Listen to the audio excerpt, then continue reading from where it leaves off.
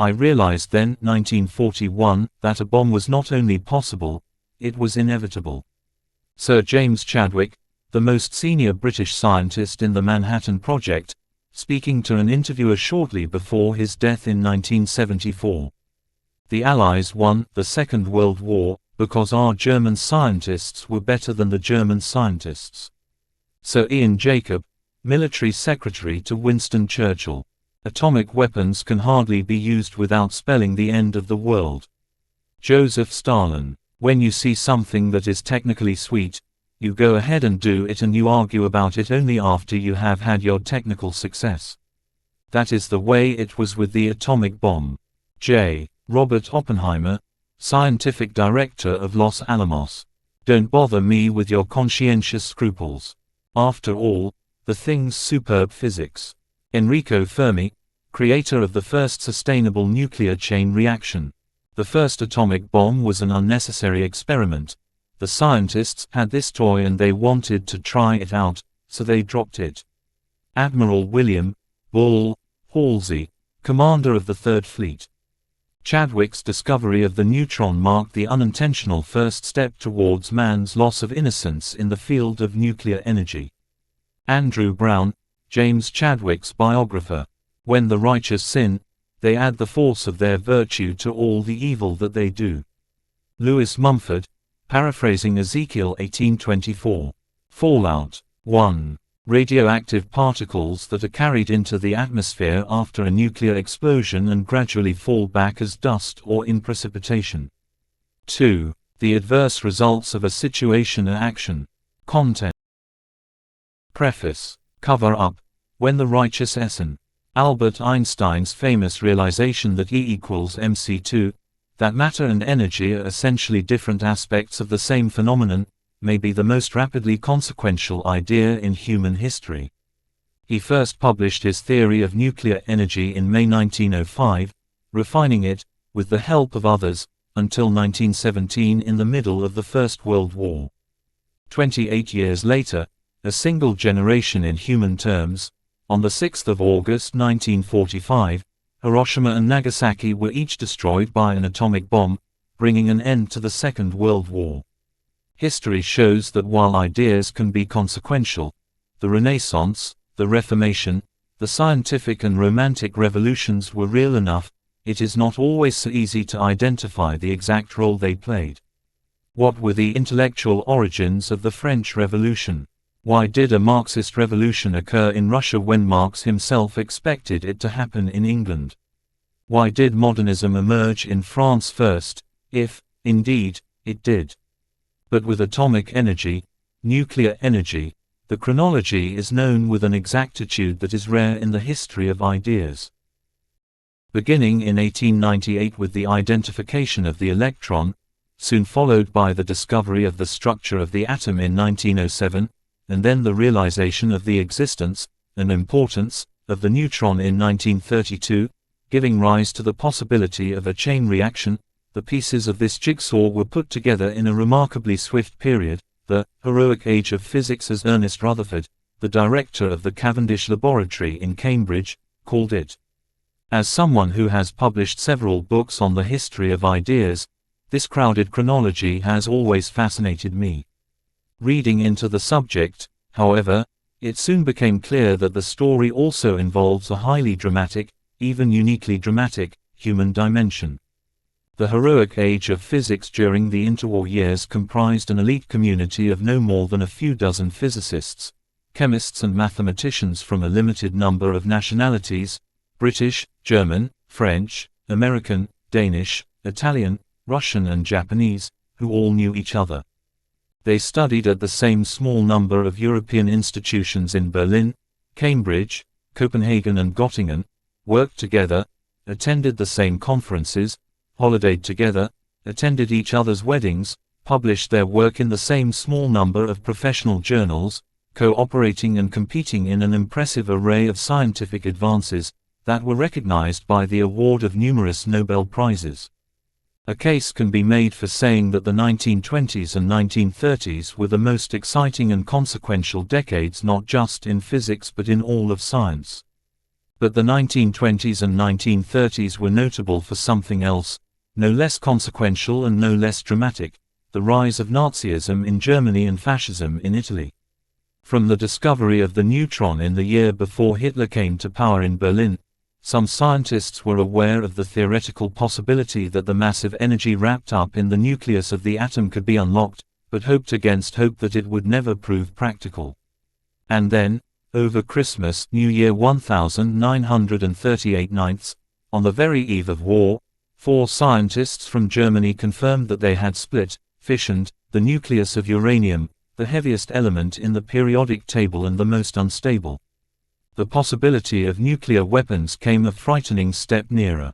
One German scientist, Werner Heisenberg, arguably the most brilliant of all, who had won the Nobel Prize in 1932, aged 31, was much later to say that had a handful of physicists got together in 1939 and refused to do any more work on nuclear weapons, there was nothing the politicians could have done, and the whole nuclear arms race would have been stillborn. Instead, that year a very small number of highly trained individuals suddenly found themselves in possession of knowledge and skills that could, at least in theory, decide the outcome of war, should it come to pass, which seemed increasingly likely. What could be more dramatic than that? An idea so powerful that it could determine the outcome of a world war. Einstein himself was distraught. 6 years later, Einstein's remarkable insight was fully realized. On Monday, the 16th of July 1945 at 5:29 a.m., the first test of an atomic bomb was successfully carried out at the so-called Trinity site in the Alamogordo Desert in New Mexico. Though he was told the noise had been heard in 3 states, Leslie Groves, the general in charge of the project, insisted the test be kept secret. "Can you give us an easy job, General?" an aide remarked, "like hiding the Mississippi River." The very next day, President Harry Truman sat down for his first and only face-to-face meeting with the Soviet Premier Joseph Stalin in a suburb of Berlin near Potsdam. 3 weeks later, on the 6th of August, also a Monday, Einstein's idea was again deployed when Hiroshima was bombed. 2 days after that, on the 8th of August, the Soviet Union declared war on Japan. The very next morning, the Red Army's tanks rolled across the Manchurian border. These events were hardly coincidences. In recent years, the view has become established, among historians at least if not yet the general public, that the bombs dropped on Hiroshima and Nagasaki were not needed to end the Second World War but had another purpose. In some ways it is surprising that this view is not more widespread. One early distinguished skeptic about the bomb's use was General Dwight D. Eisenhower, Supreme Commander of the Allied Expeditionary Force, who directed Allied operations in Europe against Hitler, and was later President of the United States. At the height of the Cold War, and soon after his famous farewell address as President, in which he drew attention to the risks posed by the military-industrial complex, he recalled the moment when the Secretary of War, Henry Stimson, told him that the atomic bomb was to be used against Japanese cities. During his recitation of the relevant facts, I had been conscious of a feeling of depression, and so I voiced to him my grave misgivings, first on the basis of my belief that Japan was already defeated and that dropping the bomb was completely unnecessary, and secondly because I thought that our country should avoid shocking world opinion by the use of a weapon whose employment was, I thought, no longer mandatory as a measure to save American lives. It was my belief that Japan was, at that very moment, seeking some way to surrender with a minimum loss of face. Admiral William Bull Halsey's Third Fleet was meeting almost no resistance as it bombarded Japanese coastal installations, and Admiral Wagner, in charge of air search and patrol, found that in all the millions of square miles on the East Asian seas and coasts, there was literally not a single target worth the powder to blow it up. Halsey later, echoing Eisenhower, said, "The first atomic bomb was an unnecessary experiment. It was a mistake to ever drop it. The scientists had this toy and they wanted to try it out, so they dropped it. It killed a lot of Japs, but the Japs had put out a lot of peace feelers through Russia long before." Perhaps even more telling, Less than a year after the bombings, an extensive official study by the U.S. Strategic Bombing Survey published its conclusion that Japan would likely have surrendered in 1945 without atomic bombing, without a Soviet declaration of war, and without an American invasion. Leo Szilard, a Hungarian Jewish émigré who had escaped the Third Reich by the skin of his teeth and had later been the first to conceive the idea of the nuclear chain reaction, had met with James F. Burns, President Truman's personal representative on atomic matters and subsequently Secretary of State, at his home in Spartanburg, South Carolina in May 1945. In a memoir, Szilard wrote, "Mr. Burns did not argue that it was necessary to use the bomb against the cities of Japan in order to win the war. He knew at the time, as the rest of the government knew, that Japan was essentially defeated and that we could win the war in another 6 months. At that time Mr. Burns was much concerned about the spread of Russian influence in Europe. Mr. Burns's view was that our possessing and demonstrating the bomb would make Russia more manageable in Europe. This much was obvious to the Russians at the time." To Vyacheslav Molotov, Soviet foreign minister during the whole of the Second World War, the two bombs were not aimed at Japan but rather at the Soviet Union. They, the Americans, said, "Bear in mind you don't have an atomic bomb and we do, and this is what the consequences will be like if you make the wrong move." Single quote. These and other conclusions and observations have led a raft of mainly American scholars to examine the whole process of the decision to use the bomb in more detail as more documents have been declassified and become available. The general consensus is now clear. The decision to use the bomb against Japan, in August 1945, was indeed unnecessary. The Japanese were ready to surrender once an agreed face-saving form of words was found that would let them keep the emperor as a constitutional monarch. This was not popular in America. A third of the respondents in an opinion poll wanted him executed immediately. It is also agreed that the primary reason for dropping the bomb was to end the war before Russia could come into the Far East as a belligerent and thereby make several territorial demands, and as a show of superior force designed to impress the nuclear advantage the Western Allies had over the Soviet Union, so that her behavior would be more amenable to Western interests in the immediate post-war period. This later research also shows that the decision to use the bomb was made by a small number of individuals, some of whom tried to cover over their real reasons for acting as they did, clear evidence of outright lying, advocating instead a pretense that the bombs were dropped to save American and Japanese lives. These unedifying maneuverings that led to the decision to use the atomic bomb on Japan are not, however, the main focus of this book. Instead, it covers an earlier period of the war when the original reason for building a bomb, because it was thought Hitler's scientists were working towards one, was discovered to have no basis in reality. But this knowledge was not properly assimilated, still less shared by the intelligence services, and was then covered up by some of the same people who misled the world about the bombing of Hiroshima and Nagasaki. Using a close reading of recently released archives in different countries, Britain, the United States, Germany, Denmark, Russia, this book presents a new chronology, or a new narrative, of the construction of the bomb and shows how, if important intelligence on atomic matters had been quickly shared, as it surely should have been, the atomic bomb need never have been built in the first place, nor the world thrust into the threatening and precarious balancing act that we still inhabit. Not everyone felt as James Chadwick did, that once a bomb became possible, it also became inevitable. Errors were made, and lies were told, to bring us a weapon that was not needed. At the heart of this story are two individuals, Niels Bohr and Klaus Fuchs, who, each in his own very different way, foresaw how the bomb threatened to change the post-war world and sought to do something about it. One failed, the other succeeded. This book faces squarely the fact that, for some people in this narrative, once it became clear that a bomb could be built, they ensured that it would be built. Bohr and Fuchs both feared this inevitability, but they also knew that, in wartime, more than at other times, chronology is crucial. In wars, events, life-threatening events, follow on one another very quickly, and important decisions with momentous consequences have to be taken rapidly. In such circumstances, as this book shows, even the seemingly inevitable is not necessarily inevitable. The history of atomic bomb wartime intelligence, which is what this book essentially is, presents us with the unmistakable conclusion that a series of momentous mistakes were made, and lies told, by the French, by the Germans, by the British and by the Americans, with the result that the world stumbled, even blundered, unnecessarily into the nuclear age. A world war was raging, the right hand very often didn't know what the left was doing, individuals were overworked in life and death situations, very few had access to all the information they ideally needed.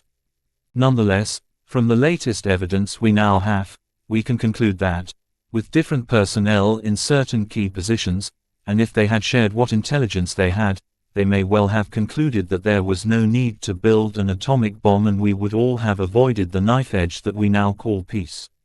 The place of nuclear weapons in our lives continues to be as nerve-wracking as ever. More than 70 years after Hiroshima, we seem no nearer to controlling the use or even the spread of these fearsome weapons. Worldwide there are now 9,500 nuclear warheads. According to scientists, this is sufficient to destroy the planet 100 times over. Our predicament is as absurd as it is dangerous, and, with recent developments in Iran and North Korea in mind, it risks becoming even more so.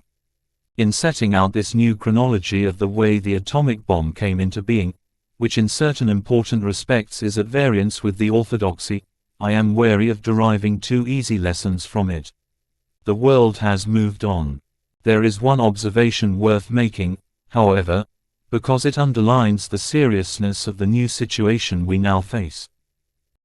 The main characters in this story, Presidents Roosevelt and Truman, Vannevar Bush and General Leslie Groves, who between them helped to create and then manage the atom bomb project on the American side, and Prime Minister Winston Churchill, Chancellor of the Exchequer Sir John Anderson and James Chadwick, the discoverer of the neutron, on the British side, were all sophisticated men of the world, mature individuals, highly intelligent, vastly experienced, and extremely well informed, with many practical achievements to their name that improved millions of lives. Compared with our leaders today, they were giants. Nevertheless, they got the atom bomb wrong. Between them, and for what they convinced themselves were the highest motives, they maladministered us into a world that could have been avoided. And this brings us back to Heisenberg's argument. Had the scientists known what the intelligence agencies and the political masters knew in the run-up to Hiroshima, would they have agreed to take part in the building of the bomb? Readers will draw their own conclusions from the evidence presented here. The atom bomb disaster is an instructive story, but it underlines above all the fact that, now as then, the chain reactions between people are even more important than the immense forces of nuclear physics. Part 1. Incognito, Klaus Fuchs and Niels Bohr. 1. Zigzag. Friday, 3rd of December 1943. Shortly after 7 a.m., just as it was getting light, the 25,000-ton RMS Andes nosed into the James River as it flowed into Chesapeake Bay and the western reaches of the Atlantic. Squally weather, with showers coming and going. Bound for Newport News, Virginia, the Andes was a fairly new ship, originally intended as the jewel in the crown of the Royal Mail Line, which, before the war, had 31 vessels distributing British letters and parcels around the world. She had come into service in 1939, on the eve of the Second World War, and as a result had all her luxurious trappings, including an Art Deco bar, ripped out before they could be used, converting her into a troop ship. Instead of ferrying 600 well-heeled paying passengers, her bread and butter now was transporting 4,000 troops at a time from the United States to Britain. On the return journey she was normally almost empty. This time, however, she had a very small but extremely precious, not to say highly secret, cargo, a score and more scientists, physicists, chemists and mathematicians who were being hurried to America to take part in the biggest secret of the war, the development and construction of the atomic bomb. They included the chemist Christopher Frank Kearton, a Cheshire man, the son of a bricklayer, and the mathematician Tony Skyam, a Londoner, Eton-educated, together with 3 enemy aliens, Germans no less, who had arrived in Britain as refugees from Hitler's murderous adventures, Rudolf Perls, Otto Frisch and Klaus Fuchs. The crossing had taken twice as long as transatlantic crossings normally did. The Andes was not accompanied on her voyage by any naval escort. She relied on her speed to get her out of trouble. Even so, she had been forced to take a zigzag course, a more than apt metaphor for the narrative we are to follow. The scientists had been allowed to use the first-class cabins, though even these had been converted to house 8 bunks each. The ship's grand piano had been locked away for the duration, a great disappointment in particular to Otto Frisch, newly naturalized as a Briton only a day before he had set sail from Liverpool, and an accomplished, near-concert-level musician. He had had to make do with an old, rickety upright instrument, in what had been the ballroom, chained to a pillar to stop it rolling around in rough weather. The 3rd of December 1943 was an important date in the Second World War, quite apart from the arrival of the Andes in America. That day the first news had been released about the Tehran Conference of the Big Three, Franklin Roosevelt, Winston Churchill and Joseph Stalin, which had in fact taken place some days earlier but kept secret for obvious reasons. It was the first time the 3 leaders had met face to face and important decisions had been taken about the future conduct of the war. Hardly less important, the United States announced that same day that in the previous month, November, the country had turned out no fewer than 8,789 aircraft, one entire plane slightly more often than every 5 minutes. The war was in full swing. The transfer of so many British scientists to America was an important development. Although, as we shall see, the British had been the first to realize the possibility of an atomic bomb, by the end of 1943 the United States was in the driving seat. Quite apart from its undoubted greater resources, as the production of those aircraft showed, any project carried out in Britain always risked being bombed. The Andes docked at Newport News later that morning. The city, originally known for its export of coal and what was once the largest shipbuilding yard and dry dock in the world, was now a major naval base, well protected from attack by the coastal configuration. From Newport, the scientists were taken by train to Washington, changing at Richmond. During the stopover at Richmond, Frisch wandered off into the streets nearby. He was a tall, handsome Austrian. In the Richmond streets, I was greeted by a completely incredible spectacle, fruit stalls with pyramids of oranges.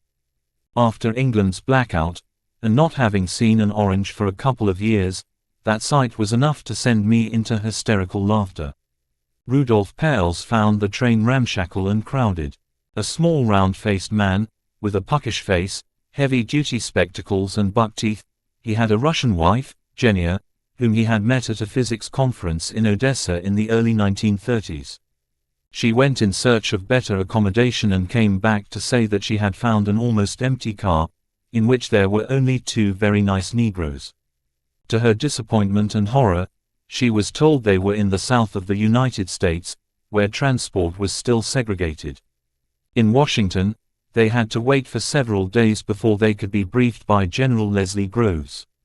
Groves was the military commander of the Manhattan Project, as the attempt to build an atomic weapon was known. When the briefing with the British scientists finally took place, Groves introduced them to his concept of compartmentalization. In order to maintain total secrecy, each specialist would be allowed to know only what was happening inside that specialty. Almost no one would have an overall picture. While this made sense to the military mind, and Groves was in general regarded as an excellent commander, many of the scientists thought that compartmentalization was impractical, that scientists needed to know the wider picture in order to do the job. It would be a bone of contention throughout the rest of the war. James Chadwick, the most senior British physicist in the Manhattan Project, thought it bogus, while Leo Szilard, a Hungarian émigré physicist, thought it delayed the development of the bomb by as much as a year. Groves was widely admired but not liked. Edward Teller, another Hungarian émigré, thought that he could have won almost any unpopularity contest. And he was an uncompromising Anglophobe, with a ready suspicion of all foreigners.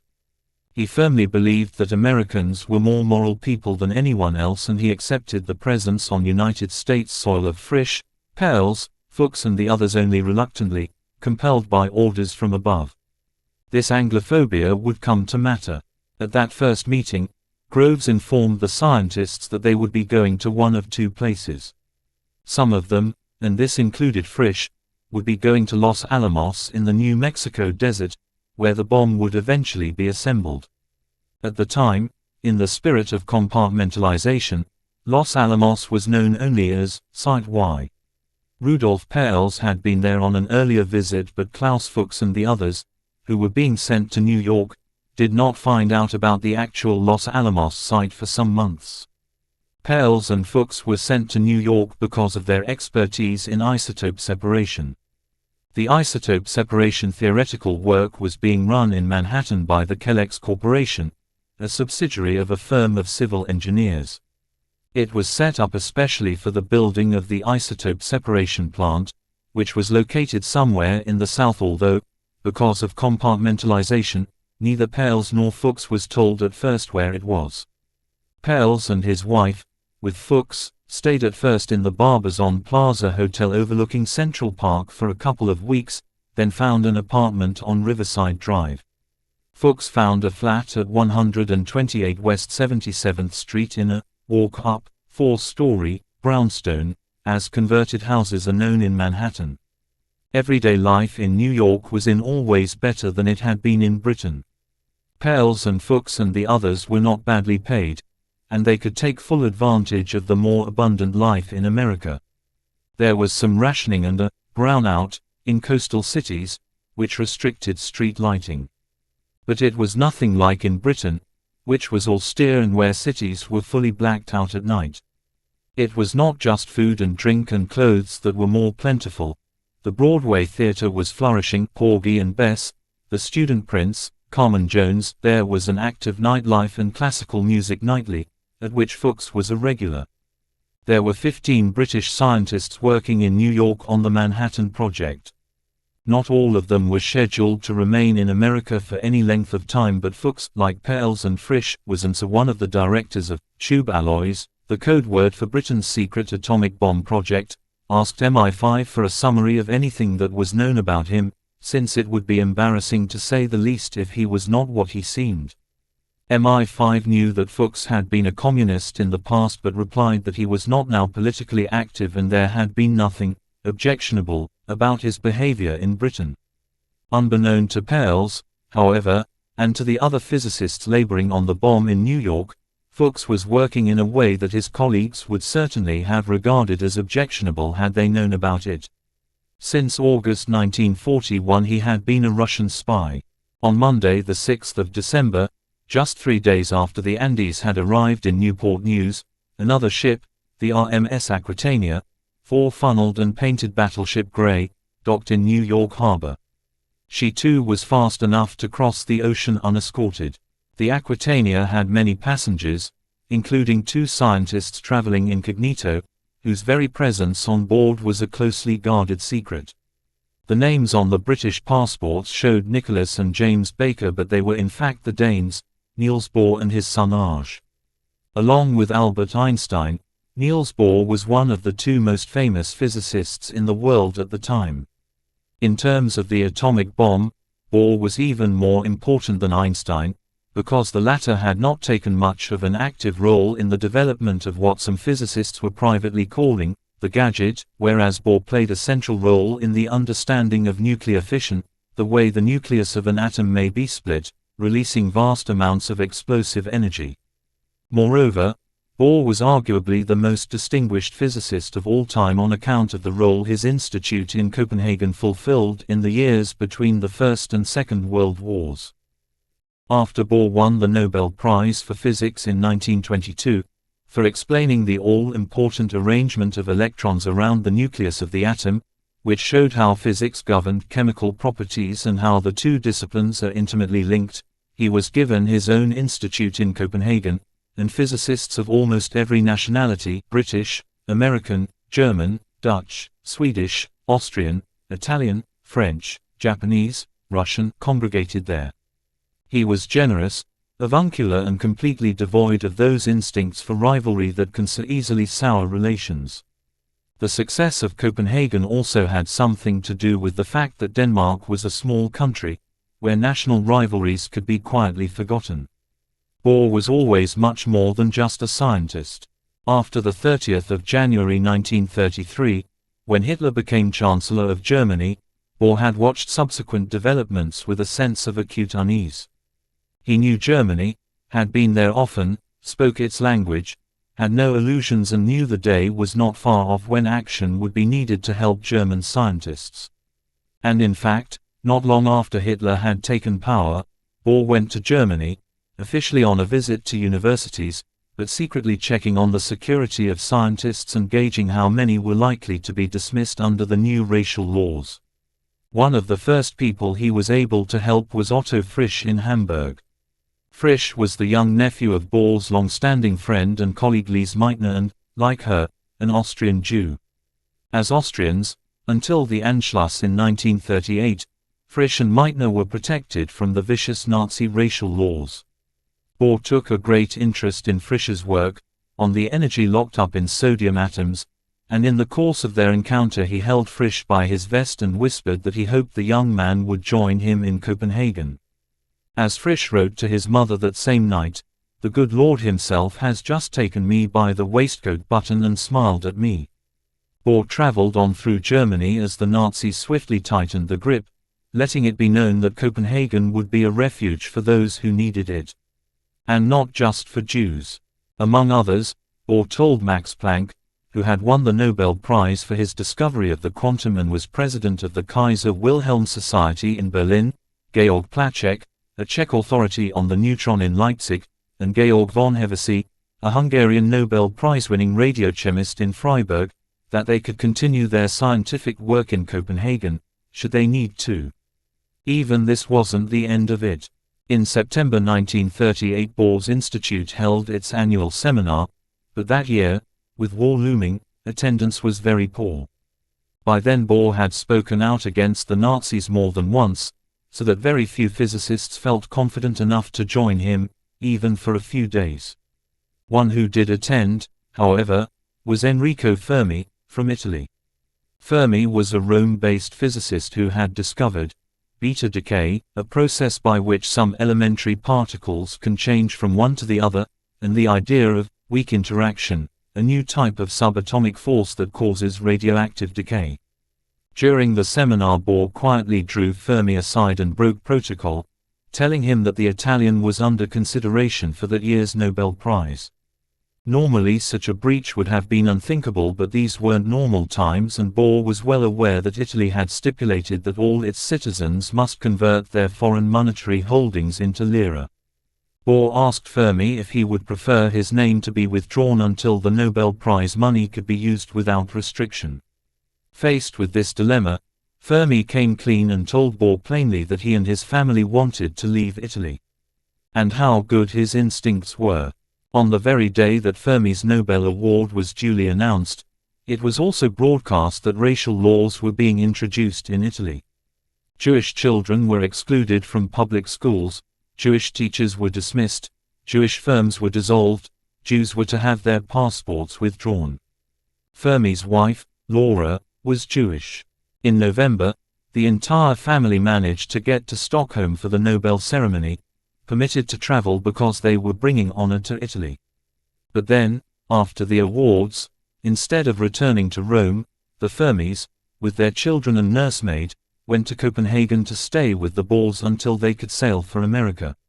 On the morning that the Aquitania docked in New York, the news that day was still dominated by the Tehran Conference, where Churchill had celebrated his 69th birthday and presented Stalin with the Sword of Stalingrad, to be passed on to the people of the defiant city who had withstood the tremendous siege there. In return Stalin had raised a toast to "my fighting friend." As soon as the Aquitania tied up, several members of the security services came aboard, looking for Nicholas and James Baker. In New York, Bohr and his son were accorded special treatment and did not have to go through the normal immigration procedure.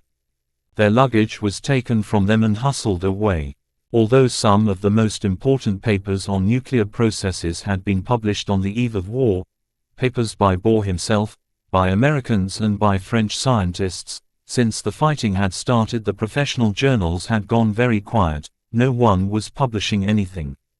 Therefore, should it leak out that Bohr, who had disappeared into the night from Stockholm, was in America, the Germans, Russians and Japanese would realize that something important was going on there.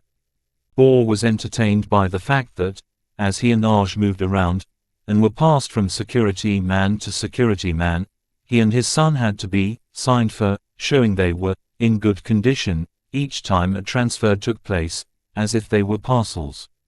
One hiccup in their smooth reception occurred in the form of a report that had appeared in the New York Times while Bohr had been in London, not long before he left for America. His movements were supposed to be secret, but the New York Times accurately reported: Scientist reaches London. Dr. N. H. D. Bohr, Dane, has a new atomic blast invention. London, October 8. App Drive. Niels H. D. Bohr, refugee Danish scientist and a Nobel Prize winner for atomic research, reached London from Sweden today bearing what a Dane in Stockholm said were plans for a new invention involving atomic explosions. The plans were described as of the greatest importance to the Allied war effort. Other reports appeared later in the Evening Standard and Daily Sketch, which added, Bohr has gone to the US on a special mission after consultation with Lord Cherwell. Professor Bohr is an expert on explosives. We understand that this subject is connected with this trip, and that he is taking to the US some new ideas.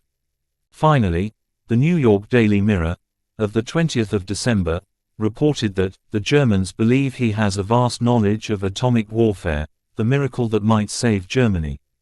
This news, though inaccurate in some important respects, was hardly pleasing to anyone involved.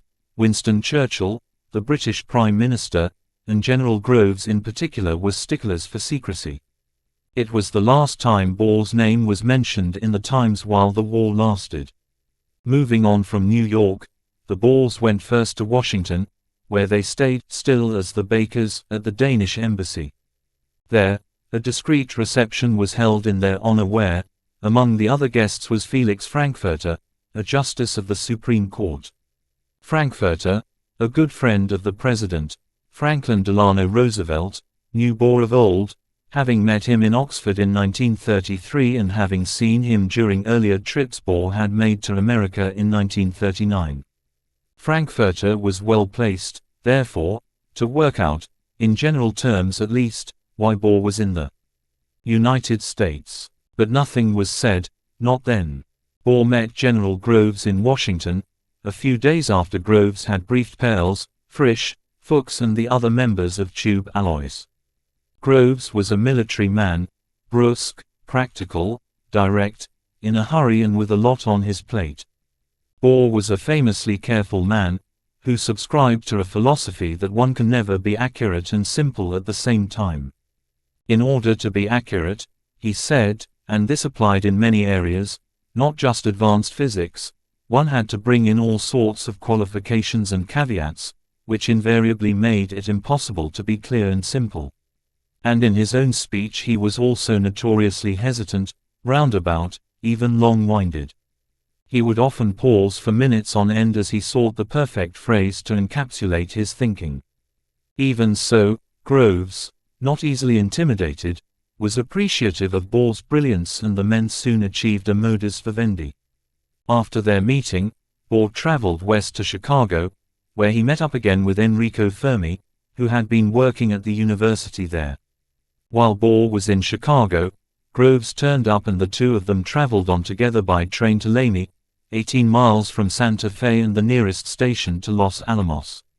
Groves was hoping to have Bohr to himself for the train ride and wanted to pick his brains before he joined the other nuclear physicists, whom Groves privately called his crackpots. The general, as was his manner, emphasized for Bohr the rules he had established. in particular his notion of compartmentalization. He conceded that Bohr would of course be near the top of the pecking order, but the general still emphasized what could be talked about and what was barred. As the train rolled across the Mississippi and the Great Plains of Texas, into the desert of New Mexico, the balance of the conversation began to subtly change. Bohr did more and more of the talking and, with his low-pitched tones, slow delivery and the click-clacking of the wheels over the rails, the Dane's voice took on a mesmerizing quality. Historians have in general been mesmerized by this journey too, skipping over it with nothing so much as a second thought. At one level this is understandable. In his papers at the National Archives in Washington, there is a note to the effect that the general adopted a policy of committing as little as possible to paper in the interests of preserving secrecy. So there is no documentation about this journey, either in his files or Bohr's. But, as we shall see in Chapter 14, what happened on that train journey was central to the shape of the bomb story. On the morning after their arrival at the Journey of Death, the Jornada del Muerto, as Los Alamos and the surrounding area was known locally because so many had died of thirst there during the opening up of the West, Robert Oppenheimer, the scientific director, met Groves in the street and remarked that the general seemed a little stiff and was, apparently, limping. He asked what the trouble was. Groves, with deadpan humor, not his strong suit, replied, "I've been listening to Bohr." After their arrival on American shores, over the next few months Bohr and Fuchs, each in his own very different way, would try to shape events in regard to the development of the atomic bomb and the arms race that both could see on the horizon. The irony of what each was trying to do, simultaneously and in parallel, is brought out sharply in the pages that follow. But the juxtaposed actions must also be understood against one all-important reality that has invariably been left out of all previous accounts and completely changes our understanding of what transpired. For the fact is, by the time they arrived in America, both men knew that the original reason for building an atomic bomb, as a deterrent in case Hitler should get there first and hold the world to ransom, could be safely discounted. Both men knew when he arrived in the United States that there was no threat from Germany. They knew that German scientists were nowhere near building a bomb, and in fact weren't even trying to. So there was, in truth, no pressing need for Britain and America to build a nuclear weapon. The world did not need one. Instead, hawkish figures among the higher echelons of the Allied administrations had developed new priorities which, they convinced themselves, would give the West an unrivaled dominance in the post-war world where Russia, then an ally, would become an adversary. This book will show that crucial intelligence, which confirmed that Germany had no viable nuclear weapons project, was deliberately withheld from the scientists at Los Alamos, so that they would keep working, as they thought, on a bomb to combat Hitler, when in fact the aims of the project were fundamentally changed without their knowledge. Part 2. The overestimate of the Germans. 2. The taste of fear, the menace of fission. The world first tasted the fear and threat of atomic weaponry in the early weeks and months of 1939. Not everyone did so, of course. The basic new knowledge was confined to begin with to a few score scientists, plus the politicians and military personnel they alerted. But, during the year the Second World War broke out, the unease and the anxiety gradually spread. Nuclear fission, the basis of the atom bomb, was discovered by Otto Hahn and Fritz Strassmann, at the Kaiser Wilhelm Institute for Chemistry in Dahlem, the suburb of Berlin often called the Oxford of Germany because of the many academic outfits located there.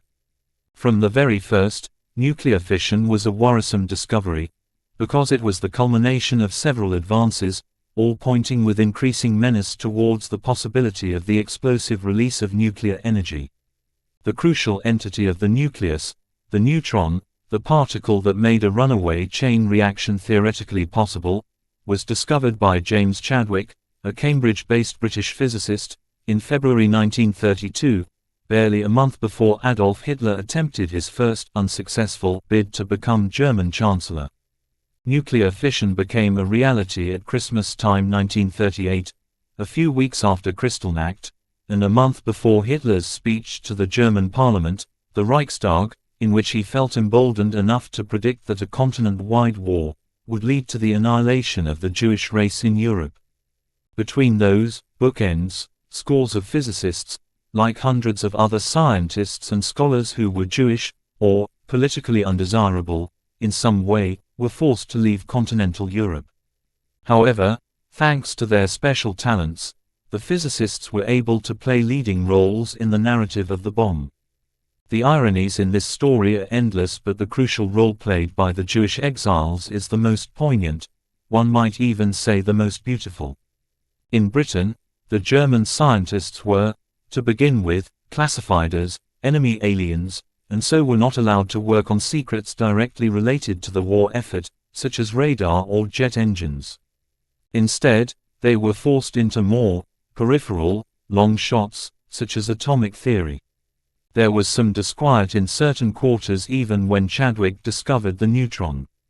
This was because the new entity, one of the three basic particles that make up our world, alongside the proton and the electron, lacked any electrical charge, hence its name, thus enabling it to be used to probe the nucleus far more intimately than before.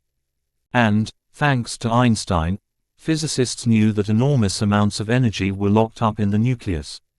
One man who understood the implications of all this was Leo Szilard, a brilliant but maverick Hungarian physicist.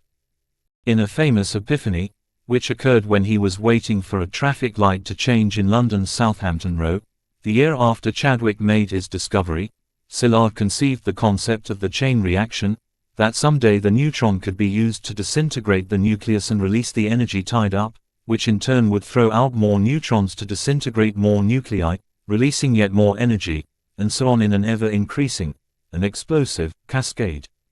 So frightened of his own idea was Szilard that he assigned the patent to the British Admiralty, on condition that it was kept secret. In that same year, the Italian physicist Enrico Fermi, in Rome, burst on the scene with his theory of beta decay. This too related to the way the nucleus gave up its energy in the form of electrons. Although theoretical, Fermi's paper was based on extensive research, which led him to see that when a neutron enters a nucleus, the effects are, as someone else put it, about as catastrophic as if the moon struck the Earth. The nucleus is violently shaken up by the blow. More than that, though, Fermi showed that although lighter elements, when bombarded with neutrons, were transmuted to still lighter elements by the chipping off of either a proton or an alpha particle, two protons and two neutrons bound together, the same as a helium nucleus, heavier elements acted in the opposite way. Their stronger electrical barriers captured the incoming neutron, making them heavier. However, being now unstable, they decayed to an element with one more unit of atomic number. This was totally new and raised a fascinating possibility. Uranium is the heaviest element known in nature, the top of the periodic table, with an atomic number of 92. If it was bombarded with neutrons and captured one, it should produce a heavier isotope, U-238, which has 92 protons and 146 neutrons, giving it a mass number of 238, should become U-239. Being unstable, this should then decay to a transuranic element that was entirely new, never before seen on Earth, with the atomic number 93. That was exciting enough, but Fermi and his colleagues were faced with a major difficulty. At that time, atomic theory treated the nucleus as if it was one large particle. And that meant it must have a definite size, with a definite diameter. Experiments in Rome showed that a speeding neutron could cross from one side of the nucleus to the other in about 10 to 21 seconds, that is, a billion times less than a trillionth of a second. The neutron therefore would have to be captured within that minuscule window of time. But the Rome experiments also showed that the gamma emission times the group had measured, essentially the time it took for the nucleus to react to being bombarded, were very much longer, slower, than what theory said they should be. In fact, the nuclei Fermi's group had experimented with took at least 10 to 16 seconds to emit gammas 100,000 times too long. The problem was further complicated by the fact that neutron bombardment affected some elements more than others. To begin with, Fermi and his colleagues had loosely described that activation as weak, medium, or strong. As time went by, however, that was no longer good enough. They needed a standard measure. For convenience's sake, they chose to investigate the reaction that neutron bombardment brought about in silver.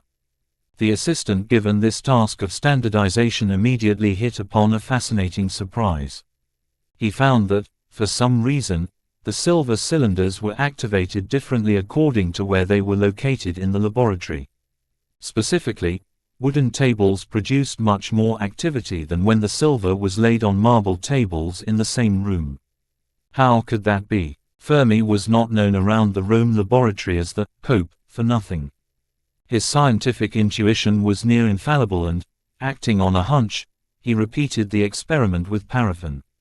He found an even greater effect. What Fermi had correctly intuited, and confirmed by experiment, was that the neutrons were colliding with the hydrogen nuclei in the paraffin and the wood. And that slowed them down. This was his crucial insight. Other physicists had taken it for granted that faster neutrons were better for nuclear bombardment, because faster protons and alpha particles had always been better. But that failed to take into account the neutron's neutrality. A particle that was electrically charged needed energy to force its way past the nucleus's electrical barrier, and so its speed was an important asset. But a neutron did not. Answer: slowing down a neutron gave it more time as it crossed the nucleus, and in turn that allowed more time for it to be captured. Fermi therefore had produced no fewer than 3 important advances. He had established the crucial significance of uranium, as the heaviest element in nature, the crucial difference between fast and slow neutrons, and third, their role in producing transuranic elements. All 3 breakthroughs would come to matter. Fermi and Szilard were both compelled to become émigrés. Szilard, more skeptical, and more scared than most about the Nazis in 1933, had been forced into a hurried departure from Berlin by overnight train to Vienna on Thursday the 30th of March. Hardly more than 24 hours later, on the following Saturday, Julius Streicher, one of Hitler's notorious propaganda Gauleiters, directed a national boycott of Jewish businesses, with the result that Jews were attacked in the streets and turfed off trains leaving the country. This was barely 2 months after Hitler had assumed power on the 30th of January. After that, for years, Szilard always kept 2 suitcases fully packed, wherever he was, just in case. Otto Frisch, as we shall see, was forced to escape twice, once from Hamburg to London, and then from Copenhagen to Birmingham. Several other Jewish physicists who were to take part in the atomic bomb project were also exiles: Rudolf Peierls, Hans Bethe, Franz Simon, Walter Heitler, Fritz and Heinz London, and still others. But of all the physicists who were forced to flee, none was faced with the dangers, the changes in fortune or the personal betrayal that confronted and humiliated Lise Meitner. Her story, which overlapped importantly with the worrying discovery of nuclear fission in an intimate way, was nothing less than harrowing, epitomizing the taste of fear that was so widespread in the run-up to war. Born Elise in Vienna in 1878, one of 8 children, to parents who were ambivalent about the Jewish affiliations, she was never religious, never studied Jewish history and, like many assimilated Jews, thought of herself as purely Austrian. Her father was a politically conscious lawyer. She entered the University of Vienna in October 1901, a bluestocking, her nephew would judge later, a young woman who cared for nothing but study. So much so that her brothers and sisters used to tease her. "Lise," they would say, "you are going to flunk your exams, you have just walked through the room without studying." She studied physics and mathematics, becoming only the 2nd woman to earn a doctorate at Vienna, before she moved to Berlin, where Max Planck allowed her to become the first woman to attend his lectures. After a year she became his assistant, but then found work with a colleague of his at the Experimental Physics Institute in Berlin. That is where she met Otto Hahn in 1907. Much the same age, Meitner and Hahn got on well from the start, making several discoveries. The friendship was solid and, throughout the 1930s, Hahn, who by then was director of the Kaiser Wilhelm Institute for Chemistry, helped protect Lies. Nonetheless, as early as 1933 her name appeared on a list of faculty to be dismissed from the University of Berlin. Planck wrote on her behalf, but, despite his eminence, the ministry was not moved. Life didn't improve. The Kaiser Wilhelm Institute for Chemistry had, like other similar institutes, a party steward on the books, while others regularly wore their uniforms in the lab after joining the SA, the Sturmabteilung, or brown shirts, whose main job was to rough up Nazi opponents. In 1936 Hahn and Meitner were nominated for the Nobel Prize by three distinguished colleagues, each a Nobel Prize winner himself, Max Planck, Werner Heisenberg and Max von Laue, apparently in an attempt to protect the Jewish colleagues. It didn't work, and after the Anschluss, in March 1938, when Austria became part of Germany, she could no longer be protected and her fate turned even more dramatic. A fanatical Nazi chemist, Kurt Hess, who had worked next to Meitner for years, now snarled that the Jewess endangers this institute. She watched as former colleagues were dismissed or left Germany on their own initiative, including Otto Frisch, her nephew. A short time later, Hahn heaped pressure on her by insisting that she stop coming into the institute. She and Hahn had been colleagues and friends for 31 years by then, and she was devastated by this betrayal. But she stood her ground and continued to turn up at the laboratory so she could write up the results of her recent experiments. Feeling low, she approached Paul Rosbaud, whom she knew would have reliable inside information. Rosbaud was a remarkable individual who plays a major role in our story. They had been friends since the late 1920s when Rosbaud, a fellow Austrian, studied physics in Berlin. Sociable, with a ready wit, Rosbaud and his wife surrounded themselves with a lively mix of academics, actors, directors and musicians. Paul's brother Hans was conductor of the Frankfurt Radio Orchestra. In the early 1930s Rosbaud had become scientific advisor to Springer Verlag, who published scientific reference works and academic journals. After Arnold Berliner, its Jewish founder, had been forced out in 1935, Rosbaud took over much of the editorial responsibility for Naturwissenschaften, Germany's premier science journal. This meant he traveled widely and established many contacts among scientists in universities, industry and the military. He loathed the Nazis, but he cleverly cultivated friendships with those well placed in the regime, some with very low party numbers.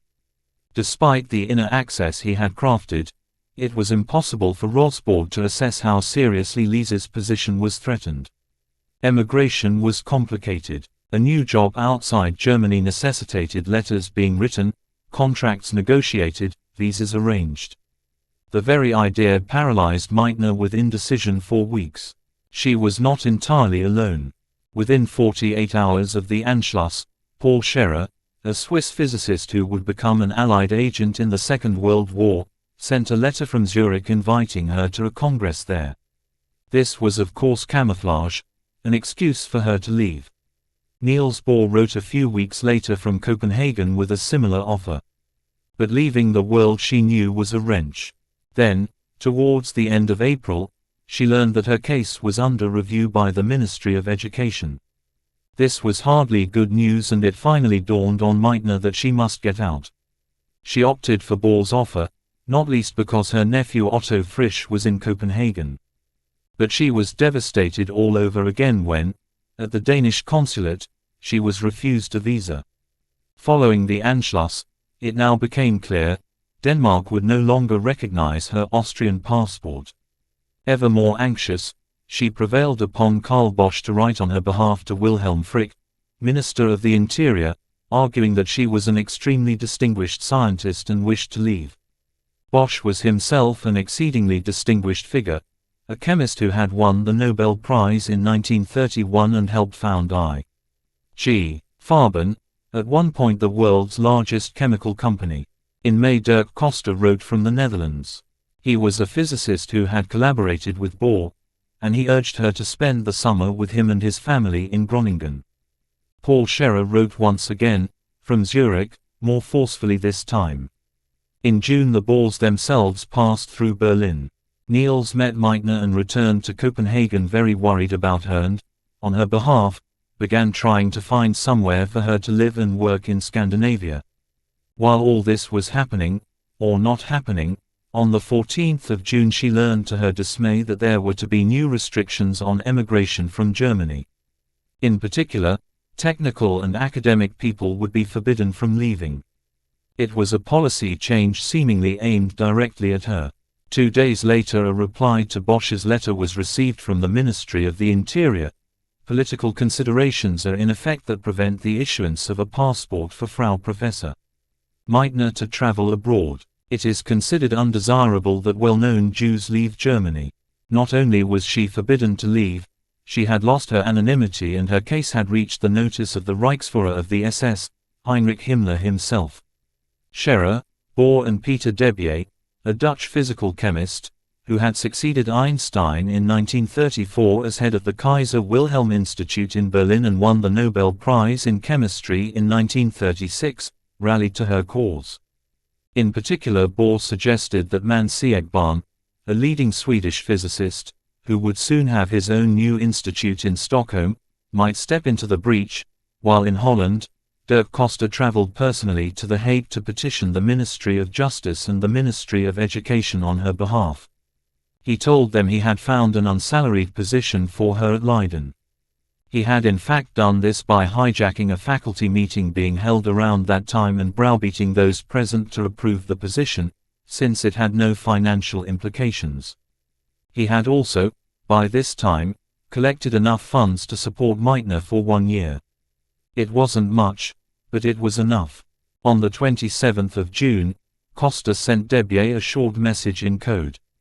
He was coming to Berlin, he said, to look for an assistant to fill a 1-year appointment. Debye understood. That same day, however, one of Bohr's associates arrived in Berlin with news that Siegbahn's new institute in Stockholm would soon be completed and she would be welcome there. This removed some of Lise's anxiety and she decided on the Swedish offer. Quietly, she visited the Swedish consulate with her lawyer and arranged to transfer her assets. It was not a moment too soon because Bosch now contacted her to give her the inside information that the policy prohibiting scientists from leaving Germany was about to come into effect. This prompted her to get in touch with a former assistant, Carl Friedrich von Weizsäcker. His father, Baron Ernst von Weizsäcker, was a high official in the foreign ministry, and she asked if he would push through her application for a German passport. The reply was swift and devastating. No passport would be forthcoming. Worse, the rebuff meant that her case had now been drawn to the attention of 2 ministries. Debye told Costa and Costa understood at once. But there was one final hoop to go through. He had to clear Lise's entry into Holland with the border guards. Maddeningly, Debye's message reached him on the 9th of July, which was a Saturday, when the border guards' office was closed. On Sunday all they could do was to wait. On Monday morning the Dutch border guard gave their answer: Meitner would be admitted. Costa reached Berlin later that same day. Only 4 other people knew of the plan to spirit her away: Debye, Hahn, von Laue and Paul Rosbaud. Hahn was involved because Rosbaud had shamed him into changing his stance. On the Tuesday the 12th of July, Lise worked normally at the institute until 8 p.m., correcting a paper to be published by a young associate. Then she left for home and packed 2 small suitcases, transferring to Hahn's house to spend the night in case anyone should come looking for her. She stayed there throughout the daytime hours of the 13th. After dark, Hahn made up for his having to dismiss her by giving her a large diamond ring that had belonged to his mother, so she had something to sell. Then Rosbaud drove her to the station. At the last minute, overwhelmed by fear, she begged him to turn back. But Rosbaud wouldn't be deflected and Dirk Costa was waiting in the train. As agreed, they greeted each other as if by chance. The train left. They had agreed with Hahn on a code telegram in which they would let him know how the journey ended. The chief danger consisted in the SS's passport control of trains crossing the frontier. At the border, To Meitner's intense dismay and fear, they were confronted with a Nazi military patrol of 5 men. They took away her Austrian passport. 10 minutes elapsed. She said later that it felt like 10 hours, because the passport was out of date and, technically speaking, invalid. But the men returned and handed back the passport without a word. Even then, it was a close-run thing. She didn't know it at the time, but Kurt Hess, the fanatic who had thought that a Jewess endangered the Institute, had spotted her sudden absence and sent a note to alert the authorities. From Groningen in Holland, Costa sent the prearranged telegram to Hahn. The baby had arrived. 2 weeks later, on the 26th of July, Meitner's Swedish visa was granted, and 2 days after that she flew from Holland, with hidden money, to Copenhagen, fearful the whole time what would happen to me if the airplane should be forced to land in Germany. But the summer skies were clear, and at Bohr's Institute Frisch showed his aunt the new cyclotron then under construction. Afterwards, Niels and Margrethe Bohr welcomed her to their country home in Tisvilde, about 35 miles north of Copenhagen, on the coast. On the 1st of August she moved on to Sweden. After the nerve-wracking drama of her escape from Germany, Stockholm was something of an anticlimax. She would be free and safe there, but never very happy. It took ages for her belongings to catch up with her, and when they did, it was clear they had been deliberately damaged en route. But, in the grand scheme of things, all that was overshadowed by the intellectual breakthrough that Lise Meitner and Otto Frisch were about to make. Moreover, subsequent developments took place on 2 levels: the obvious, surface level, and a hidden, semi-secret level in which individuals tried to shape events without others being too aware of what they were doing. The taste of fear was spreading. On Monday, the 19th of December, the day before the Christmas party of the Kaiser Wilhelm Institute for Chemistry in Berlin, Otto Hahn telephoned Paul Rosbaud at Springer Verlag to tell him of a paper he had written with his colleague, Fritz Strassmann. The paper was, he said, especially important and needed to be published as quickly as possible. Rosbaud knew something of Hahn's work and reputation, of course, but he warned Hahn that, as it was nearly Christmas, he would need the manuscript in his hands no later than the following Friday, the 23rd of December, for it to make the next issue of Naturwissenschaften. Hahn and Strassmann's paper was duly delivered to Rosbaud at the Springer offices on Linkstrasse in Berlin on Thursday, the 22nd of December. At much the same time as he had submitted the paper to Rosbaud, Hahn had written to Lise Meitner in Sweden, telling her of the bewildering results he and Strassmann had found that were the subject of their paper, that when he bombarded U-238 with neutrons he had found not radium, R-230, as he was expecting, which would imply that a few particles had been chipped off the nucleus, but instead something very like barium. Meitner received Hahn's letter of the 19th of December in Stockholm 2 days later.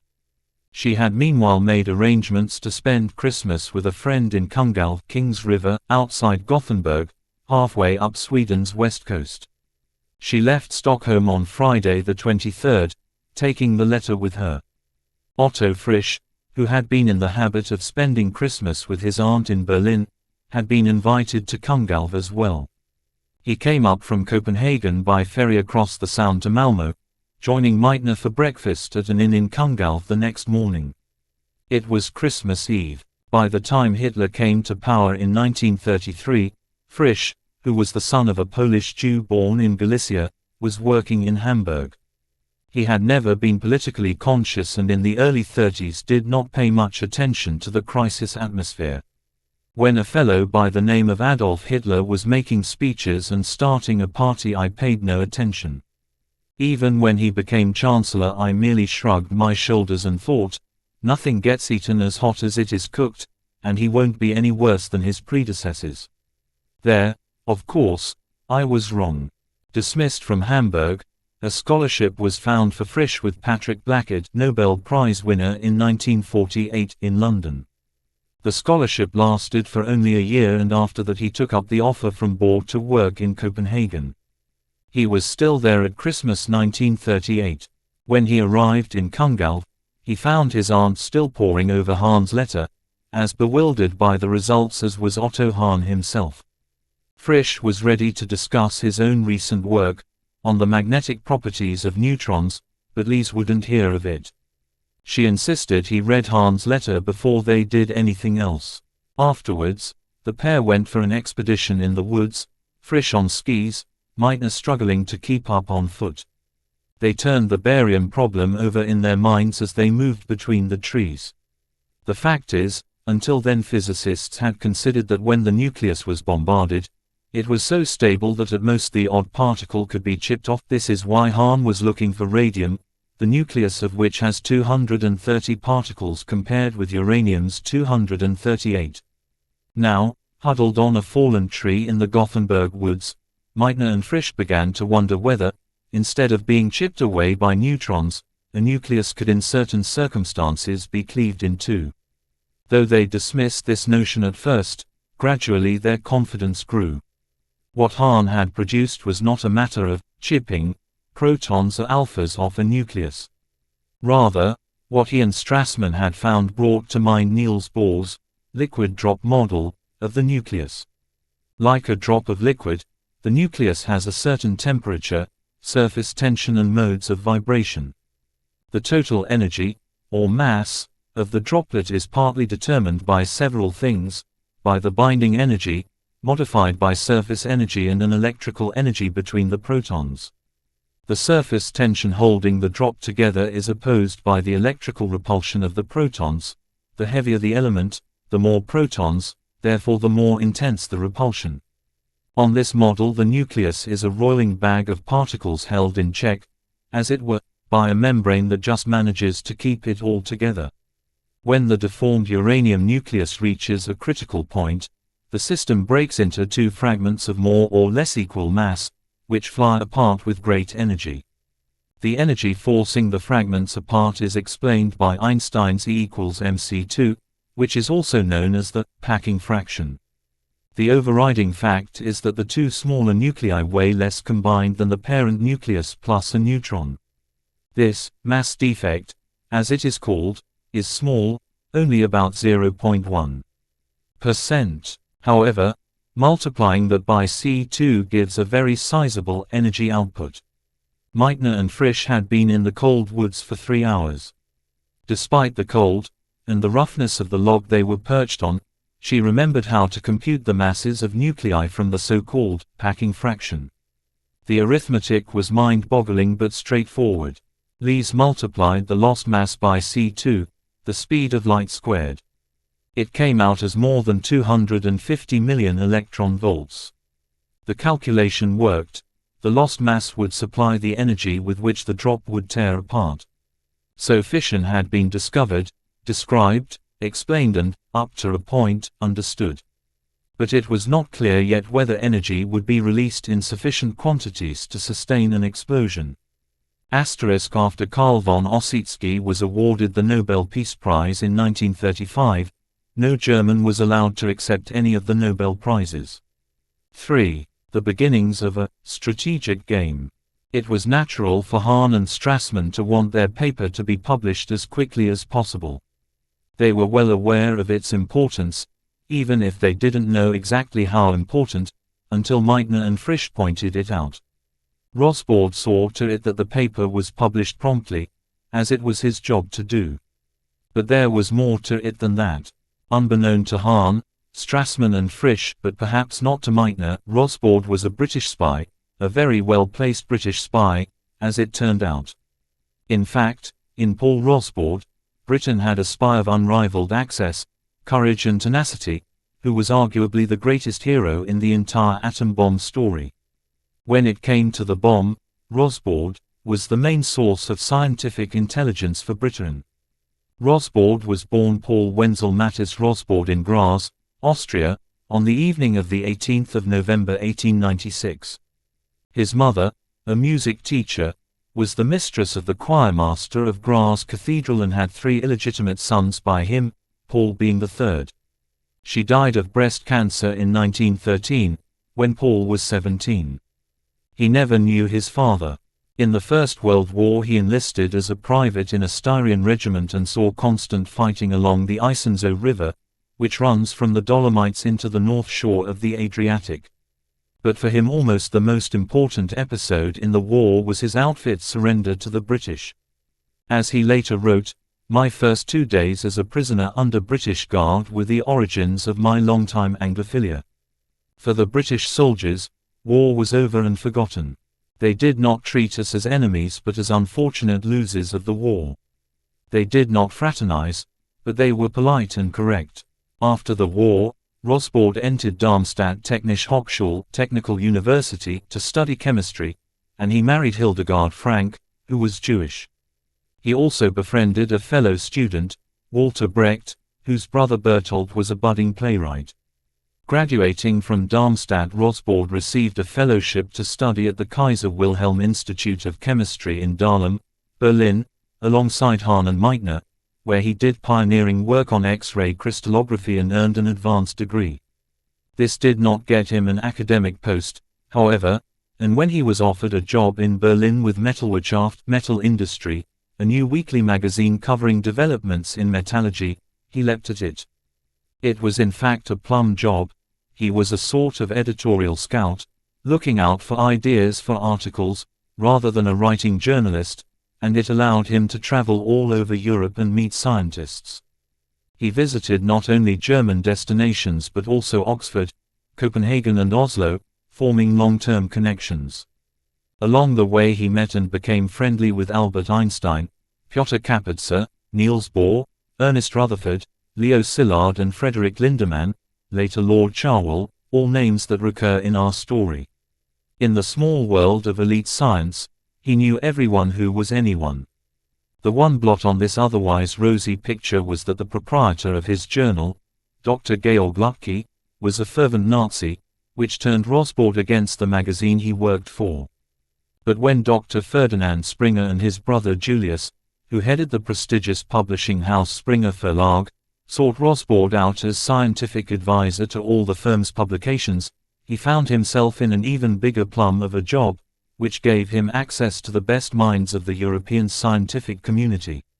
At more or less the same time, he made another contact, very different but no less important. Francis Edward Foley was born in Burnham-on-Sea in Somerset in 1884, educated in France and became fluent in French and German. Later, he interrogated Rudolf Hess, who observed that Foley spoke German without an accent. After World War I, Foley had remained on the staff of the British Army of the Rhine, but was then moved to CIS Me6 and posted to the legation in Berlin as a passport control officer, a cover for intelligence operations.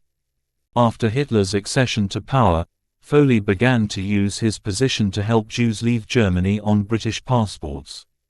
This was something Rosbaud was also engaged in, and it may be how they met. But with the Anschluss in March 1938, life changed for Rosbaud and his family, no less than it had for Lise Meitner. Until then, his Jewish wife, Hild, and his Miskling mixed-race daughter, Angela, had been protected by their being Austrian. But now they were German and the racial laws applied to them. Paul hurried to see Foley. British passports were issued immediately for Hild and Angela. They quickly flew to London and found a small flat, with the aid of Robert Hutton, a professor at Cambridge and another of Paul's scientific contacts. Rosbaud's Anglophilia was set. Until that point, scientific intelligence had not been a priority for the British. Economic, political and military information were what counted. That would change. The change began with the publication of Otto Hahn and Fritz Strassmann's seminal paper on nuclear fission in Naturwissenschaften. Possibly there was more than met the eye in Hahn and Strassmann hurrying into print, natural as that was. Hahn was not a Nazi and at times his career suffered for it. Strassmann and his wife, we know, hid a Jew from the Gestapo in 1943, and Paul Rosbaud, in a letter he wrote after the war, said that Strassmann was the most decent of all German scientists. Author Ruth Syme has shown that Hahn's institute benefited in the war from its military links, but there always remained in Germany, among some senior figures, a regret that Hahn and Strassmann's fission paper had been published openly, see below. Rosbaud's biographer, Arnold Kramisch, argues that he was actually playing a strategic game. To Rosbaud, Hahn was a pure scientist, someone like Faraday or Hertz who was not interested in the applications his discoveries could be put to. But, probably earlier than any of the scientists, he, Rosbaud, realized the vast destructive potential of what Hahn, Strassmann, and Meitner had discovered, and he was acutely conscious that the fundamental research had been done in Germany. He wanted the rest of the world to know of the significance of the work at least as soon as the Nazi planners did. By rushing into print with Hahn's manuscript, he was able to alert the world community of physicists. Paul Lawrence Rose, in his book on Heisenberg, concurs, saying that Rosbaud influenced Hahn to publish early in his own journal. It was, says Gerard de Groot in his History of the Bomb, a calculated act of subversion. Was this in fact the first episode in a series of actions by German physicists to compromise their Nazi masters? There are some grounds for thinking it was. Hahn wrote to Meitner, in her exile, the day before yesterday, "I have spoken with Rosbaud in detail, who will again travel to England and meet with Cockcroft." It was a revealing admission, because John Cockcroft was a British scientist who took a close interest in any intelligence concerning atomic matters and who was himself in direct touch with Hahn. The Cockcroft-Rosbaud link would be crucial. After their adventures in the Gothenburg woods on Christmas Eve 1938, Lise Meitner and Otto Frisch split up. Frisch returned to Copenhagen and told Bohr, who was just leaving for America, what his aunt and he had worked out. "I had hardly begun to tell him," Frisch wrote later, "when he struck his forehead with his hand and exclaimed, 'Oh, what idiots we all have been. But this is wonderful. This is just as it must be.'" Single quote. Bohr left the next day for New York, on the SS Drottningholm, where he had a blackboard installed in his cabin so that he could confirm Meitner's and Frisch's calculations. By the time he reached Manhattan he was convinced that, though there were some anomalies that still needed to be ironed out, important anomalies, in fact, aunt and nephew were right about fission. Frisch had coined the word, fission, by borrowing the term from a friend who told him that was what biologists called the splitting of cells. After Bohr introduced the idea to America, before Frisch's, Meitner's, Hahn's and Strassmann's papers had actually been published, there was a rush to repeat the Berlin experiments. Rush is the appropriate word here for, by all accounts, at the lecture where Bohr first told a group of assembled American physicists about fission, several of them, some in black tie, left their seats and hurried from the room before he had finished his remarks, to repeat Hahn and Strassmann's experiment. In a matter of days, the nucleus had been fissioned in several American cities. The situation was hotting up, but there was one other breakthrough that needed to be made before a bomb could become a practical possibility. Bohr played the crucial role. It took place early in the following month, February 1939, when there was still fresh snow blanketing the main quadrangle of the Institute for Advanced Study at Princeton. Bohr was in the Nassau Club, a fine old house on Mercer Street, discussing physics with Leon Rosenfeld, a polyglot Belgian physicist, and George Placzek, a Bohemian from Bohemia, who had lived in Russia for a time, but subsequently worked with all the great physicists of the 20th century, and in Copenhagen. During the exchange, Placzek asked how it was that slow rather than fast neutrons generally caused uranium to fission. And why should slow neutrons induce only a modest amount of fission in uranium? As Bohr's biographer tells the story, at this precise moment Bohr's face suddenly went blank. He stopped speaking almost in mid-sentence, scraped back his chair and muttered to Rosenfeld, "Come with me, please." Placzek was left where he was, as if Bohr had forgotten him, a very uncharacteristic way for him to behave. Bohr left the main building of the club and hurried across the snow to Fine Hall, where he had been assigned an office. He and Rosenfeld climbed the stairs in silence. Still without saying a word, Rosenfeld said later, Bohr went to the blackboard and began to put down figures and symbols. He made some rough sketches, working rapidly. He stood for about 10 minutes in total silence, save for the scraping of the chalk on the blackboard. Then he stopped and his face creased into smiles. He had the answer to Placzek's question, and to the major, the essential, problem posed by the fissioning of the nucleus. What Bohr had realized, as he quickly told Rosenfeld, was that uranium actually exists as several isotopes. The ordinary isotope, U-238, comprises more than 99%. U-235 is the rare form, making up only 0.7%, and there are even more minute traces of two other isotopes. What Bohr had worked out, he said, was that U-238 merely captures slow neutrons. It does not undergo fission when a neutron penetrates its nucleus. Instead, it is U-235, the very rare isotope, that fissions with the intake of a slow neutron. This is why, overall, uranium undergoes only a modest amount of fission. By now, Placzek and John Wheeler, an American physicist and a colleague of Bohr's, had crowded into the room in Fine Hall. Bohr and the group around him could not fail to grasp the implication of this. If U-235 could be separated from the abundant U-238, it would be highly fissile to slow neutrons. Fantastic amounts of power, or a tremendous explosion, could result if a reaction started. Bohr had found the explosive element at the heart of the bomb. Strangely, perhaps, the people in that Fine Hall room were elated. A new form of energy had been identified, at least in theory.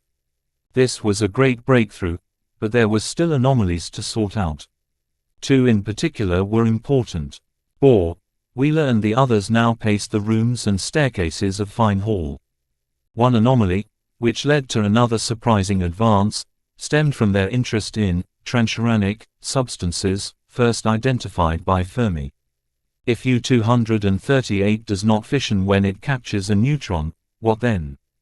If one neutron was added to U-238, it would bring its atomic weight to 239. 238 plus 1 and 239, being an odd number, would be unstable. In seeking a return to stability, an electron would be emitted. If the loss of a negatively charged electron turned one of the neutrons into a positively charged proton, as can happen, beta decay, the nucleus would have 93 protons, and that extra proton would mean that the binding of an additional electron in the outer reaches of the atom would create a new element, one step beyond the table of elements, an element non-existent in nature. This was another breathtaking idea, but the excitement still didn't stop. The new element, number 93, later to be called neptunium, would itself be unstable. Through Fermi's beta decay, it too would emit an electron, and again the loss of the negative charge would convert a neutron into a proton. The addition of one more proton to the 93 already present would produce yet another, transuranic, new element, number 94, 93 plus 1, which was eventually called plutonium. If the new, even-numbered element 94 should absorb a bombarding neutron, increasing its atomic weight from 239 to 240, it too might well undergo fission. Which meant that, in theory, there might be two paths to a nuclear explosion. The pitiful irony of all these exciting and potentially dangerous developments was that it was still early 1939. Hitler's aggression was growing, but the world was, technically, still at peace. The scientific breakthroughs we have been discussing were published openly. Many physicists thought that a bomb was unlikely, either because it would be too difficult to separate U-235 from U-238, their weights being too similar, or because too few neutrons were emitted during fission, meaning that Leo Szilard's idea of a chain reaction could never get going. Bohr in particular thought isotope separation would be such a superhuman task that it could never be achieved without fatally distending the economy of any country that went in that direction. Others were not so sanguine. In particular, the émigré scientists in America, who had first-hand experience of what the Nazis could do and the efficiency with which they could do it, were especially alarmed. The individual most worried was Leo Szilard, the man who kept 2 bags always packed, just in case. He had spent time in Britain after leaving Vienna before moving on to the United States, and while there he had written to Frederick Lindemann, head of the Clarendon Laboratory at Oxford, and suggested that the results of experiments in nuclear physics be circulated in only a limited way, to colleagues elsewhere in Britain, America and one or two other selected countries. No one took him seriously, then. Szilard had been in the United States for about a year when the discovery of fission was announced. If he had had his way, all fission research after the Berlin-Gothenburg breakthrough would have been kept under wraps. He became the most insistent advocate of secrecy. It is estimated that Foley saved 10,000 German Jews by his actions as a passport officer. On the 24th of November 2004, the 120th anniversary of his birth, a plaque was unveiled in Israel at Yad Vashem, recognizing him as righteous amongst the nations. In order to construct a viable bomb, U-235 has to be enriched more than 100 times, from 0.7% to about 85%, to create weapons-grade uranium. 4. The struggles over secrecy. 2 days into 1939, while Bohr was still at sea on the Drottningholm, the SS Franconia docked in New York with Enrico Fermi and his family on board.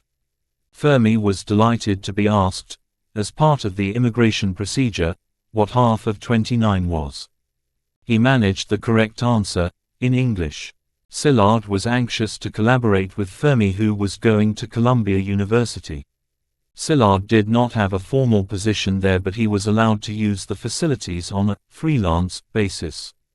Before the collaboration could get going, however, Bohr arrived at New York Harbor, bringing with him the momentous news of fission, which he had been told about by Frisch but had not yet been published in the journals. Szilard was immediately alarmed as, for him, the political implications were obvious. We were at the threshold of another world war.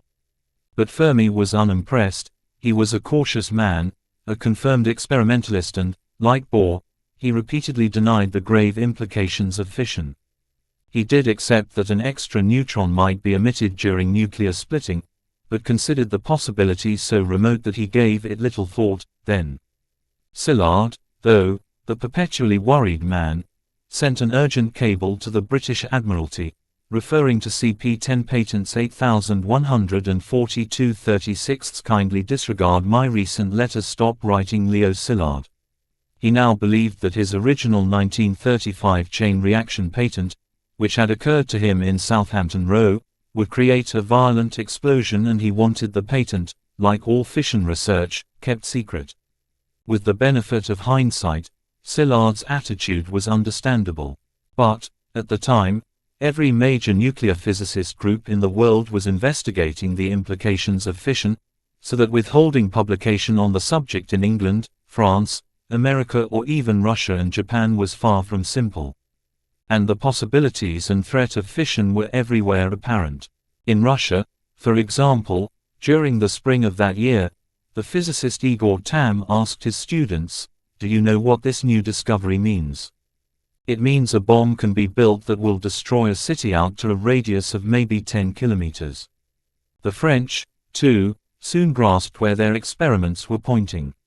Lew Kowarski later recalled jokes about whether we will get the Nobel Prize for Physics or for Peace, first because we made a war possible by discovering nuclear explosives, which obviously would make war impossible. Kowarski, born in St. Petersburg but now a naturalized Frenchman, was, together with Hans von Halban, of Austrian Jewish descent, part of a team at the Laboratoire de Chimie Nucléaire in Paris, working under the 1935 Nobel Prize winner, Frédéric Joliot-Curie on neutron research. Spencer Weir has reconstructed the relations between the Paris group and the Columbia group who, at this critical time, were the main teams outside Germany working on the explosive content of fission. He has shown how misunderstandings arose that led to more information being released than was perhaps in the circumstances advisable. But Szilard wanted to bottle the atomic genie. Fermi, however, who was still enjoying learning English, told Szilard he was nuts. Having mulled over what Bohr had told them, Fermi did, however, now admit that there was a remote possibility that a chain reaction could be made. "What do you mean by a remote possibility?" he was asked. "Well, 10%, Fermi answered. 10% is not a remote possibility, if it means we may die of it. Such an exchange only made Szilard increasingly anxious, even after the British Admiralty assured him that the secrecy of the patent would be maintained. That went nowhere near far enough for the perpetually worried man. Szilard was still adamant that his colleagues should keep their own work secret.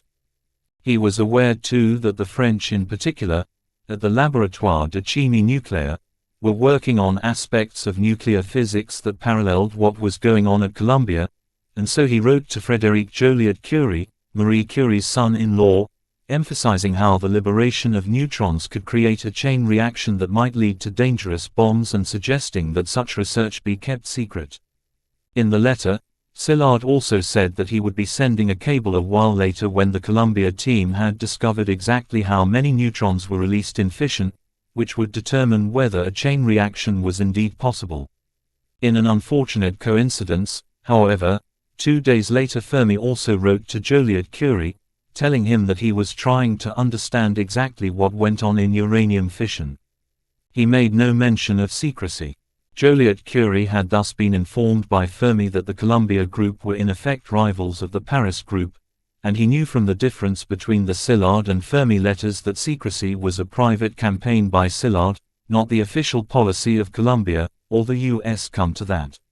So far as Joliot-Curie was concerned, therefore, there was every reason to believe that Fermi might publish first. Still frustrated by Fermi's caution, Szilard knew he could push things forward at Columbia only by carrying out some experiments of his own, as he had mentioned to Joliot-Curie in his letter, and towards the end of February he and Walter Zinn, a Canadian colleague, used a room on the 7th floor of the Pupin building at Columbia to bombard uranium with slow neutrons, using a cathode ray oscillograph, like a small TV screen, to record any neutrons emitted as gray streaks. Their image on the screen would show what their energy levels were. The experiment was set in motion, and they waited. We saw the flashes, Szilard said later. We watched them for a little while and then we switched everything off and went home. That night there was little doubt in my mind that the world was headed for grief. Szilard and Zinn wrote up their experiment and applied for a patent. At the same time they found that Fermi had at last carried out his own uranium fission experiment. His results had been less conclusive than theirs, but he was now more inclined to believe that fission could produce a chain reaction. Fermi and Szilard also had their thoughts sharpened, as did those of the other émigré scientists, by the news in early March, when Germany annexed Czechoslovakia. Like other physicists, they were only too well aware that the newly occupied country had at Joachimsthal Europe's richest uranium deposits. When news came that Joliot-Curie and his colleagues in Paris, who had easy access to plentiful radium thanks to the Radium Institute there, established after Marie Curie's groundbreaking discoveries, had published in Nature their finding that uranium did indeed free extra neutrons when it fissions, it put Szilard and Fermi under pressure to release their own findings. Szilard was adamant that all uranium work must be kept secret, but Fermi argued that such a ban went against hundreds of years of traditional scientific openness and that, moreover, with the publication of the latest paper by Joliot-Curie and his team, there was now in effect no secret to keep. However, in a remarkable but moving gesture, he then went on to say that, as he now lived in a democracy as opposed to Mussolini's fascist dictatorship, he and his fellow scientists should take a vote. He lost to the Hungarians and for a while became an advocate of secrecy. Szilard had taken publication of Joliot-Curie's paper in Nature to heart. He felt personally betrayed. But that didn't deter him. Later that March he, Eugene Wigner, another Hungarian émigré, and Victor Weisskopf began a concerted campaign of writing to the European colleagues, telling them of a new plan, that their papers on neutron emission had already been sent to the Physical Review, to established priority, but that the authors had agreed to delay publication, urging self-censorship and hoping that the Paris paper might be the last to appear. Weisskopf, born in Vienna, had worked with several of the leading physicists in Europe. He cabled Patrick Blackett, whom Frisch had worked with at Birkbeck College in London, asking whether it would be possible for Nature and the Royal Society's proceedings to cooperate in delaying publication of fission research in the same way, while Wigner wrote to Paul Dirac, who had visited Japan with Heisenberg and was a Nobel Prize-winning physicist in 1933 at Cambridge, asking him to support Blackett. Blackett and John Cockcroft replied that they would support the secrecy plan and that Nature and the Royal Society were expected to cooperate. Szilard, Edward Teller, a third Hungarian émigré, Weisskopf and Wigner also talked the matter over once more with Bohr, who was still in America. He remained skeptical that a bomb was possible, and thought moreover that enough had already been published to arouse interest in any military organization. But he nonetheless agreed to go along with the attempt at secrecy and drafted a letter to be sent to his own institute back in Denmark. The self-censorship campaign hit a number of snags. One telegram from Weisskopf to Joliot-Curie arrived in Paris on the 1st of April, with the result that at first it was thought to be an April Fool's joke. But Joliot-Curie did discuss self-censorship with his colleagues. Like Fermi, however, he strongly believed in the international fellowship of scientists. Another consideration was the natural one that if he and his colleagues failed to publish they might be eclipsed by people who did. They were extremely skeptical about everyone adhering to an unprecedented pact which, so far as they knew, was pushed forward only by 2 Central European refugees on the outskirts of the Columbia scientific community. If Bohr had approached them, they might have felt differently.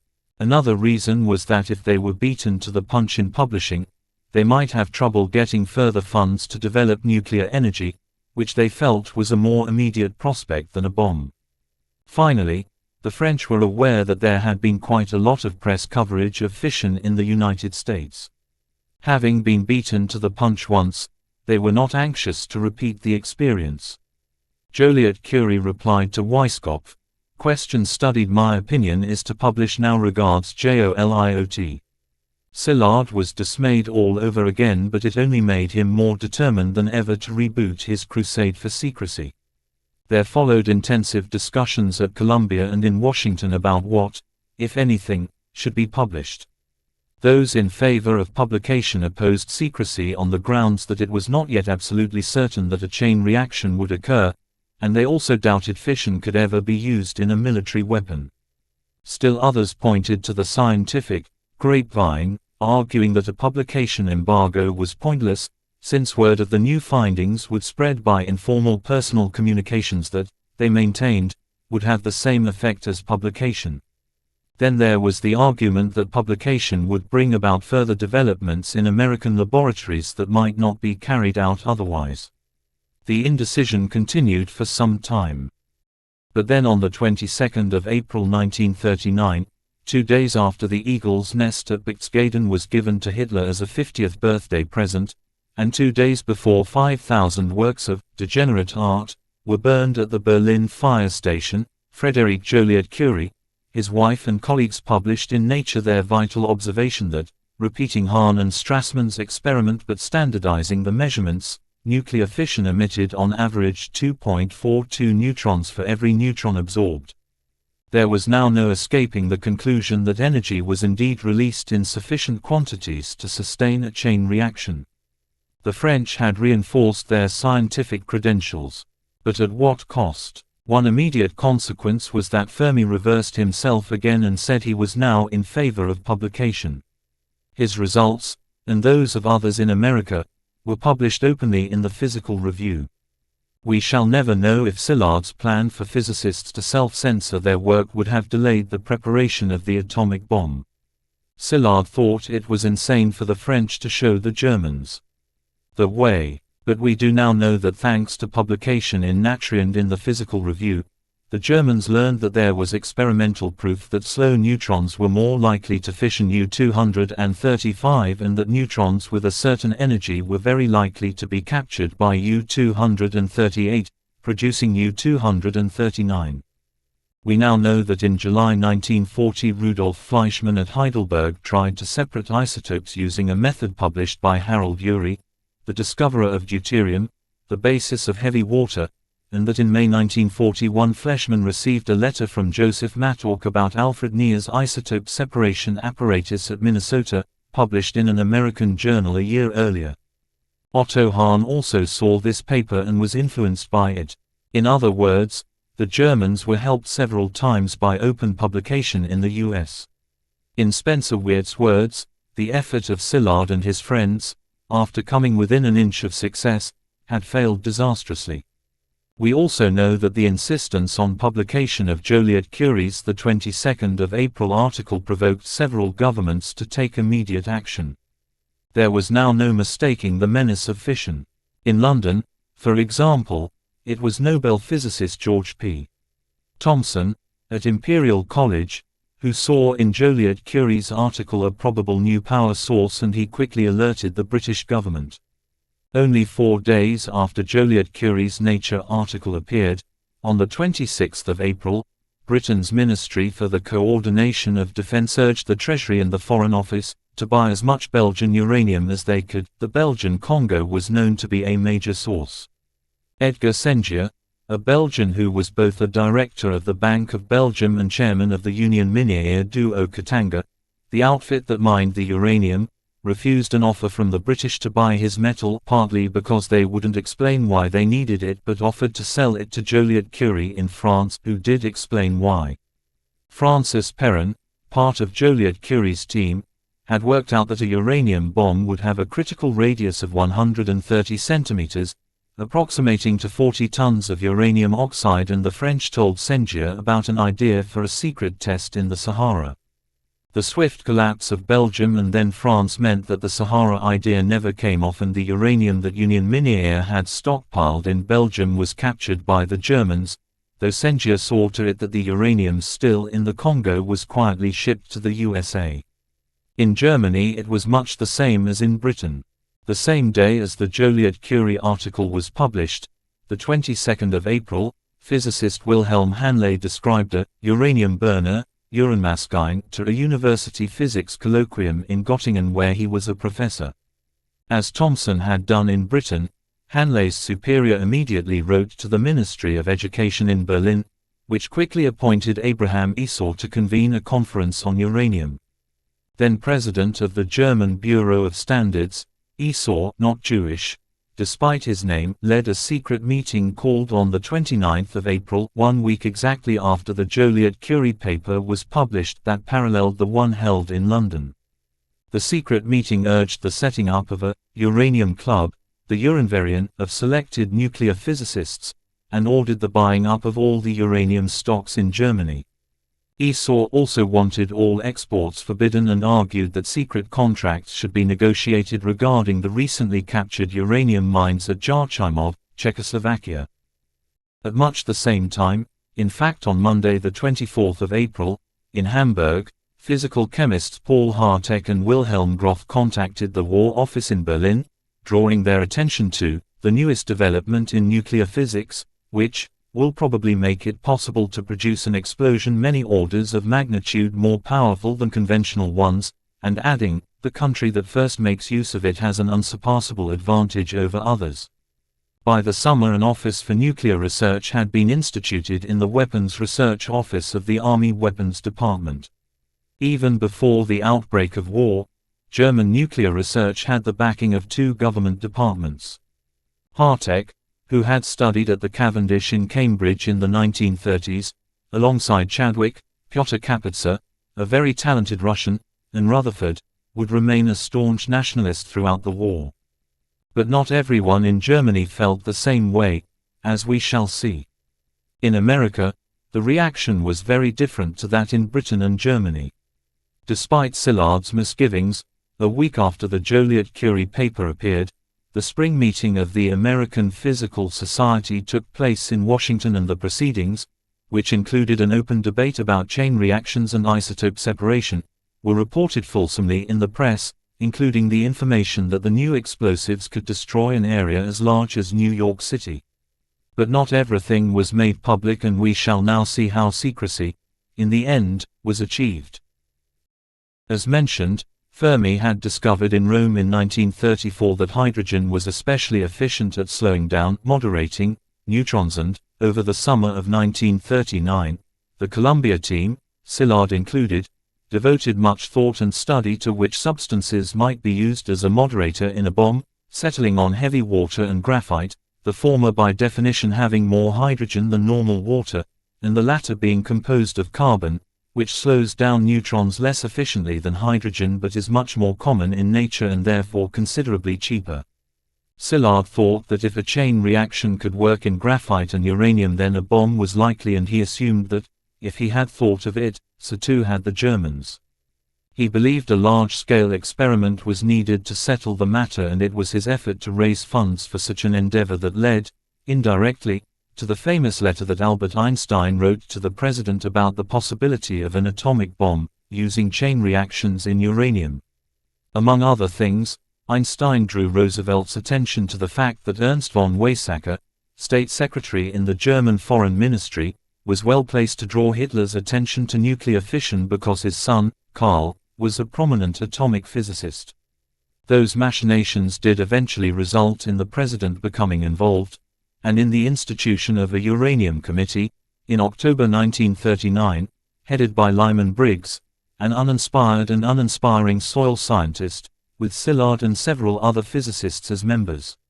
Szilard hoped that this organization would address the secrecy issue, but the Briggs Committee remained largely inactive, leaving everything to the physicists, and the only response Szilard could get was a suggestion from Admiral Harold Bowen, director of the Office of Naval Research, present on the committee as an observer, that the scientists should impose on themselves whatever censorship they felt was necessary. This didn't really help, and when Fermi and his assistant Herbert Anderson had worked on the details of how much the carbon in graphite slowed down neutrons and concluded that it would work very well, Szilard once again argued that this result should not be published. At which point, according to Szilard's own account, Fermi really lost his temper, thinking Szilard's caution was absurd. However, it then turned out that George Pegram, the head of the Columbia Physics Department, agreed with Szilard. Fermi caved in and reversed himself a second time. And we now know that was just as well.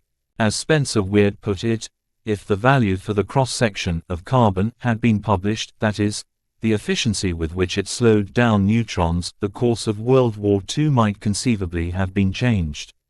This was because events in Germany were paralleling those in the US in some ways, but in other crucial areas they were very different.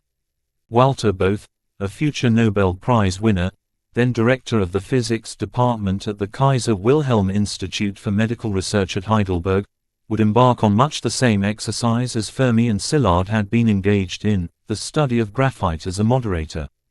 But in the course of it he made a serious, a momentous, mistake, one that shows that although it is highly likely that German physicists would have carried out identical experiments to those Joliot-Curie and his team in Paris performed, it is by no means certain. In a separate paper to the one referred to above, Spencer Weird examined the comparative development of nuclear studies in different countries during this crucial time, when some results were published openly and others kept secret, and he has shown that while Joliot-Curie and his team, and the Columbia Group, produced identical results, sometimes to within half a day of each other, the Germans followed a much more roundabout route, mathematically, and ignored a more efficient approach devised by Fritz Houtemans. He was a German physicist but was sidelined mainly because he was considered politically suspect. This shows that there is no guarantee that scientists will follow the same reasoning as their colleagues, rivals, even in the precise world of mathematics. There are two explanations for why Bothe made his momentous mistake, not necessarily mutually exclusive. According to Arnold Kramisch, in June 1939 Bothe, then 47, met Ingeborg Merschner, 13 years his junior, during passage to New York on the liner Hamburg. Ingeborg was going to San Francisco to work for Fritz Wiedemann, the German consul general there, who was a former adjutant to Adolf Hitler and a spy. Bothe was going to a meeting at the University of Chicago, but he was also on a sort of spying mission himself, to see what progress the Americans were making in their fission research. He concluded that very little of a military nature was going on though, as we have seen, Szilard and Fermi were working on graphite and heavy water at Columbia, something that would have interested him very much, had he discovered it.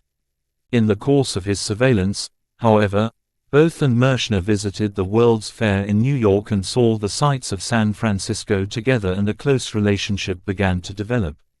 But she had to remain in California. In a highly infatuated state, Bothe returned to Heidelberg alone, and to his work measuring the nuclear properties of graphite. His diary recorded his emotional turmoil. On the first anniversary of their encounter, in June 1940, he wrote, "Ingeborg. Tomorrow, it is a year that you came into my life," and he went on to refer to moonlight and dreams, concluding that he felt like a drunken teenager. 2 weeks later, in another letter, he confided that, "I have been speaking of physics the entire day, while thinking only of you." And this is what has fascinated physicists and intelligence experts.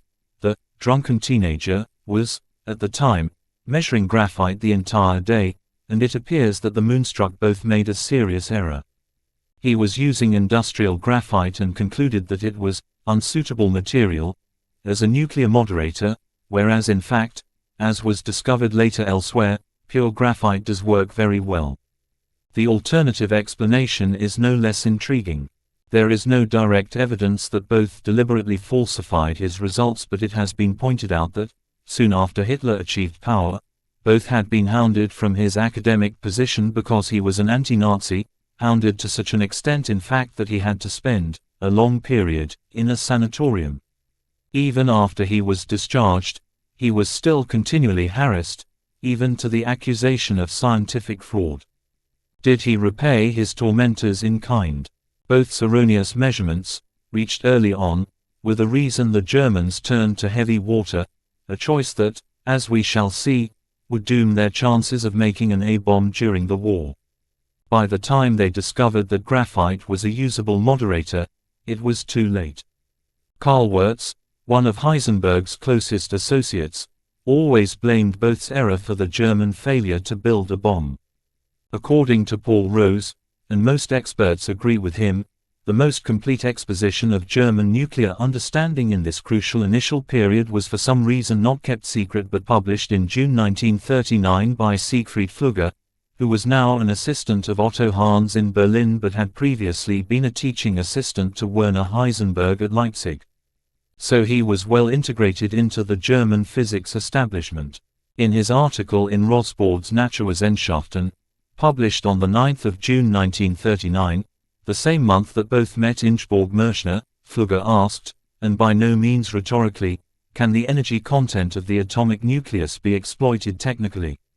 As Rose puts it, in this article, Flügger tantalizingly estimated that 1 cubic meter of uranium oxide contained enough energy to lift a cubic kilometer of water 27 kilometers high. Flügger went so far as to envision 2 types of explosion in reactor bombs, based on different materials and neutrons. The first type, he said, takes place within 1/10,000th of a second and is brought about mainly by fast neutrons. In less than 10 to 4 seconds the whole of the uranium is converted. The liberation of the energy thus happens in such a short time that it produces an extraordinarily violent explosion. The second type of explosion occurs, he said, in 1/10 of a second, and happens in uranium oxide mixed with a moderator and the agents are slow neutrons. The liberation of the energy proceeds certainly more slowly than with fast neutrons, but it is still nevertheless explosive. The mathematical calculations in Flügger's article were, in fact, some way off. But, as Rose observes, there is no evidence that anyone in Germany disagreed with the article's premise when it was published. But another observation is even more intriguing. Why was the article published at all? On the 29th of April 1939, the Reich Ministry of Education, on behalf of the government, had called a closed-door conference at which it was agreed that secrecy be imposed on atomic research and that all uranium stocks in Germany and German-controlled territories be secured. Otto Hahn was actually attacked there and then for publishing his discovery of fission at the beginning of the year, and a report of this reached Paul Rosbord. Confirming how close he was to the main players in this story, Rosbaud later wrote, "I do not deny that I was somewhat alarmed when he learned from Joseph Matork, who had filled Meitner's old job in Berlin, that there was such a thing as the Uhrenvarian and that Hahn had not been included. This was revealing in that Hahn was not a Nazi, so it suggested that the Uhrenvarian was comprised of the more committed scientists, underlined by the fact that, as Rosbaud found out later, one of the administrators of the Uhrenvarian even thought that a bomb might be ready before war broke out and was keen to make available the Wehrmacht's shooting grounds at Kummersdorf for experiments. But the scientists had dismissed this, saying such a development would take between 5 and 30 years. Fortunately, a week later, Professor Robert Hutton, the Cambridge man who had helped Rosbaud's wife and daughter settle in Britain after Foley arranged the British passports, was in Berlin. He had known Rosbaud since 1925, and was well connected with Britain's intelligence services, being also friendly with Eric Welsh, head of SIS's Norwegian desk, Charles Frank, deputy chief of Britain's secret outfit to assess new scientific developments for their military potential, and with Sir John Anderson, Chancellor of the Exchequer and the one cabinet minister Churchill brought into the atom bomb secret. Hutton was an ideal channel for Rosbaud's information. In Berlin the two men had a brief but crucial meeting. In fact, it appears that Hutton was only in Berlin for a couple of hours, so it seems the meeting may have been specifically arranged for the exchange of information, in which Rosbaud made it clear that he knew who was and wasn't in the Uhrenvarian, where its central location was, the Max Planck Institute, who had selected the members and who had criticized Hahn for publishing his original fission paper. After their conversation, Hutton quickly departed back to Britain. As Rosbaud put it, he had the kindness to transmit the information to Dr. J. D. Cockcroft, FRS. After the war, in a letter to Francis Simon, Rosbaud said that Hutton knows all about me. Rosbaud was in London himself not long afterwards and met Cockcroft, who took him for lunch in the neoclassical building of the Athenaeum Club, Scientists and Bishops, just off Pall Mall. This time Rosbaud's masterly summary of the experimental results in nuclear fission impressed Cockcroft. Rosbaud was able to go beyond Hahn's and Strassmann's work, and he described other, as yet unpublished, experiments. These included that by Siegfried Flügger at the Kaiser Wilhelm Institute for Physics in Dahlem, aimed at determining whether atomic energy was practical, and that of Willibald Jenschke and Friedrich Prankel at the Institute for Radioactivity in Vienna, who were exploring how the energy of the split atom might be harnessed. At the end of lunch, Cockcroft urged Rosbaud to keep sending reports. Scientific intelligence was now a top priority. Not long afterwards, Flügger's article appeared, and it seems that it too was a consequence of the disturbing April meeting that Rosbaud had heard about through Matork and passed on to Hutton. Flügger was so troubled by the setting up of the Uhrenvarian that, as soon as he could, he published his article in Rosbaud's Naturwissenschaften, highlighting the dangerous potential of fission. In his June article, Flügger was flagging up the fact that the Germans were well aware of the military uses of nuclear fission. It was, in effect, a warning to the world. It was no more than natural for Flügger's article to appear in Naturwissenschaften, but even so, it was Rosbaud again who ensured that it was published in such a timely fashion. After the war, R.V. Jones, the man who ran Britain's scientific intelligence collection and collation, asked Flügger if it was true that he had been trying to sound a warning with his article in Die Naturwissenschaften. Flügger said that it was. Answer: Rosbaud had already 3 times had a hand in ensuring that potential German secrets saw the light of day, when others would rather have kept them under wraps. Of course, in light of how the war turned out, it might have become convenient for Flügger to say what he said. Viewed in another way, his article could have been seen as threatening. But that too is unlikely. In a letter he wrote after the war, Rosbaud drew attention to the fact that one leading Nazi chemist had expressed the view, following Flügger's article, that the editorial staff of Naturwissenschaften were acting without any responsibility for the interests of the fatherland in publishing the results of the physicist's work. In the political atmosphere of the times, The fact that the article appeared at all suggests that Flügger told Jones the truth. And, as we shall see, it was part of a pattern among certain other German physicists. Later that year, Rosbaud was in London again and Hutton travelled down from Cambridge to meet him. As the professor wrote in Recollections of a Technologist, he asked me to meet him in London as he had some important news. We found a safe spot in the mall and he asked me to convey the valuable information to those most concerned with it. Apparently Hitler had considered the possibility of an atomic bomb as his secret weapon number one, but this had to be put aside, because the only German physicists who could have given effective help refused to cooperate. On the face of it, this wording has always confused historians. What exactly did it mean? In fact, what Rosbaud was trying to convey on this occasion was that although the Germans had their own uranium project, begun on the 29th of April as we have seen, it had run into trouble early on, mainly because the scientists concerned were squabbling among themselves. One bone of contention was between theoretical and experimental physicists, who should have the upper hand. A second problem was over which moderator should be used to slow down the neutrons. And the third problem was curiously Germanic. Many scientists agreed to take part in the secret uranium project, but they were less interested in its military uses than in the pure science aspects. They took part primarily because it would keep the younger scientists from being drafted into the army. Paul Hartek put it this way in a letter: Wilhelm Groth, a physical chemist, and a few other members of my institute in the University of Hamburg came formally into my office and asked me to propose a research project, since war seemed imminent, that would prevent them from being drafted.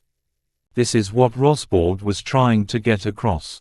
As he put it later, some of the scientists used the war to further their research.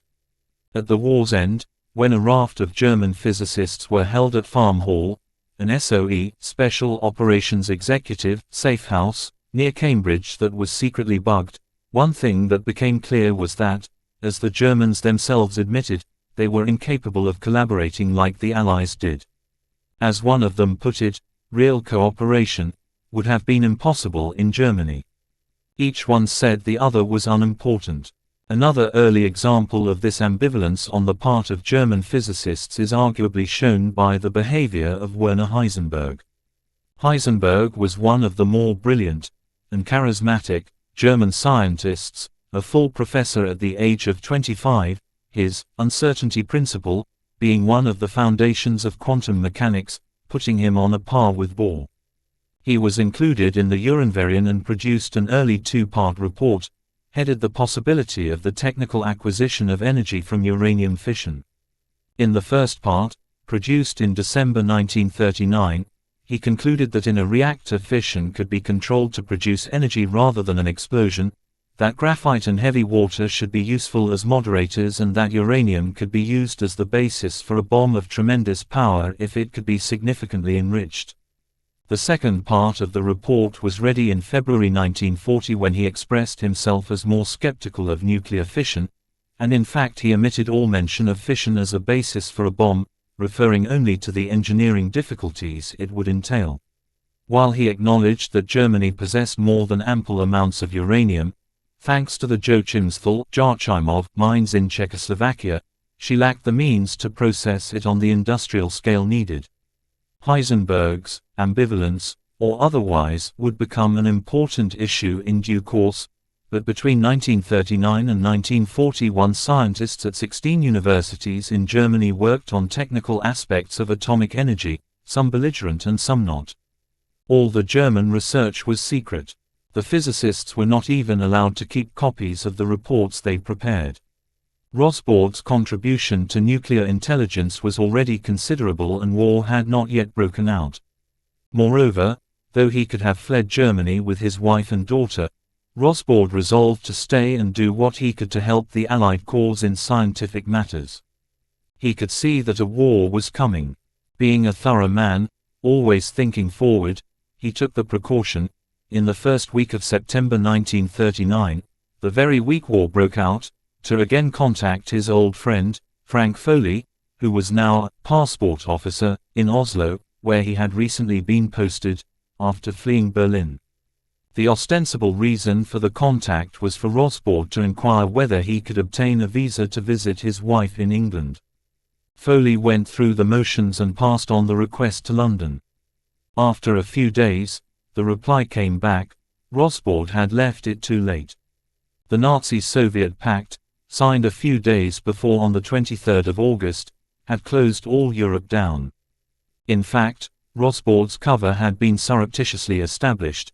Should anyone ask, he was persona non grata in Britain. Between them, Foley and Rosbaud had set up the most fruitful conduit for scientific intelligence to leave the Reich.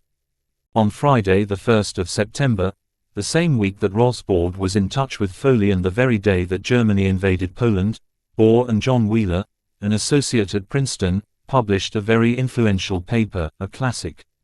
Entitled, On the Mechanism of Nuclear Fission, it was to be the last paper published in the spirit of openness that could not be maintained 2 days later, when a state of war existed between Germany, Britain and France. In their paper, Bohr and Wheeler explained formally what had first been understood at that hectic meeting back in the snowy spring in Fine Hall at the Institute for Advanced Study at Princeton, see pages 42 above, that it was primarily U-235 that fissioned explosively with slow neutrons. This became the accepted orthodoxy and, since U-235 was so rare in nature, and so similar in weight to U-238, Bohr, and many others, continued to view the outbreak of war with less foreboding than was, in the event, justified. He and others like him remained confident that the separation of one isotope from another, which would be needed for a bomb, was so difficult that it was extremely unlikely to be achieved any time soon. Not everyone shared Bohr's skepticism. In a letter written shortly afterwards, on the 23rd of September 1939, addressed to Fritz Demuth of the Emergency Association of German Scientists Abroad, which was set up in Zurich to help physicists and others forced to leave the Reich, Francis Simon, an émigré scientist at the Clarendon Laboratory in Oxford, made it clear that every physicist in Germany, France, Britain and the United States would understand the potentialities of fission. He went on to say that he was sure the Germans were working on a bomb but insisted they would not know more than anyone else, adding that America does the most. This shows the general climate in physics as the war got underway. The menace of fission was well understood among physicists everywhere. Almost everyone now knows that, across the winter of 1939-40 and on into the spring, there was a period of what the British called the phony war, and the Germans called Sitzkrieg, when nothing much happened as regards real hostilities. During that same period, much the same happened in nuclear physics, at least in America. The Briggs Uranium Committee took time to produce its report, not finished until November 1939, recommending adequate support for a thorough investigation of atomic bombs, but then the government sat on these recommendations until well into 1940. This committee had its problems, not least the fact that not all its members were U.S. citizens, something that could cause embarrassment in the event of a congressional inquiry. Martin Sherwin makes the important observation that such bureaucratic fears would dog the bomb project throughout the war. To produce one overriding effect, the need to succeed would grow with the project's budget. Fission studies continued at several universities, but the prevailing view in America was still that a bomb was a very remote possibility. Research and thinking and government action were going ahead in the UK but in great secrecy, especially after the German invasion of Norway in early April 1940, see the next chapter. However, in January 1940 a major review article on fission had appeared in Physical Review, authored by Louis A. Turner, a Princeton physicist, who had surveyed nearly 100 papers that had been published since Hahn and Strassmann's original discovery a year earlier. These articles underlined the enormous impact of the Hahn and Strassmann experiments, but Turner was bothered by something else. This was the fact that the Bohr and Wheeler report, confirming that slow neutrons did indeed fission U-235, had been allowed to be published. He wrote to Szilard, then becoming known as the Great Apostle of Secrecy, saying he was puzzled as to the guiding principles governing what was publishable and what wasn't. More important still, His reading for the review article had produced some new thinking, and on the 27th of May he again wrote privately to Szilard. In this letter, Turner enclosed a note he was intending to send to the Physical Review, in which he developed the idea as to whether, when U-238 and not U-235 was bombarded by neutrons, it might be transformed into a heavier element later to be called plutonium, which might itself be fissionable. This possibility had been aired at the February meeting in Fine Hall but not taken further. Turner ended his letter to Szilard by asking if his paper should be withheld from publication because of its possible military value. Of course, this gave Szilard something else to worry about. He found the implications stunning. With this remark, a whole landscape of the future of atomic energy rose before our eyes in the spring of 1940. Szilard saw further than Turner, Richard Rhodes says, suspecting that bombs could more easily be made with plutonium than with uranium, a suspicion that was to prove correct. It was also an idea that had occurred independently to Carl von Weizsäcker in Germany. His conclusions were of course kept secret. Szilard wrote back to Turner to say that his own paper was secret, and implying that there was an official move under way to withhold papers. He prevailed on Turner to write to Physical Review and delay publication. It was as well he did so, writes Spencer Weird. Turner's paper could have been an essential clue for the Germans and others. He meant that it showed the Americans were thinking along the same lines as Weizsäcker and would surely have caused them to take the idea more seriously. Again, the timing was crucial.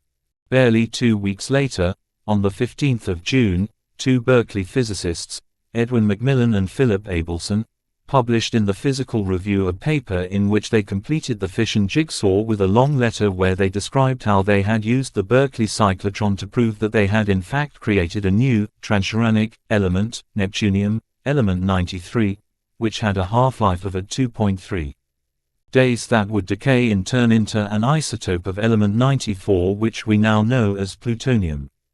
They explained that this element, which does not exist in nature, was extremely stable with a half-life of the order of 1,000,000 years or more.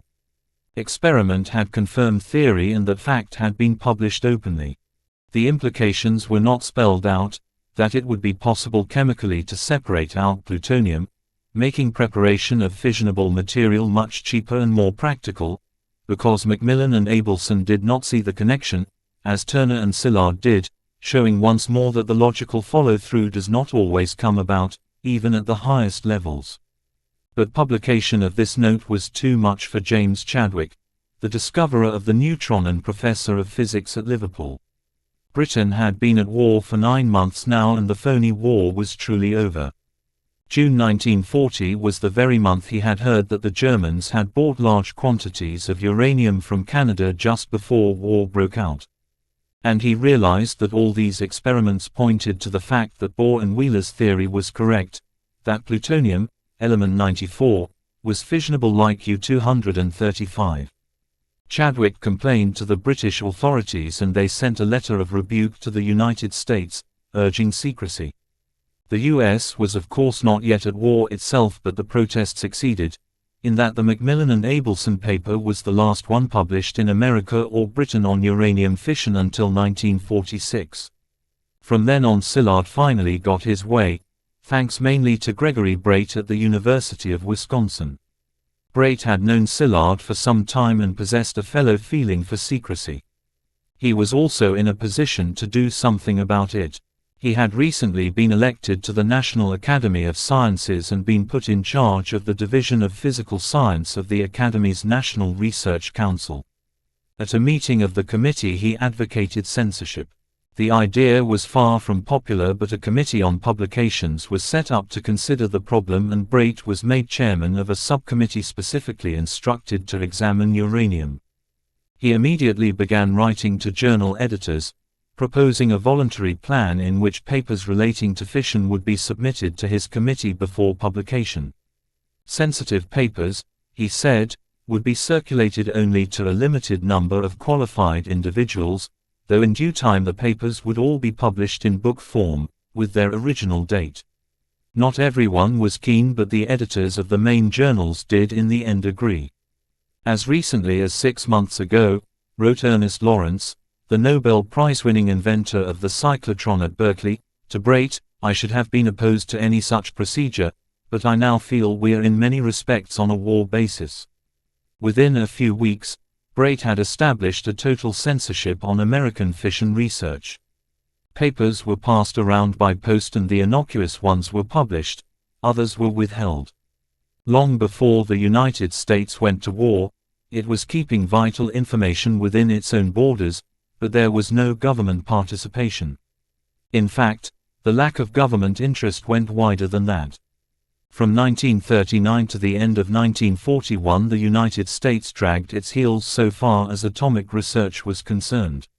As we have seen, the possibility of an atomic bomb had been first drawn to the President's attention at a meeting called at the White House on Wednesday, the 11th of October 1939, a month into the war in Europe, when his old friend Alexander Sachs showed him what became a famous letter signed by Albert Einstein but actually drafted by Leo Szilard. This alerted the President to a new possibility that had arisen, a new and extremely powerful bomb, based on nuclear chain reactions in uranium. A government advisory committee on uranium was convened immediately under the veteran Lyman Briggs, head of the National Bureau of Standards, America's National Physics Laboratory. Then aged 65 and a soil scientist by training, Briggs was pretty much the wrong choice, and under him the American nuclear project languished, though the Navy Research Laboratory had been independently investigating isotope separation for some time. Things only started to move with the arrival in the capital of a smooth and urbane newcomer. Vannevar Bush, Van, to his friends, was the newly appointed president of the Carnegie Institution for Scientific Research. Before that he had been a professor of electrical engineering at the Massachusetts Institute of Technology, where his intellect and technical ingenuity drew attention, and a series of commercially astute patents provided a certain financial independence. These included the self-justifying typewriter and a circuit for the self-dialing telephone. At 50, he was bristling with energy, and had the ability and requisite will to shake things up. Like Sachs before him, Bush crafted a 10-minute slot in the Oval Office schedule, when he laid out his ideas for coordinating and consolidating scientific research on military matters. He had prepared in advance a single sheet of paper on which his plans were distilled. Roosevelt approved it there and then. In no time Bush set up what became known as the National Defense Research Committee, NDRC. Its aim, from June 1940, the time Chadwick was complaining about how much nuclear physics was being published openly in the United States, was to bring a new energy and direction to the application of secret science to warfare by American academics and military staff. However, even at that stage an atomic weapon was not a priority. Bush was convinced of the bomb's great impracticability, and to begin with thought nuclear research would have medical and other applications. By great good fortune, however, not long after Bush got organized, in August, Henry Tizard led a top-secret British mission to the United States, mainly having to do with an intellectual materials exchange ordeal, sharing with the Americans on the one hand air defense secrets and naval bases in the West Indies, in return for 51st World War Lend-Lease destroyers for the British. On the British side, the centerpiece was the cavity magnetron valve. For some, this, the basis of radar, was the most important item in the whole Lend-Lease arrangement. So new and impressive was it that it played an important role in boosting transatlantic cooperation by showing the Americans how advanced was much British wartime research. It was still the case, however, that the Americans were not really thinking about bombs. When Archibald Hill, the British scientific attaché in Washington, asked about uranium research, he was told that there were no practical results at present and that American scientists considered uranium research a waste of Britain's already strained resources. But the Tizard mission was such a success that, as a result, James B. Conant, president of Harvard and Bush's deputy on the NDRC, traveled to London to organize an office to help further the exchange of scientific information. According to a note in the Cockcroft archive at Churchill College, Cambridge, a meeting was held at the University of Liverpool on 30 June 1940, where Hans von Halban stated that Vannevar Bush had approached Joliot Curie suggesting there be collaboration between the USA, the UK and France. Conant stayed at Claridge's for 2 months, and what he learned while he was there would, in due time, change the course of the war. The Russians, too. Partly as a result of Joliot Curie's article, Leonid Kvasnikov, director of the NKVD's Scientific and Technical Department, sent a questionnaire to his agents in several countries seeking information on what those countries considered the military potential of nuclear fission to be. 5. The Midwives. While Leo Szilard and his colleagues at Columbia were just beginning to grasp the fearsome properties of plutonium, 2 sets of events in Europe, which occurred over the same brief 48 hours on Tuesday 9 and Wednesday 10 April 1940, would determine the ultimate outcome of nuclear rivalry. Shortly before 5 a.m. on the Tuesday, the inhabitants of Oslo were shaken awake by the sound of heavy gunfire in the Oslo fjord. News quickly spread that Norwegian forts on the coast were exchanging fire with an invading navy. An emergency meeting of the cabinet was summoned. Ministers had barely begun the deliberations when Kurt Brauer, the German ambassador in Oslo, interrupted the meeting with Hitler's demand for an immediate surrender. He was summarily rebuffed, and records show that Brauer was back in his own office by 5:52 a.m., cabling Berlin that he had been told that the struggle has just begun. He scarcely took this response seriously and, together with colleagues from the legation, strolled down to the harbor to watch the arrival of the invading fleet. The ambassador and his team looked out to sea in vain for quite some time, shivering in the cold morning air. But Hitler's ships did not materialize, not then anyway. The Norwegian guns mounted at Oscarsborg, a fortress 15 miles down the fjord, had fatally holed one German cruiser and badly mangled another. That bought time. Enough time at least for the Norwegian government and the royal family to make good their escape. Later that same day a train hurried them to the town of Hamar, 62 miles north. The Nazis came back, of course, and in increased strength. But those opening exchanges set the scene. A small country, Norway could not resist Hitler's might for long, but they would do all they could to make life difficult for the occupying power. The very next day, Wednesday 10 April, in the offices of the Royal Society in London, a small committee met to consider a brief memorandum by 2 émigré scientists working at the University of Birmingham. If there was a single moment when an atomic bomb moved out of the realm of theory and became a practical option, it had occurred one night in the second week of March 1940, in discussions between Otto Frisch and Rudolf Peierls. They were the midwives who offered crucial help in the birth of the bomb. As war approached, Frisch had grown more and more apprehensive. He was Jewish and had already been forced to flee Germany, losing his job in Hamburg. Every time he encountered an English physicist at Bohr's Institute in Copenhagen, he would badger them about the possibilities of work in Britain. Frisch was close to being a concert-level pianist, and his chief consolation was in being able to play. But then, in the summer of 1939, word must have got around because Marcus Oliphant, an Australian who was one of the inventors of the cavity magnetron out of which radar was developed and by now had become professor of physics at Birmingham, invited Frisch to Britain, ostensibly for discussions about his research. Frisch packed a couple of bags, as one would for a weekend away. Once in England, however, Oliphant made it clear to Frisch he could stay if he wished. While Frisch was in Birmingham, war was declared, so that was that. All his possessions, including his beloved piano, were lost. Rudolf Peierls had been in Birmingham for some time. A Berliner, the son of a Jewish director of AEG, Allgemeine Elektrizitätsgesellschaft, the General Electricity Company, founded in 1887 with a special emphasis on design excellence, he was a small, bespectacled, intense-looking man, and had the classic education of pre-war, even 19th century, Germany, studying at several universities, Munich under Arnold Sommerfeld, who taught various Nobel Prize winners, Leipzig, Werner Heisenberg, Nobel Prize in 1932, Zurich, Wolfgang Pauli, Nobel Prize in 1945, later, on a Rockefeller Scholarship, Rome, Enrico Fermi, Nobel Prize in 1938, and then Manchester, Hans Bethe, Nobel Prize in 1967. Peierls was in Manchester when the purge of German universities had begun. He could afford to stay away, so he did.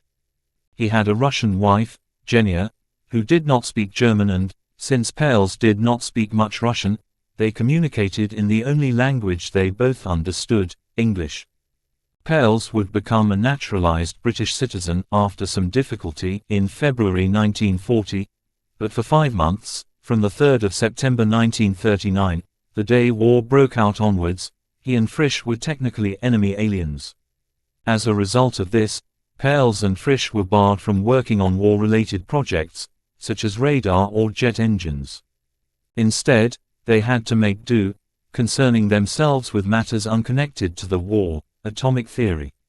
Until Frisch joined Peierls in Birmingham, the chief argument against an atomic bomb, despite the understanding of fission that had been achieved, had been the amount of uranium needed to go critical, start a sustainable chain reaction and cause an explosion. Estimates had varied hugely, from 13 to 44 tons and even 100 tons.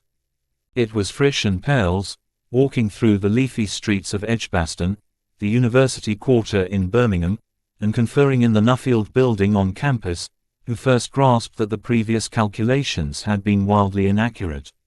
Frisch worked out that, in fact, not much more than a kilogram of material was needed. Peierls's reckoning confirmed how explosive such a bomb would be.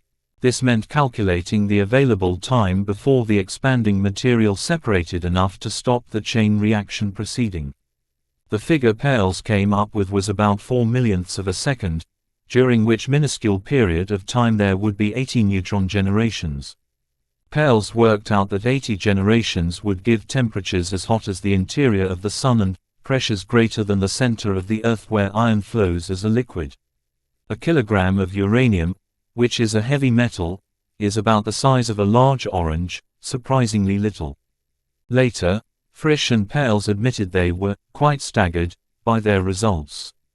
They rechecked their calculations, and did them again, reaching the same conclusions. A bomb could be formed, they reasoned, by constructing 2 hemispheres of U-235, each half the critical mass, and firing them directly at each other so that a chain reaction would be set off. Answer: as rare as U-235 is in nature in the proportions 139 of U-238, they dared to hope that enough material might be separated out, for a bomb and a trial bomb, in a matter of months rather than years. A nuclear explosion, they said, would be equivalent to the blast of about 1,000 tons of dynamite and leave the area suffused with radioactivity for some considerable time, creating still more lingering deaths. In the 2-part paper that they prepared in secret, typing it themselves so that no secretaries were involved, they made the point that an atomic bomb would be so destructive that there could be no defense. The only precaution, as they quickly foresaw, was deterrence. If Hitler had the bomb, the only way to forestall his use of it was the threat of reprisal. And so they suggested the risk was too great to ignore, even though it would require an industrial-sized effort. Even if this plant costs as much as a battleship, it would be worth having. At the same time, they pointed out that there would be considerable radioactive fallout that could not help but have an effect on civilians, wherever it was exploded, and might make its use inappropriate for a democracy. Frisch and Peierls took their calculations, and their argument, to Oliphant. He, like them, recognized immediately that a threshold had been crossed. And it was this, Frisch-Peierls memorandum, that was considered by a small government subcommittee, originally called the U-Bomb Subcommittee, which was brought into being especially for the purpose, and just happened to meet for the first time on that fateful Wednesday in April 1940. The committee came to the conclusion that the chances of making a bomb in time to have an impact on the war were good, and from then on the development of an atomic bomb became British policy. Momentous as it was, that wasn't the end of business that day, at the Royal Society. The same meeting also heard from Jacques Allaire, a debonair French intelligence officer who, a month earlier, had masterminded a daring raid in Norway, in which he had stolen the world's only supply of heavy water from under the noses of the Germans. His presence at the meeting, and the story he had to tell, confirmed that the committee was meeting not a moment too soon. The Nazis were intent on developing their own nuclear weapon, and Allaire had the evidence. See the next chapter. Amazingly, in retrospect at least, Frisch and Pales received no acknowledgement that their report, which had been considered on that April morning, was being acted upon. As enemy aliens, they were not even allowed to know the name of the chairman of the Whitehall committee investigating their ideas and calculations. Pales discovered it on the physicist's grapevine, so he wrote politely but firmly arguing that it was madness that Frisch and he should be barred from working on their own idea. Common sense prevailed. In late spring, work got underway in earnest. Over the summer months, several sets of nuclear research were secretly launched at universities in Bristol, Birmingham, Liverpool, Oxford and Cambridge. Several of the individuals engaged in this research, quite apart from Frisch and Pales, were technically enemy aliens.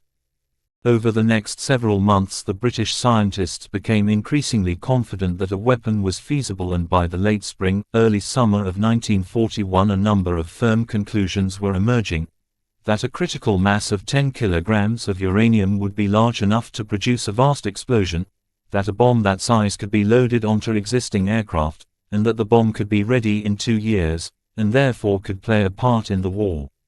As the bomb emerged as a practical probability, it became all the more important to keep it secret. 2 code words were introduced to stop outsiders wondering too much about what was going on. The committee itself was renamed the Maud Committee.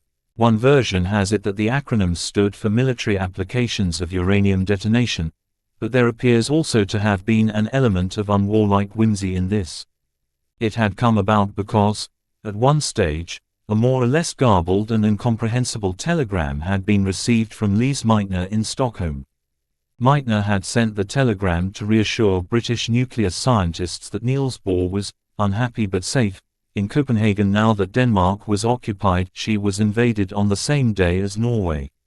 Meitner's cable ended with the words, "Tell Maud Ray Kent." The British physicists fretted that this was a mysterious code, but the truth was rather more prosaic, even banal. The Bohrs had had an English governess for their children, with whom they remained friendly. She was called Maud Ray and lived in Kent. The rest of her address had been left off the garbled telegram. Later, all references to nuclear weapons were coded as tube alloys. It sounded scientific but was in fact nonsense and gave nothing away. A tube alloys directorate was set up in Old Queen Street, just off Birdcage Walk and 500 yards from Downing Street. Literally, as well as figuratively, the bomb had moved to the heart of the British war machine. 6. The strategic sabotage of heavy water. Begun in April 1940, the fight to take Norway occupied the Nazis until June.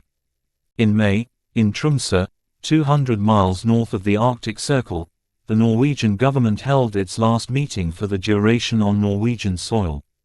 Then, 400 government ministers and diplomats, the King and the Crown Prince and other members of the royal family, escaped on HMS Devonshire for London. The Norwegian government and the royal family would see out the war in exile, in the relative safety of Britain. But Norway itself posed problems because of certain facilities at Arjukan and Vemork, about 80 miles west of Oslo. The Norsk Hydro factory was the only plant in the world capable of producing heavy water on anything like the scale needed for an atomic bomb.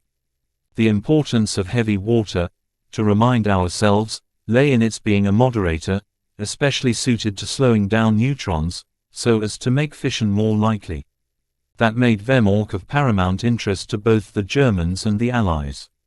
Moreover, the plant, though Norwegian-owned, had 2 major foreign investors, one German, i.g. Farbenindustrie Aktien Gesellschaft, the other French, the Banque de Paris et des Pays Bas.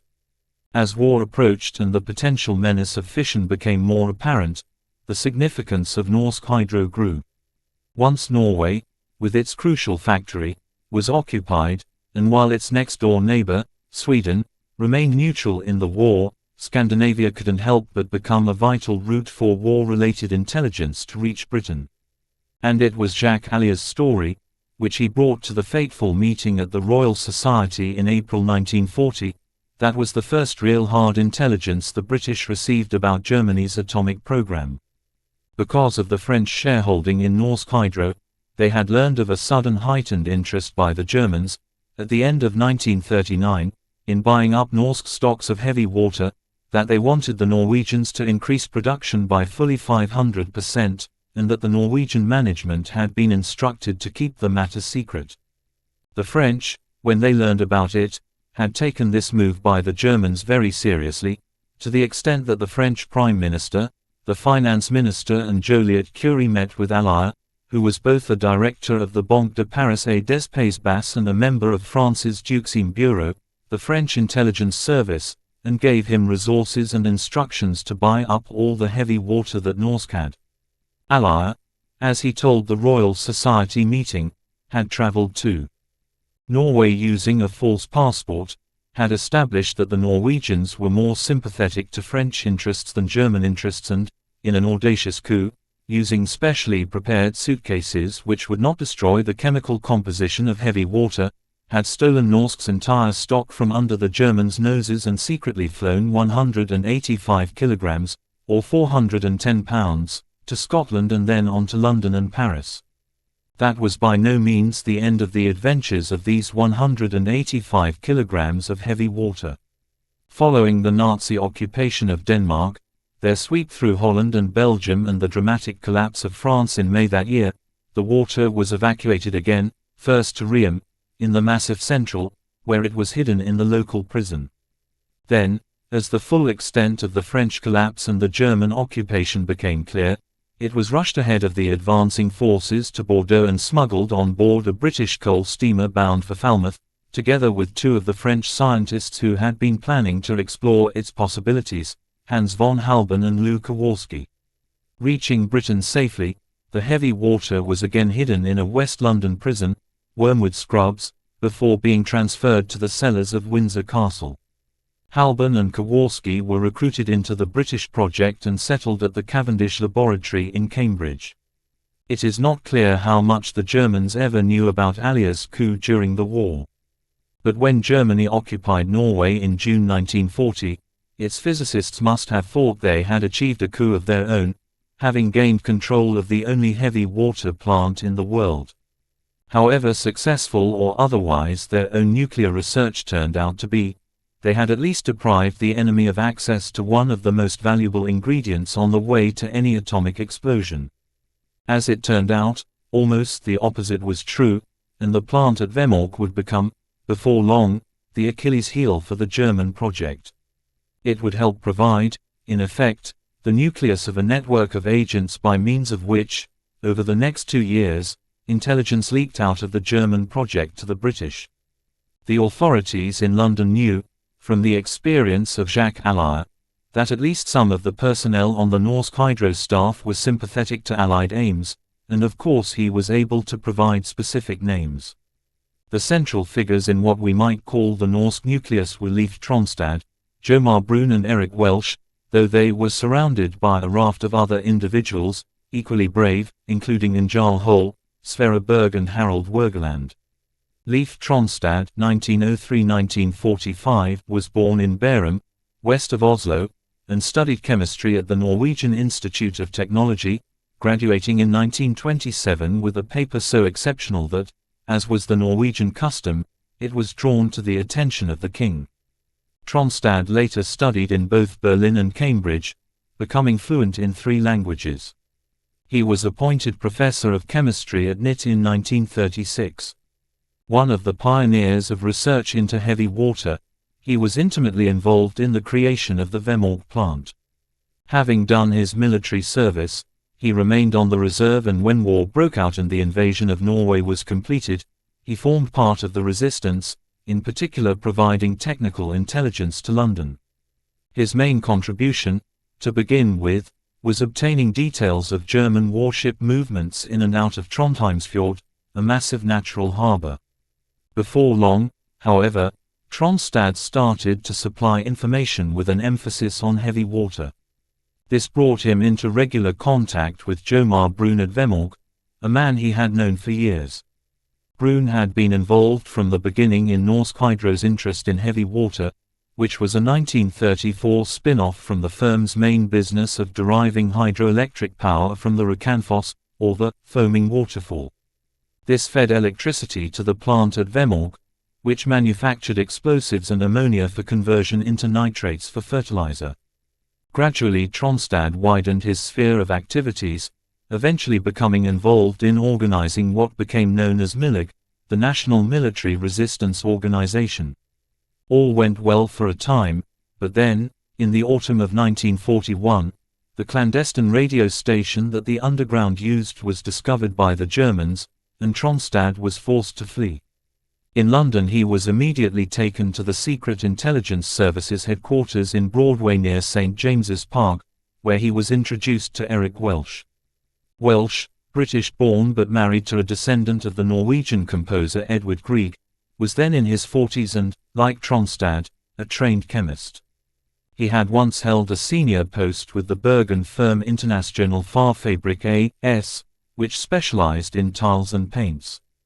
This had brought him into contact with Jomar Brun at Vemork, who had asked his advice on certain corrosion problems associated with heavy water production. Welsh was therefore well informed about heavy water, and Tronstad's many wireless reports, some about heavy water, had usually ended up on his desk. Welsh confided that stopping the heavy water production at Vemork was now a top war objective. Brun was instructed to sabotage the heavy water production cells. He chose to do this at first by surreptitiously adding castor oil, which made the water foam and halted the production process. This was not a satisfactory long-term solution, however. Moreover, there were an increasing number of intelligence reports from Brun showing that there were numerous visits to Vemork by scientists whom the members of the Mord Committee suspected were directly concerned with the uranium program in Germany. Welsh therefore came under pressure to do something about putting a permanent halt to Norwegian heavy water production. This culminated in July 1941 when the War Cabinet ordered the Vemork plant to be destroyed. Following this decision, Welsh arranged a dinner between Tronstad and John Cockcroft on the evening of Thursday 6 August, when Cockcroft gave the other man an overview of the recent Allied decisions about nuclear matters, a technical briefing, and what the current opinion was on German progress. Pressed by his masters to do something about Vemork, Welsh looked beyond SIS, which had no capabilities for the kind of operation needed. The most obvious alternative was SOE, the Special Operations Executive, which Winston Churchill had created in July 1940 with the admonition, and now set Europe ablaze. SOE specialized in relationships with resistance groups across Europe, most of which conducted sabotage of the German war machine. Vemork was in western Norway, much of which lies on a great barren plateau, the Hardangervidda, in an area called Telemark. The landscape is windswept and wild, river valleys and lakes abound, as do waterfalls, which powered the plants at Vemork and Arjuken. This harsh environment could not be avoided. Any sabotage team would have to be dropped there. Over the course of the war, there were no fewer than 4 attempts to sabotage heavy water production at Vemork. One commando raid on the 19th of November 1942, codenamed Freshman, was a disaster from the Allied point of view, with bombers and gliders being lost, and around 30 men killed. A later commando raid, codenamed Gunnercide, on the 16th of February 1943, was much more effective and succeeded in blowing up the plant with no loss of life for Allied forces. However, it put the plant out of action for rather less time than was hoped, and in November 1943 a precision bombing raid by the US Air Force was tried. It too failed to knock out the plant, but, despite this second failure, the repeated attacks persuaded the Germans that Vemork would never be left alone, and so plans were made to transfer the remaining heavy water to Germany. Norwegian intelligence provided details of the date and route by which the water was due to be transported, and on the 20th of February 1944 a third sabotage team blew up the ferry carrying the heavy water across Lake Tinso, sending its cargo to the bottom and killing 24 Norwegians in the process. It should not be overlooked that the continued sabotage of Vemork had a strategic aim as well as a tactical one. The attacks had the deeper purpose of attempting to convince the Germans that the Allies attached far more importance to heavy water than was in fact the case, to keep them committed to heavy water when the Allies were going down a different route. In other words, it was a deception. By the second half of 1941, the Maud Committee's research had shown that an atomic explosion was possible without a moderator. When he wrote the final report of the Maud Committee, at the end of August 1941, Chadwick included a paragraph about heavy water. In the early stages we thought that this substance might be of great importance for our work. It appears in fact that its usefulness in the release of atomic energy is limited to processes that are not likely to be of immediate war value, but the Germans may by now have realized this, and it may be mentioned that the lines on which we are now working are such as would be likely to suggest themselves to any capable physicist. But the capable physicists in Germany never drew any such conclusion, partly because of Both's error over graphite, described on pp. 56-7, and partly because of the sustained campaign to sabotage Vemork. In fact, following the creation of the Norsk nucleus, and the Maud Committee, in effect on the same day, their fates were inextricably intertwined. Intelligence about the enemy's bomb was as central to the course of events that followed as were the advances in physics and engineering made by Allied scientists. That intelligence flowed to London rather than anywhere else, and it was the British failure to share that intelligence early, and the American reluctance to accept its conclusions, when it was at last shared, that was to cause the Americans, despite the considerable resources, to overestimate the German capacity in atomic weapons and saddle the world with a bomb that, strictly speaking, as we shall see, was not needed. 7. The first glimpses of Germany's nuclear secrets.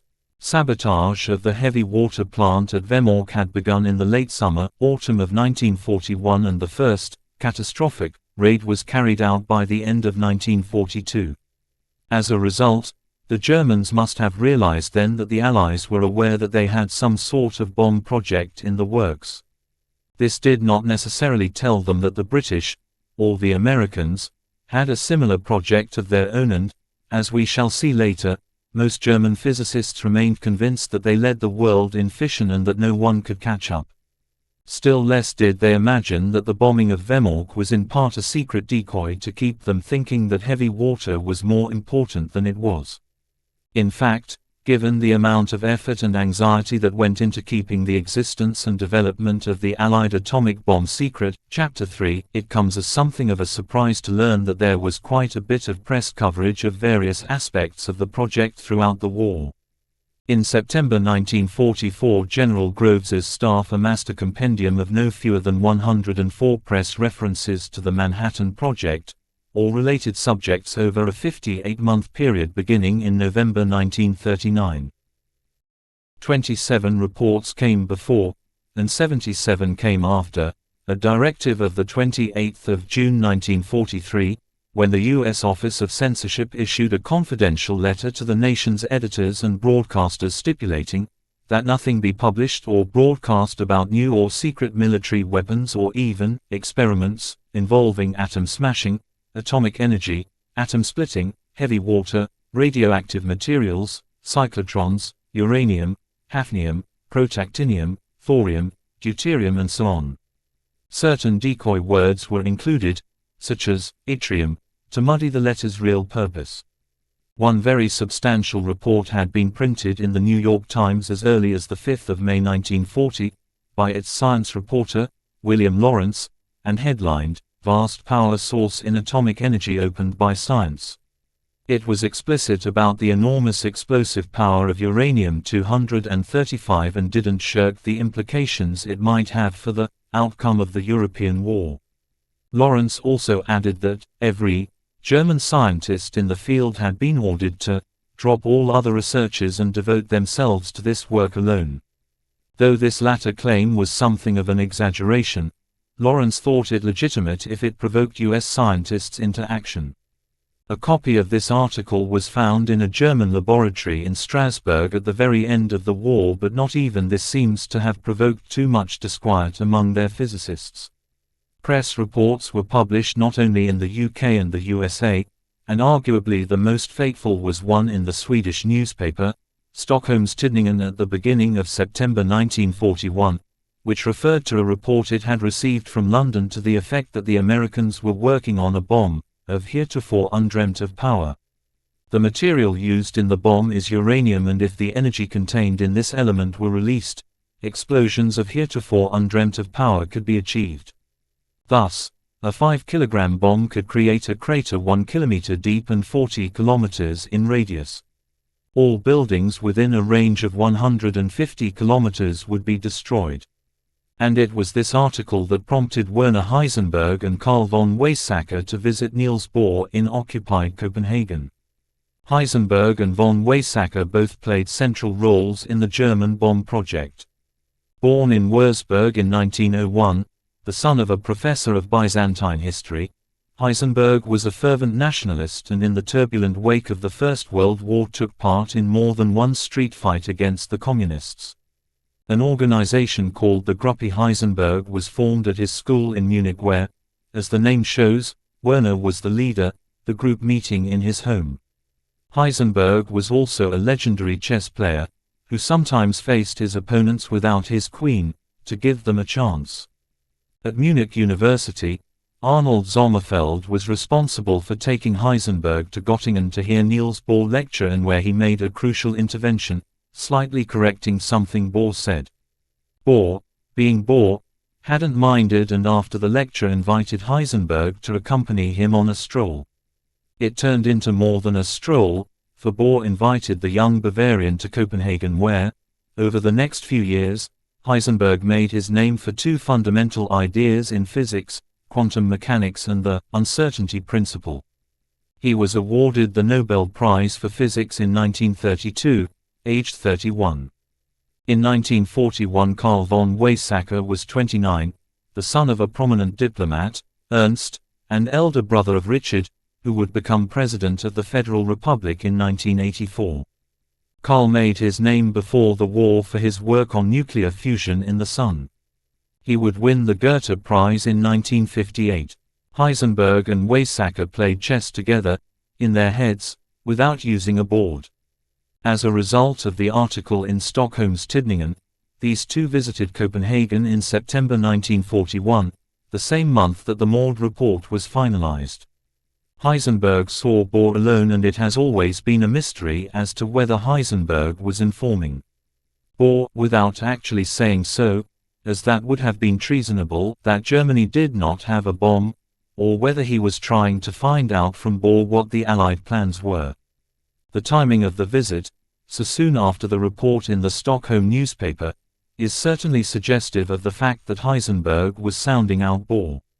America was not yet in the war, so contact between Bohr and American physicists was not out of the question. Chadwick thought that the purpose of the meeting was for Heisenberg to throw Bohr off the scent, but there are also good grounds for believing Heisenberg's post-war claim that he was trying to tell Bohr that Germany was not working towards a bomb. Either way, Bohr felt no need to alert the Allies. Sabotage, denying the enemy knowledge of the Allied bomb, or misleading him about it, was one thing. Obtaining intelligence of German plans was something else entirely. The intelligence reaching Britain about nuclear matters was, to an extent, different from that reaching the United States. Moreover, when the crucial information was received, relations between the two allies were at an all-time low, meaning that certain vital details were not shared, with consequences that have been largely underplayed until now. The British decided early on that they would not send intelligence agents into Germany to find out what they could about the enemy's nuclear preparations. They concluded it was too risky because any agents that they did send would have to be sufficiently familiar with Allied plans to know what to look for. Should they be captured and interrogated or tortured, they might well reveal what they knew. But in any case, so far as nuclear intelligence was concerned, Britain was aided by two factors. One was the Norsk nucleus, aided and abetted by individuals in Sweden. The other factor lay in the form of Paul Rosbaud, a spy of unrivaled access, courage and tenacity. His importance to the history of the atomic bomb is incalculable. Despite these assets, the worry of a German bomb had not proliferated within the British scientific community until their own research began to show that a device was indeed a practical possibility. This happened following the Frisch-Pales Memorandum and the setting up of the Maud Committee early in 1940. Before that time, Tizard, although he was always one of the biggest skeptics about whether a bomb could be built, was still worried enough in May 1939 to commission a study of the organization and quality of British scientific intelligence. This was after the discovery of fission and 3 months before war broke out, but around the time Rosbaud was alerting John Cockcroft to the existence of the Uranvarian in Germany. Uranium supplies and atom bombs were on Tizard's mind, but to begin with no one was to know that. He recruited the young scientist Reginald V. Jones, telling him only that he wanted to know why he was receiving so little information about German developments in air warfare and how the situation could be rectified. Then in his late 20s, Jones, a Londoner, was a physicist who had worked in Oxford's Clarendon laboratory. It was through one of his Oxford friends that he first learned, informally, accidentally, about atomic bombs. Just over a month after his appointment, but before he had actually taken up his new role, in July, he was waiting at a bus stop in Oxford High Street with his friend James Tuck, who worked as an assistant to Frederick Lindemann. From Tuck, Jones learned that, following the discovery of fission some months before, atomic bombs were now a distinct possibility. Reginald, Tuck said, "One day there is going to be a Big Bang." Tuck then referred to the article that Siegfried Pflüger had published the month before in Die Naturwissenschaften as evidence that the Germans were already working on their own weapon, see above, p. 57. He too thought that Pflüger might have been sounding the alarm. Jones turned out to be an inspired choice in his new role. One of his early achievements was to place in context a worrying speech by Hitler delivered in the newly conquered city of Danzig on the 19th of September, only 16 days into the war. In his speech, the Führer threatened to employ a neue Waffe gegen die es keine Verteidigung gibt, a new weapon against which no defense would avail. This caught the attention of the Prime Minister, Neville Chamberlain, who wanted to know how seriously to take this threat. Jones had the good sense to have made a new translation of Hitler's speech, culled from a recording held at the BBC, which showed that the speech had been reported out of context. What Hitler actually said was that he would soon have a weapon, Waffe in German, to rival the one that Britain had so much confidence in, her navy. He was referring to Germany's Airweapon, in other words, the Luftwaffe. Jones was therefore able to offer the Prime Minister a reassurance that Hitler had no new secret weapon such as an atomic bomb. At least not yet. This cool reappraisal won Jones the trust of CIS, and that trust would pay off as the war dragged on. But he was not the only one in London thinking about nuclear secrets on both sides in the war. On the 11th of June 1940, James Chadwick had written to Cockcroft, saying that he had heard from Otto Maas, a Canadian physical chemist, that the Germans had bought very large quantities of uranium, presumably pitchblende, from Canada just before the war. A top-secret document prepared by the Ministry of Supply in the same month, for G. P. Thompson's benefit, was more specific, saying that it had been recently discovered that the Germans had bought 25 tons of uranium, probably uranium oxide, from Eldorado mines near Great Bear Lake, in Saskatchewan, Canada, again just before the war. The same document said that the Germans were understood to have purchased 25 grams of radium since the war, to which should be added about 3 grams per annum from Joachimov, which had been increased to 5 grams a year. The Germans had tried to buy as much as 10 grams from Union Miniere prior to the invasion of Belgium, but the Belgians had refused. The document went on to conjecture that Holland and Denmark, now occupied, could supply as much as 40 to 50 grams. All the stocks of radium and uranium in Belgium were evacuated via Bruges, and 20 grams of radium were got out via Bordeaux, like the heavy water. Although R.V. Jones was in charge of the collection and collation of scientific intelligence in general, Cockcroft seems to have had an especially prominent role in the gathering and assessment of atomic intelligence, or else he became a sort of clearinghouse as news came in. At one point he led the way in trying to track down any employees of Norsk Hydro who might be in Britain. There weren't any, and he also sought to follow up a rumor that had come via Pels that a number of towers were being built in Berlin for thermal diffusion experiments. These rumors started in Holland, linked to the leaving of Debye. Debye, the Dutch Nobel Prize-winning physicist and head of the Kaiser Wilhelm Institute in Berlin, who played a prominent role in Lise Meitner's escape, had emigrated to America at the beginning of 1940, and there were those who thought he might have been sent as a Nazi spy to find out about America's atomic research.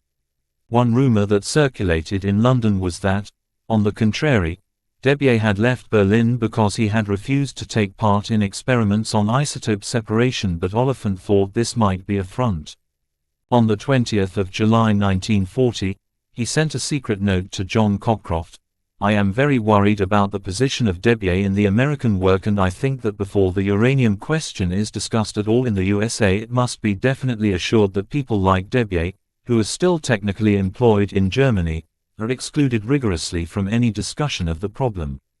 Cockcroft agreed and said he would alert the British Scientific Liaison Office in Washington so that the whole question of interchange would be carefully gone into. Again, it was Cockcroft whom N.B. Mann, of Imperial College, contacted when he too came across the rumor that isotope separation towers were being built in Berlin. It was Cockcroft who was alerted by Jacques Allaire to the fact that Joliot Curie, who knew Frisch was working in Birmingham, feared that he might be an inadvertent security risk because of his links to his aunt, Lise Meitner. It was Cockcroft who, with Chadwick, prevailed on the Ministry of Aircraft Production to warn the scientists in America not to publish their latest results in Physical Review.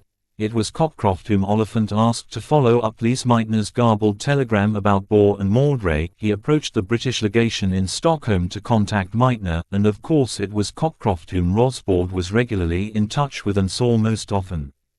Although he seems never to have had any official title, Cockcroft did play a central role in the collection and collation of wartime nuclear intelligence. But the first real initiative, so far as active nuclear intelligence gathering was concerned, appears to have occurred virtually simultaneously in the minds of Rudolf Pels and James Chadwick.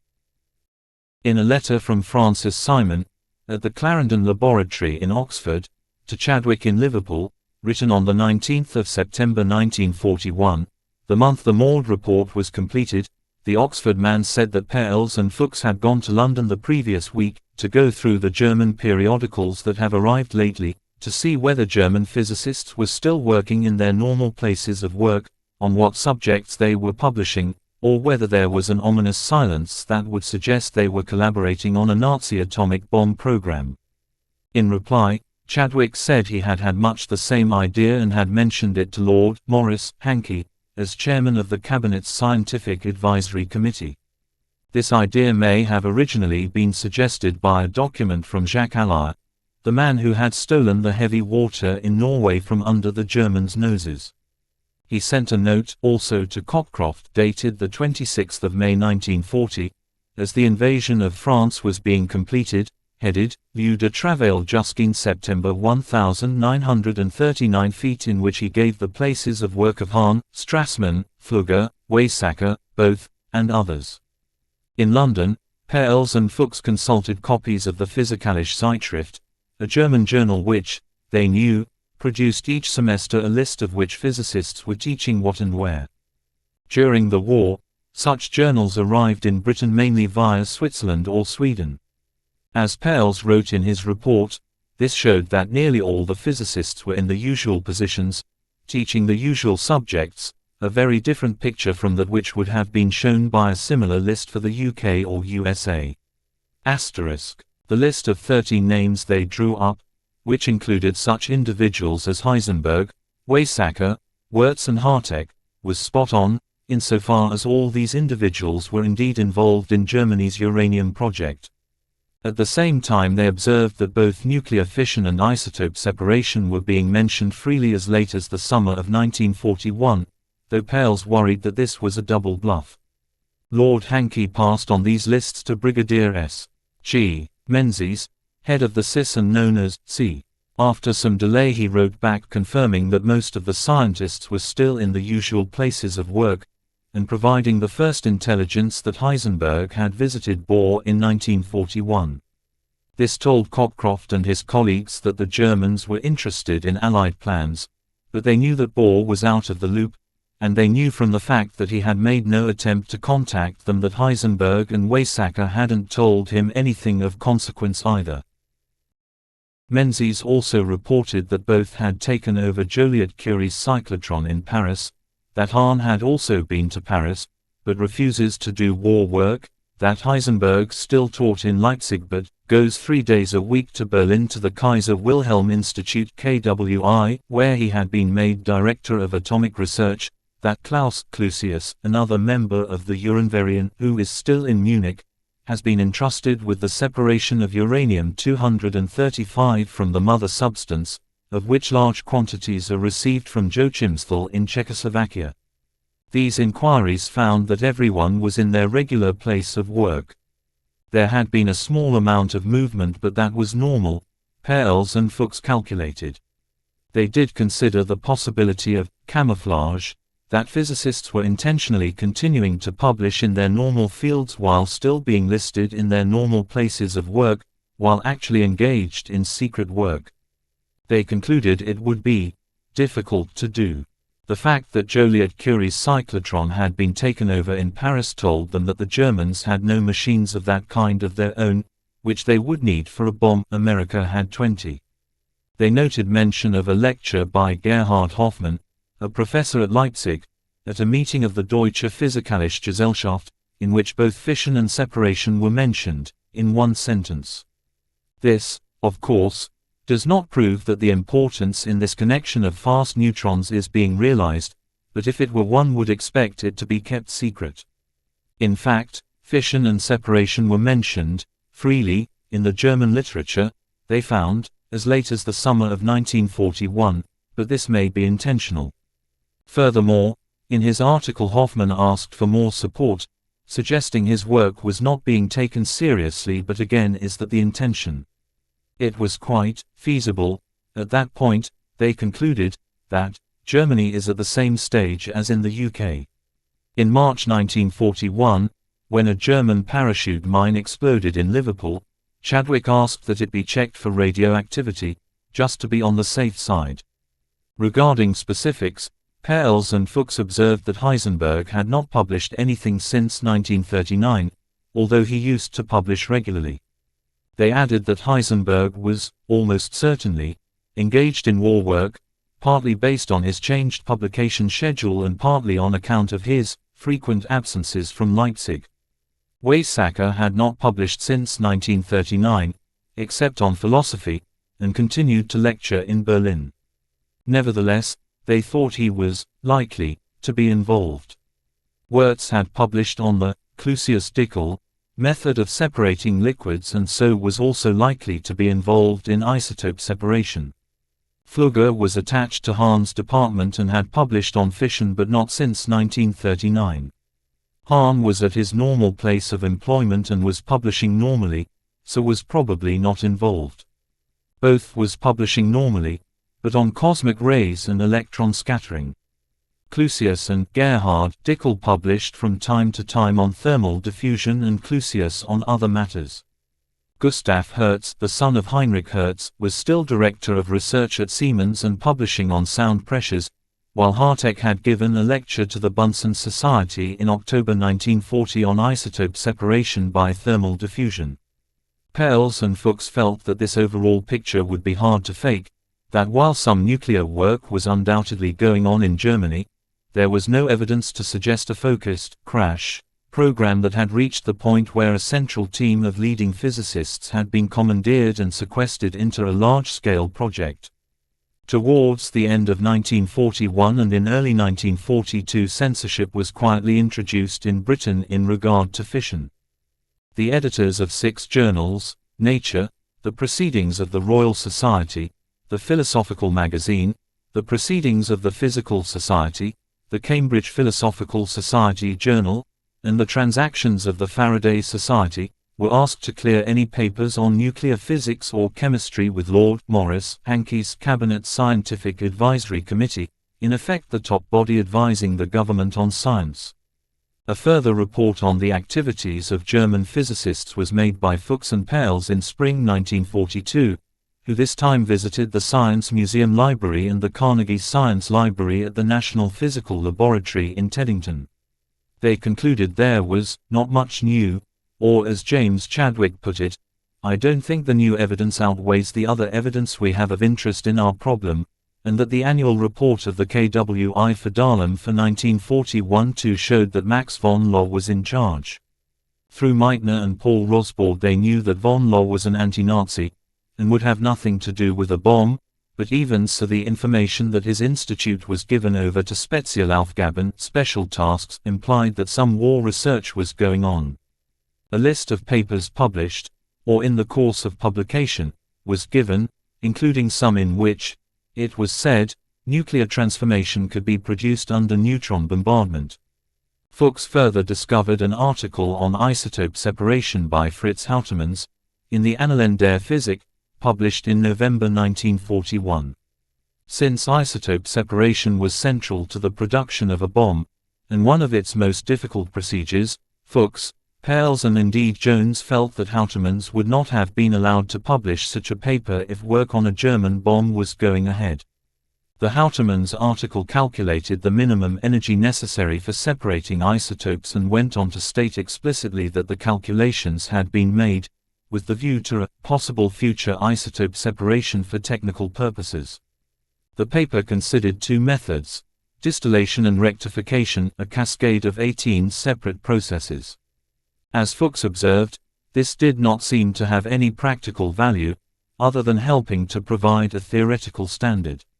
The significance of this publication, as the British researchers realized, was that it was small-scale, merely an experiment, rather than showing any industrial commitment.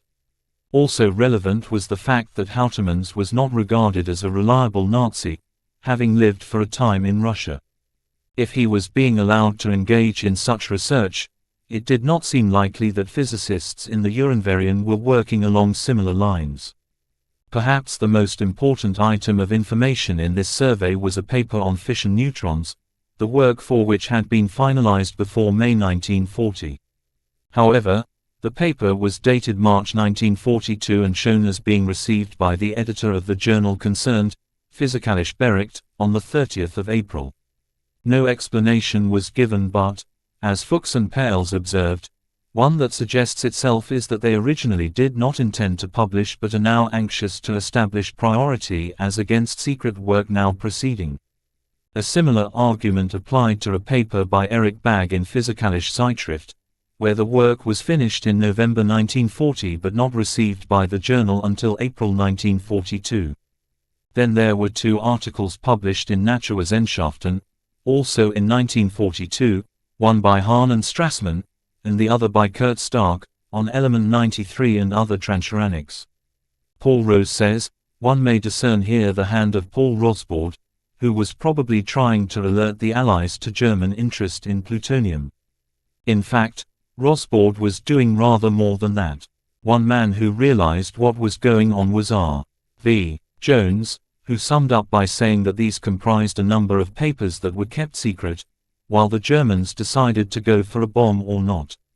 That the papers were now being published showed that the German program was a non-starter. Also, this was a process difficult to fake or camouflage. As Jones put it, what would be the point of giving away important information? Publishing the dates on which the papers had been received by his journal, and the dates when the work had been carried out, was normal practice, but at the same time Rosbaud was signaling important intelligence to the British. In addition to these reports from academic journals, there were the intelligence reports, sent in the early years of the war from Norway and Sweden, by Jomar Brun and others. Apart from the raw details of what was happening, and when, which would provide the basis for when and where and how sabotage of the heavy water facilities at Arjukan and Vemork could be carried out, there was the all-important detail provided by Brun that, between October 1941 and summer 1942, Norsk Hydro had delivered 850 kilograms of heavy water to Germany. This, according to calculations carried out by Allied scientists, was only 17% of the amount judged sufficient to ignite a self-sustaining chain reaction. The Allies couldn't know it, but Heisenberg made exactly the same calculation.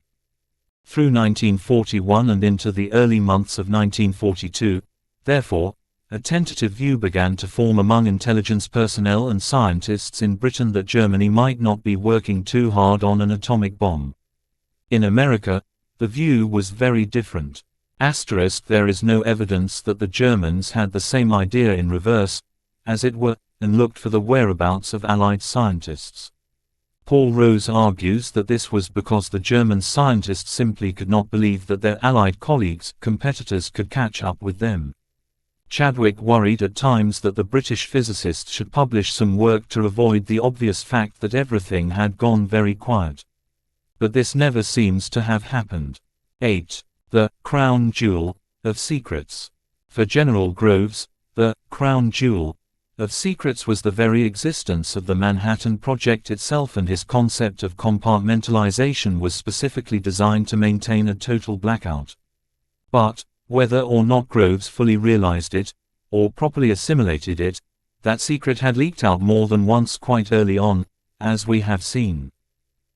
German atomic scientists convinced themselves that no one else could match them when it came to fission research, but even so two senior physicists, Heisenberg and Weizsäcker, had visited Bohr in the wake of the account in a Swedish newspaper that the Allies were working on a bomb of hitherto undreamt of power.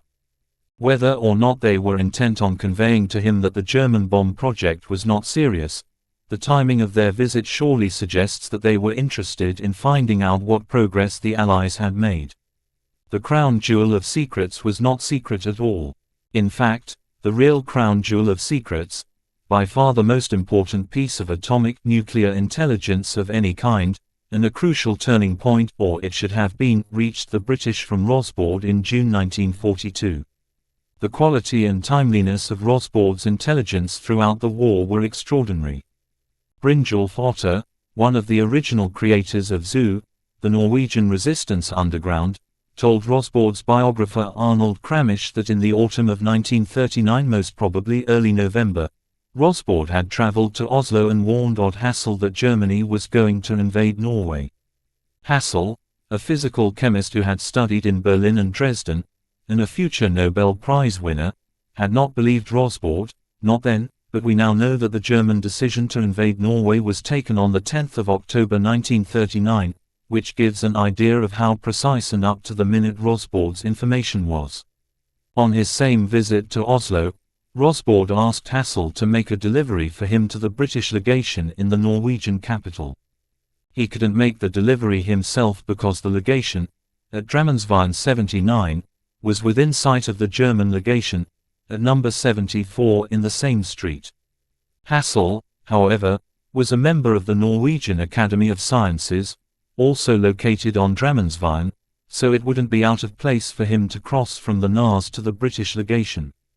Rosbaud's package that Hassel delivered that day contained three things. The first thing it contained was a book, with a rather dry title, Technology of Magnesium and Its Alloys. Its author was Dr. Ing. Adolf Beck, Director of Magnesium Operations for the giant I.G. Farben complex at Bitterfeld, the major shareholder in Norsk Hydro, though Rosbaud had had a hand in the book's production. Part of the book's text covered the way magnesium could be used to facilitate heavy water operations and in explosives, and Rosbaud saw, as perhaps Dr. Beck himself did not, that shortly after its publication the Luftwaffe might order it to be withdrawn from sale, as indeed they did. By then a copy was safely inside the British legation. The second item in the package was a sealed glass tube which, on closer examination, proved to be a proximity fuse, designed to provoke explosions when missiles are close to, but not actually in contact with, a target such as an aircraft. The third item was a number of sheets of paper, with writing and drawings on them, one of which was entitled, "Electric Fuses for Bombs and Shells." The papers also contained information about a rocket-propelled glider that could be launched from aircraft against enemy ships, information about an experimental station at Peenemund, the mouth of the Peen, near Wolgast, which was the first mention of Peenemund in an intelligence report. Peenemund was where the V-1 and V-2 rockets, Hitler's vengeance weapons, in effect the world's first ballistic missiles, designed to attack British cities, would be developed. The Oslo report, as it became known, also contained information about two types of radar system, a pilotless aircraft, an acoustic homing torpedo, and details of new infantry tactics. Although most of this was intelligence of pure gold, it was at first dismissed on the grounds that it was too good to be true, that no one source could have so much information at once. To begin with, therefore, and despite the fact that the material was clearly written by someone with a scientific background, it was discounted. The presence of the proximity fuse was explained on the grounds that some real information had to be transmitted among all the hoax material to give it credibility. Only later did attitudes change. In his war memoir, R.V. Jones continually refers to material in the Oslo report that came to pass. In one of the papers he wrote after the war, Rosbaud hinted at how he got information out of Germany. In one case he used a Dutch physicist who was able to travel to Norway. At other times he passed information to Sverre Berg, a Norwegian student at Dresden Technical High School and an Olympic skier, and in yet another case he informed Odd Hassel directly about a new and highly reactive compound being used in incendiary bombs. Because of his editorial work at Naturwissenschaften, he knew that there was a Dutch chemist, who had escaped to London in 1940, who was an expert on the chemical and might be able to help. So as well as warning about the new device, he was also able to suggest a possible way to counter the new threat. In yet another case, he persuaded a Dr. Hjort to leak information to the Swedish press. In the second of the two books he wrote about scientific intelligence in the war, Jones said that in fact the author of the Oslo report was not Rosbaud but Hans Ferdinand Mayer, a radio engineer who worked for Siemens but who had good links with the General Electric Company in England, and who became very disturbed by what was happening in Germany. Following publication of Jones's second book, Kramish wrote to him with the news that, because of her death, he was now free to reveal the name of Rosbaud's longtime mistress, and she had told him that Mayer was a regular in their household and that Paul had let it be known that Mayer and he had worked jointly on the Oslo report. Despite this disagreement over sources in this one case, Jones did confirm in his memoirs that Rosbaud succeeded in getting information passed to London. He admitted that he saw the most crucial of Rosbaud's reports that were successfully transmitted, adding that he had provided key information about the activities in particular of Heisenberg. Most important, Jones said that because Rosbaud's reports helped us correctly to calculate that work in Germany toward the release of nuclear energy at no time reached beyond the research stage, his information thus calmed the fears that might otherwise have beset us. Rosbaud's most audacious coup came in June 1942. Sometime between the 4th and the 10th of the month Rosbaud was present when several members of the German Physical Society met at the restaurant Orient, on Fasanenstrasse, near the Quai, in the fashionable Charlottenburg area of Berlin. The gathering took place a short while after a momentous meeting between physicists and the country's military leaders, generals and admirals and, not least, Albert Speer, the Minister of Armaments and War Production. The meeting was held at the conference center of the Kaiser Wilhelm Institutes. This was in fact the third, and the climax, of three similar meetings held that year between physicists and military leaders to discuss nuclear research and the possibilities for an atomic weapon. At the meeting in the Quai Café, Rosbaud learned that a momentous decision had been taken just days before for the Germans not to proceed with atomic bomb development on an industrial scale, which would be necessary if an actual bomb were to be built. The advice that Heisenberg and the other scientists had given Speer and the military leaders was that nuclear energy held great promise for the future, but that there was no chance that bombs could be constructed within such time as to have an effect on the current war. Germany did not at that stage have the right equipment such as cyclotrons, and so the development of nuclear weapons contravened Hitler's policy of concentrating only on weapons that could be of immediate use. Almost as important, Rosbaud also learned that it was the considered opinion of the German scientists that the Americans and British did not have the required expertise to manufacture a bomb either. At this, a rather intoxicated, Rosbaud seems to have broken cover for a moment, in that he burst out, "If any one of you knew how to make the bomb, he would not hesitate a minute and tell your Führer how to destroy the rest of the world in order to get the highest order of the Iron Cross." The scientists were stunned into an icy silence, evidently frightened that Rosbaud might denounce them to the Gestapo. They dispersed quickly and, thankfully, no one denounced him to the authorities. As a result of this meeting in the café on the Quai, according to Arnold Kramisch, Rosbaud flew by military aircraft to Oslo a short time later on the 10th of June. He had hoped to stop off in Copenhagen on the way to visit Niels Bohr, but permission was denied and he was forced to spend 8 days in a flat belonging to Victor Goldschmidt. Goldschmidt was Norwegian Jewish, a heavily built brilliant geochemist who had done work on the relative abundance of elements in the Earth, and some atomic research. An academic dispute had led him to resign his Norwegian post, after which he went to Göttingen in Germany, where he became friendly with several leading scientists and took out German citizenship. Throughout the 1930s he met Rosbaud countless times, and it was the latter who, when the pressures on Jews in Germany became intolerable, arranged for Goldschmidt to reclaim his Norwegian citizenship in 1935. Rosbaud thought Goldschmidt's work deserved a Nobel Prize and, when he died, in 1947, Goldschmidt left his friend some money in his will. Rosbaud made the trip to Oslo in a German uniform, conceivably a Luftwaffe uniform, the service sponsoring his visit.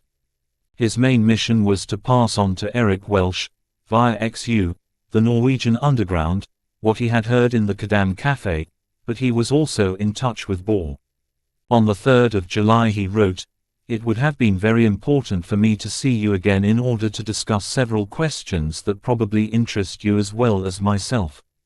This wording is interesting. The questions he wanted to discuss were in the plural, and that raises the further question as to just what Rosbaud knew at this time and what he passed on via XU. Rosbaud was an experienced spy, and he had important contacts. He saw Otto Hahn once a week.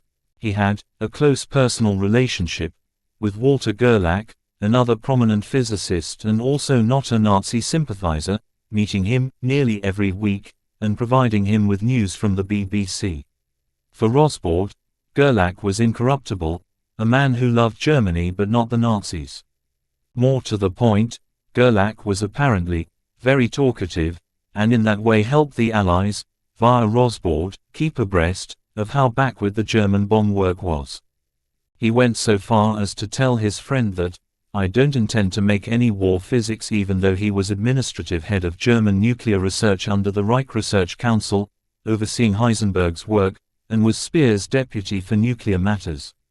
As Rosbaud put it in a letter to Francis Simon after the war, Gerlach was a close ally of mine in many things. Towards the end of the war, Gerlach phoned Rosbaud and told him quite openly that he was leaving Berlin with the heavy stuff, meaning heavy water. Opening parenthesis. He was always careless on the telephone. Rosbaud was also on good terms with Fugger and Mattorg. Rosbaud, who was bombed out twice in the course of the war, had been in touch with the British several times before the Quai meeting, providing prompt information and swift action, in particular on nuclear material. We know from reports he wrote after the war was over how measured he was in his judgments. For example, although Pascal Jordan, a mathematical physicist, became a fervent Nazi and was excoriated for it by émigré physicists. Rosbaud found him always decent in his personal dealings and not anti-Semitic. And although Rosbaud sympathized with Heisenberg after he won the Nobel Prize, yet was vilified by students for being a white Jew, meaning he refused to denounce Jewish physics, Einstein's relativity, he noted that the newly honored physicist always made the most of his family's connections with Himmler.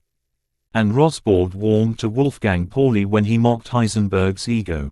At one stage Pauli quipped that one could imagine Heisenberg saying something like, "I can paint like Titian. Look, only technical details are missing."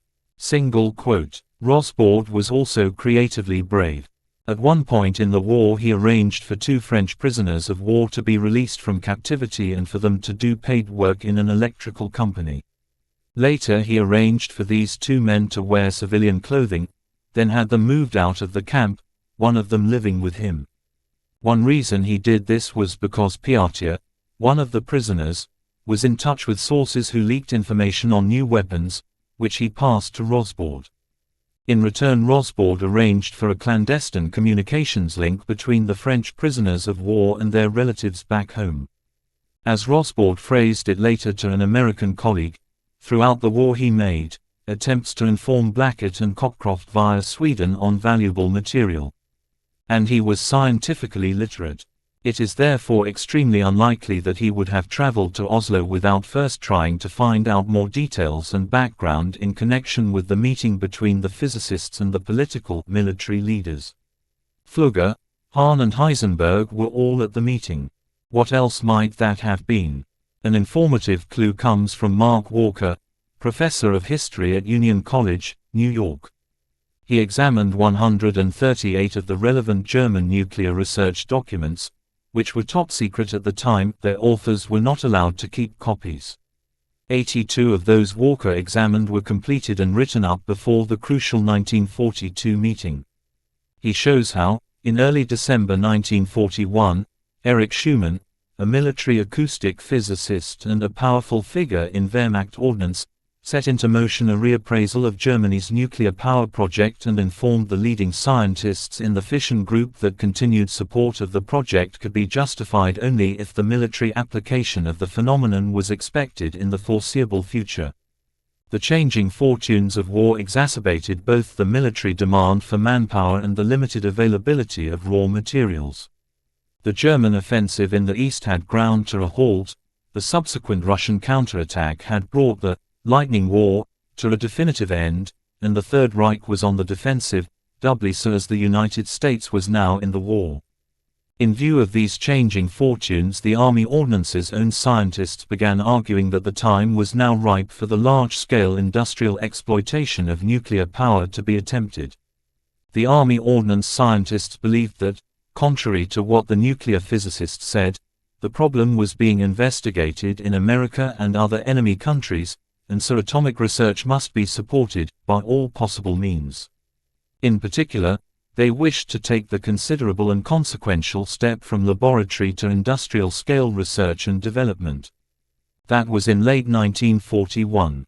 By early 1942, however, the Army began to have second thoughts and was in fact now leaning toward relinquishing control of nuclear power, because they were doubtful of its likely utility in the war. As a result of this change in thinking, a meeting was called in February 1942, attended by, among others, Schumann, Albert Vogler, president of the Kaiser Wilhelm Society, and General Wilhelm Lieb, the actual head of Army Ordnance. The results presented to the February meeting showed that some progress had been made. Uranium isotope separation had been uniformly disappointing, but heavy water production had made modest advances. As the supply of moderator increased, the prospect of a uranium machine improved. The most exciting results had been obtained in Leipzig by Robert Doppel, a colleague of Heisenberg. His heavy water machine with uranium powder had come very close to neutron production. The first uranium machine seemed in sight. Siegfried Flügger, Otto Hahn and Fritz Strassmann also discussed the isolation and chemical properties of element 94, i.e. plutonium, stressing that it should be relatively easy to fission. At the same time, says Walker, The meeting underlined the scope of the nuclear project, at its height, which showed that there were never more than 70 scientists connected directly or indirectly with nuclear power. After being told of these results, and assessing the relatively meager dimensions of the program, General Lieb argued that, as far as the German army was concerned, it had become convincingly clear that the practical application of nuclear fission in Germany could not be achieved in time to help in the present war. And so confident of its scientists was the army that it was felt the enemy could not have a bomb either. In view of these formal conclusions, Army Ordnance officials believed that sponsorship of the project should be transferred elsewhere and that the Kaiser Wilhelm Society was the natural destination. This decision, Walker says, was final. No one, not the military, German industry, the National Socialist government, or even the academic and military scientists themselves, ever revisited this conclusion. At the same time as this purely professional conference, a more popular lecture series was organized by the Army and the Reich Research Council, designed for a restricted audience of military personnel, party officials and selected industrialists. The importance of this popular conference for us is that it was written up in the newspapers, albeit carefully. Published under the title, Physics and National Defense, the words, atomic, nuclear, energy, or power, were not used, but the thrust of the report clearly showed how modern physics would be important to the future, not current, defense of the country and to its economy. One effect of this was that the Minister of Education, Bernhard Rust, decided to take the nuclear power project away from the Kaiser Wilhelm Society and give it to his own Reich Research Council. In so doing, this moved nuclear research even further away from the army, and into the realms of pure academe. This then is the involved background to an even more important, and climactic, meeting held in the Harnack House Conference Center at the KWI on the 4th of June, attended by none other than Albert Speer, which was the immediate cause of Rosbaud's expedition to Oslo. Utterly loyal to Hitler, at least until the very end of the war, Speer was a tireless worker and drove the German wartime economy to astounding feats of production despite ever-tightening shortages of raw materials. He won the trust of leading businessmen and established a close friendship with Erhard Milch, the Luftwaffe commander. The latter friendship was important because by the time Speer was promoted, after the death in an aircraft explosion of Fritz Todt in February 1942, the air war had turned through several phases. After the bombing of Berlin in August 1940, the Battle of Britain and the London Blitz had ensued in September 1940 to May 1941, with Hitler eventually being forced to back down in the face of heavy aircraft losses. Then, after the British forces had recovered, toward the end of March 1942, the RAF tested a new theory of bombing, using incendiaries in addition to high-explosive bombs. They began with Lübeck, a medieval city purposely chosen because of its narrow streets and ancient timbered houses. The new system worked beyond expectations. Lübeck burned and, for the first time, the German dead and injured in one bombing raid numbered in 4 figures. Rostock was the second victim of a fire raid.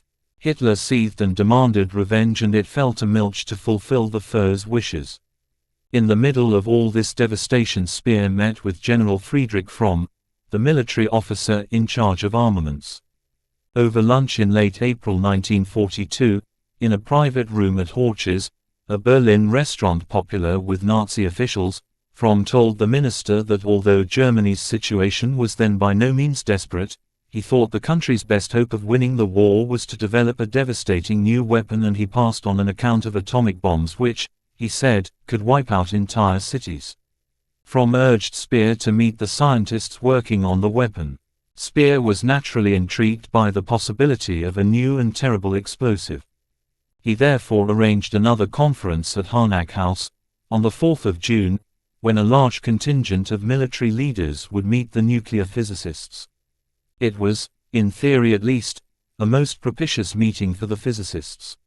Speer was the one man with the authority to put the full weight of the German economy behind a bomb program.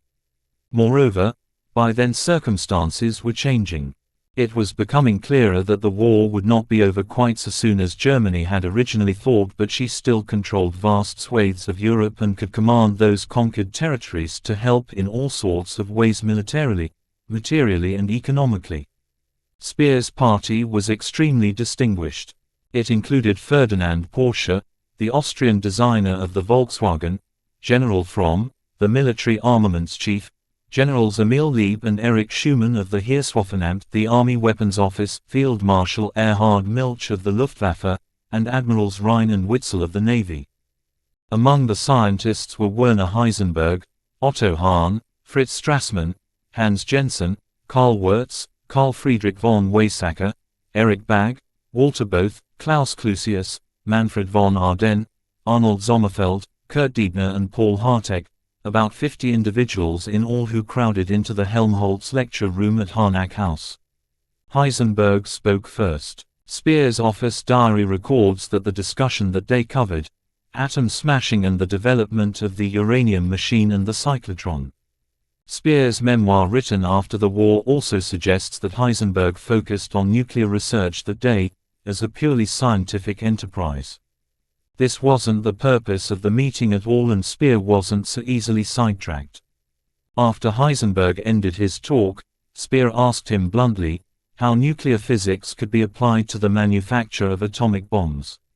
Use of the word bomb apparently caused an uneasy stir through the lecture room, as many people had never heard the word used in connection with nuclear fission. According to Speer, Heisenberg declared, to be sure, that the scientific solution had already been found and that theoretically nothing stood in the way of building such a bomb.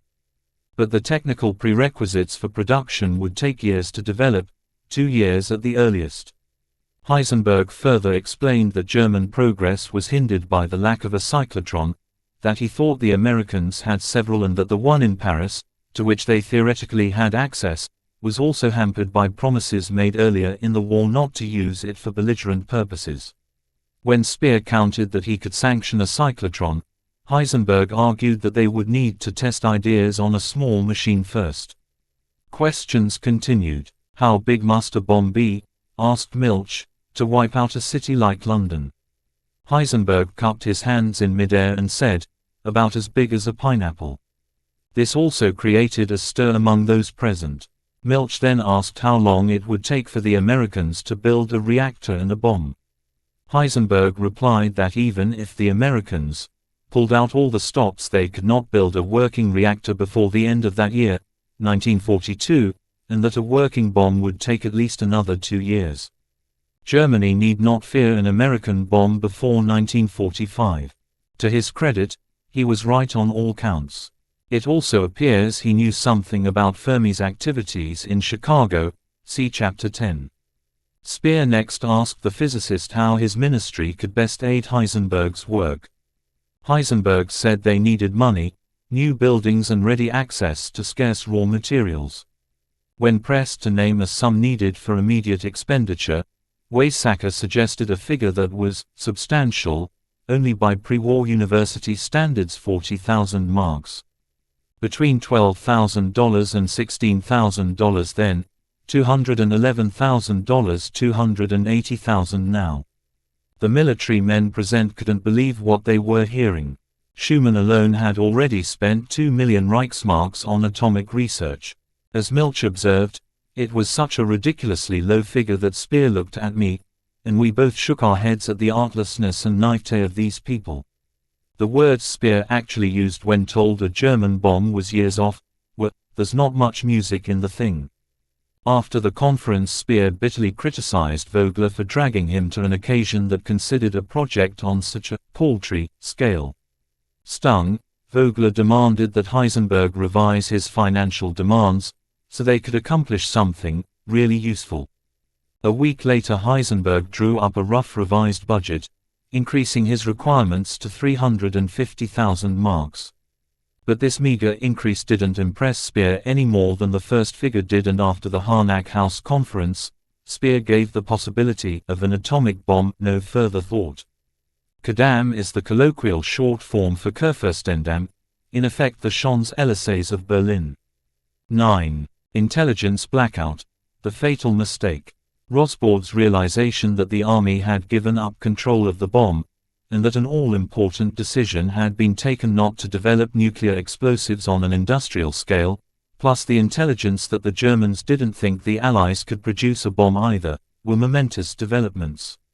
Nor was Rosbaud's report an isolated event that summer.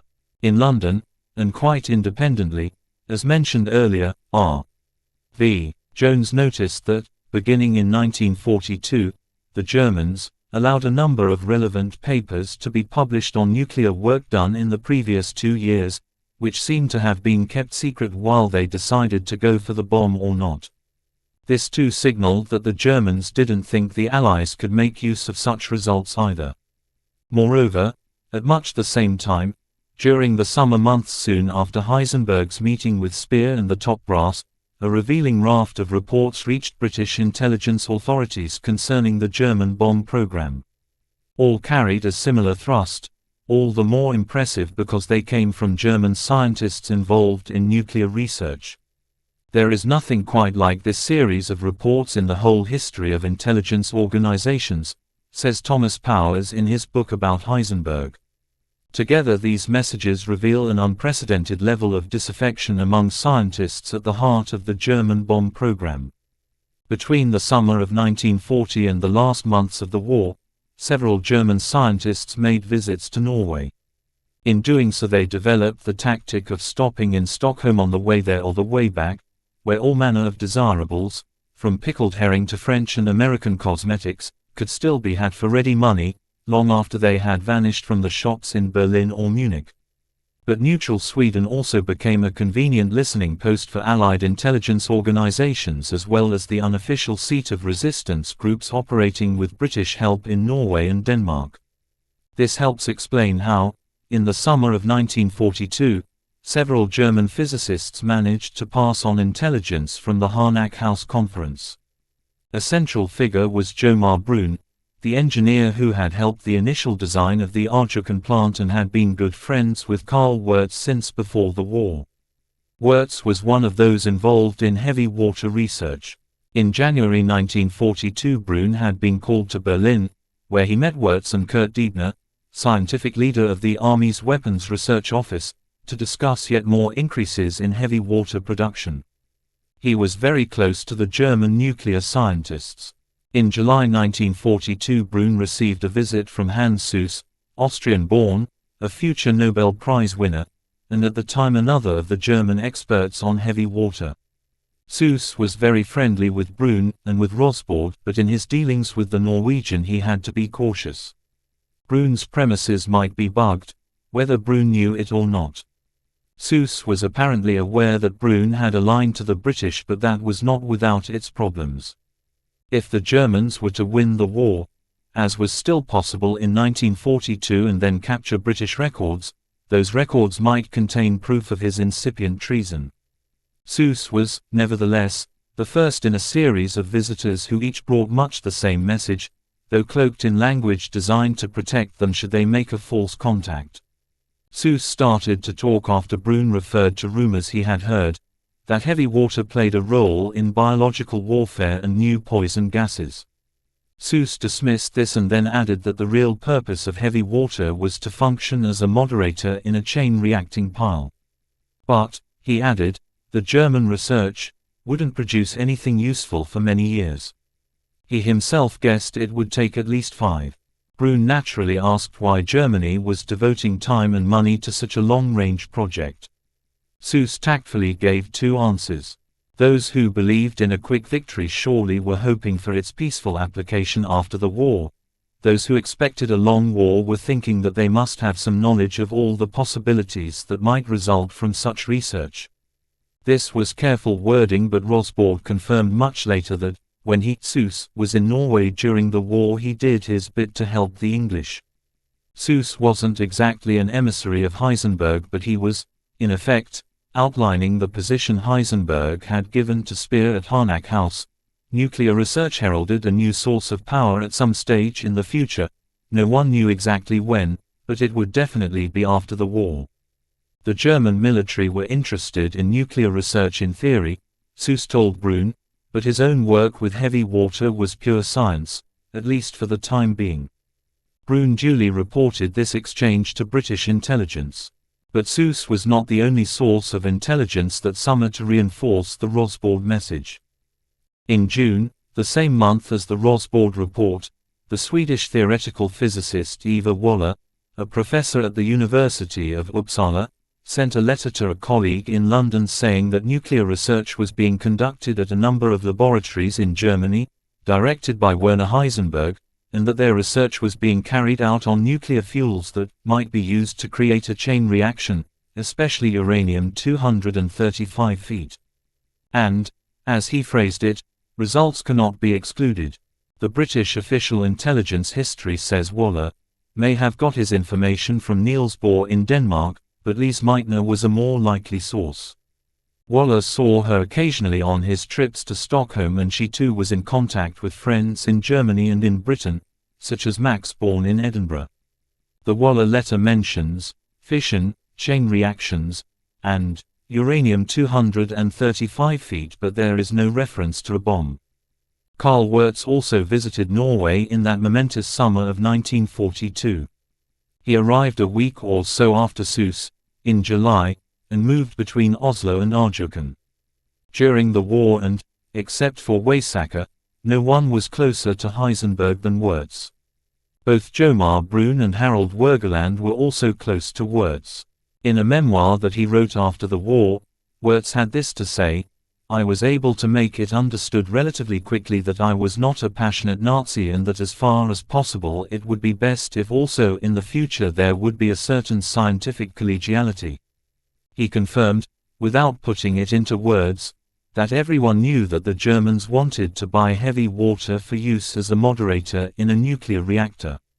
But he insisted he got across the message that the goal of research was a power-producing machine, not a bomb.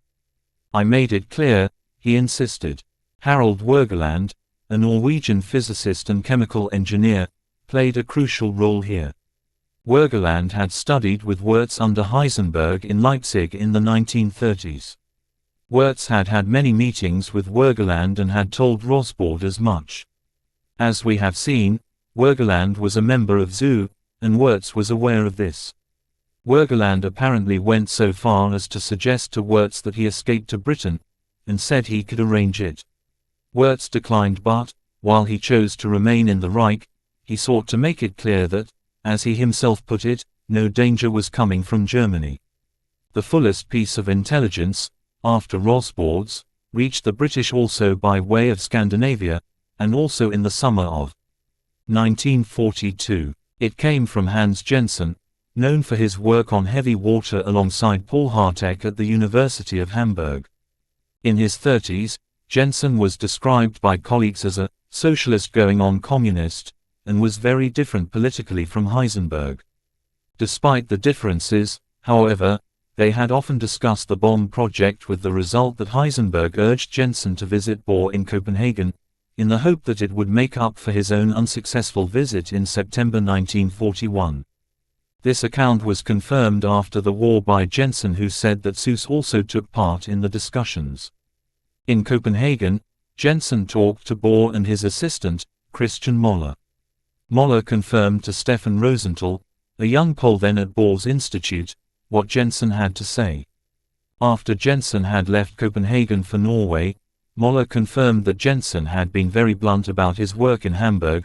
He was experimenting on heavy water, he was traveling to Norway in an attempt to boost supply, and finally that the goal of this effort was a chain reaction producing nuclear power. But he also made it clear that he was quite sure his work would be of no use in making a bomb. Jensen assumed that his message had gone down well and said as much to Heisenberg on his return to Germany. Bohr had made emollient noises about how the German physicists were coping with their moral dilemmas, but in truth, although Bohr thought Jensen sincere, he was far from certain how much he knew about Germany's bomb preparations. What Bohr didn't know was that Jensen confided not only in him that summer. After Copenhagen he moved on to Norway, where he made a point of addressing a colloquium of Norwegians in Oslo. It was a brave thing to do, except for himself, Everyone in the room was connected to the Norwegian underground. Jensen described the progress of nuclear research in Germany, again underlining that it posed no threat of developing a bomb. Even a power-producing machine, he said, would not give practical results until well after the war. Notes of the meeting were made by Harold Wergeland, and a precis was passed on to Brynjulf Otter, who later remembered. Heisenberg's opinion was, according to Jensen, that Germany would be unable to make the bomb. Wergeland made a detailed report from this meeting and what Jensen told him privately. The next day also, one of my co-workers in the zoo organization told me I had to go and see Wergeland, because he had some important papers that had to be sent to England as soon as possible. I visited Wergeland in his house, and I think Jensen was there, too. There is no question but that this report reached Britain with all due speed. F. H. Hinsley, in the Official History of British Wartime Intelligence, says, in August 1942, a German professor who had left Germany for Norway sent a message that Heisenberg was working on a U-235 bomb and a power machine. Heisenberg was said to be doubtful about the former but certain of the latter and satisfied with progress. So news of Jensen's visit to Bohr, which must have occurred after the 10th of June, had reached Britain by August, a matter of a few weeks. Rosbaud's account of Heisenberg's meeting with Speer and the generals would certainly have crossed the North Sea no less rapidly. After the war, Wirtz tried to explain the difficulty that he, Heisenberg and the others had been in. They didn't want Hitler to get the bomb, but they didn't want to be disloyal to Germany either. One way or another, Wirtz insisted that his Norwegian friends come to understand that German work was aimed at a reactor, not at a bomb. Of course, these various reports from German physicists, from Suess, Jensen and Wirtz, could all have been deceptions, a deliberate conspiracy to lull the Allies into a false sense of security about the apparent German lack of progress in building an atomic bomb. It was in fact what several Americans did think, see below. And it might well have been how British intelligence assessed the information coming out of Norway and Sweden in the summer of 1942. But, at the same time, the British also had the detailed report from Paul Rosbaud, on whom they knew they could rely. In London, Tronstad also had access to Brun's intelligence, and Brun had signaled by the summer of 1942 that the heavy water shipments went to one of just two addresses: Kaiser Wilhelm Institute for Physics, Boltzmannstrasse 20, Berlin-Dahlem, or Schering, Quinine Factory, Leipzig. Maud Committee scientists knew from Paul Rosbaud that the center of the Uranvarian was in Berlin and that Werner Heisenberg was in Leipzig. Brun's intelligence, as we have seen, also included the amount of heavy water that had been transported to Germany from Vemork, 850 kilograms, which, experts calculated, was only 17% of that needed to sustain a chain reaction. The fact that the heavy water was going to two locations, not one consolidated facility, confirmed the exploratory, experimental nature of the German program. And this put a totally different perspective on the situation. The reports of Suess, Wirtz, Jensen and Brun dovetailed exactly with what Rosbaud had said, so that each report reinforced the others, making the overall assessment even stronger. And it fitted with what R. V. Jones was observing independently and simultaneously in London. That publication of previously secret experiments was now permitted. There was one report that summer that, at least in theory, was somewhat alarming, though in truth it highlights the difference in quality between UK and US atomic intelligence. This report came from Leo Szilard in Chicago. As we have seen, among the émigré nuclear physicists none were more nervous about the threat of a Nazi bomb than the Hungarians Leo Szilard, Edward Teller and Eugene Wigner. It was, therefore, unfortunate that, in the late spring of 1942, and so before the meeting between the physicists and Speer, Szilard took delivery of a telegram that Fritz Houtermans had managed to dispatch from Switzerland. The actual text of the telegram has been lost, but Wigner later remembered the wording as very general. It was almost bland, something like, "They are getting organized." Houtemans said no more than that Heisenberg had been made director of atomic research at the Kaiser Wilhelm Institute in Berlin.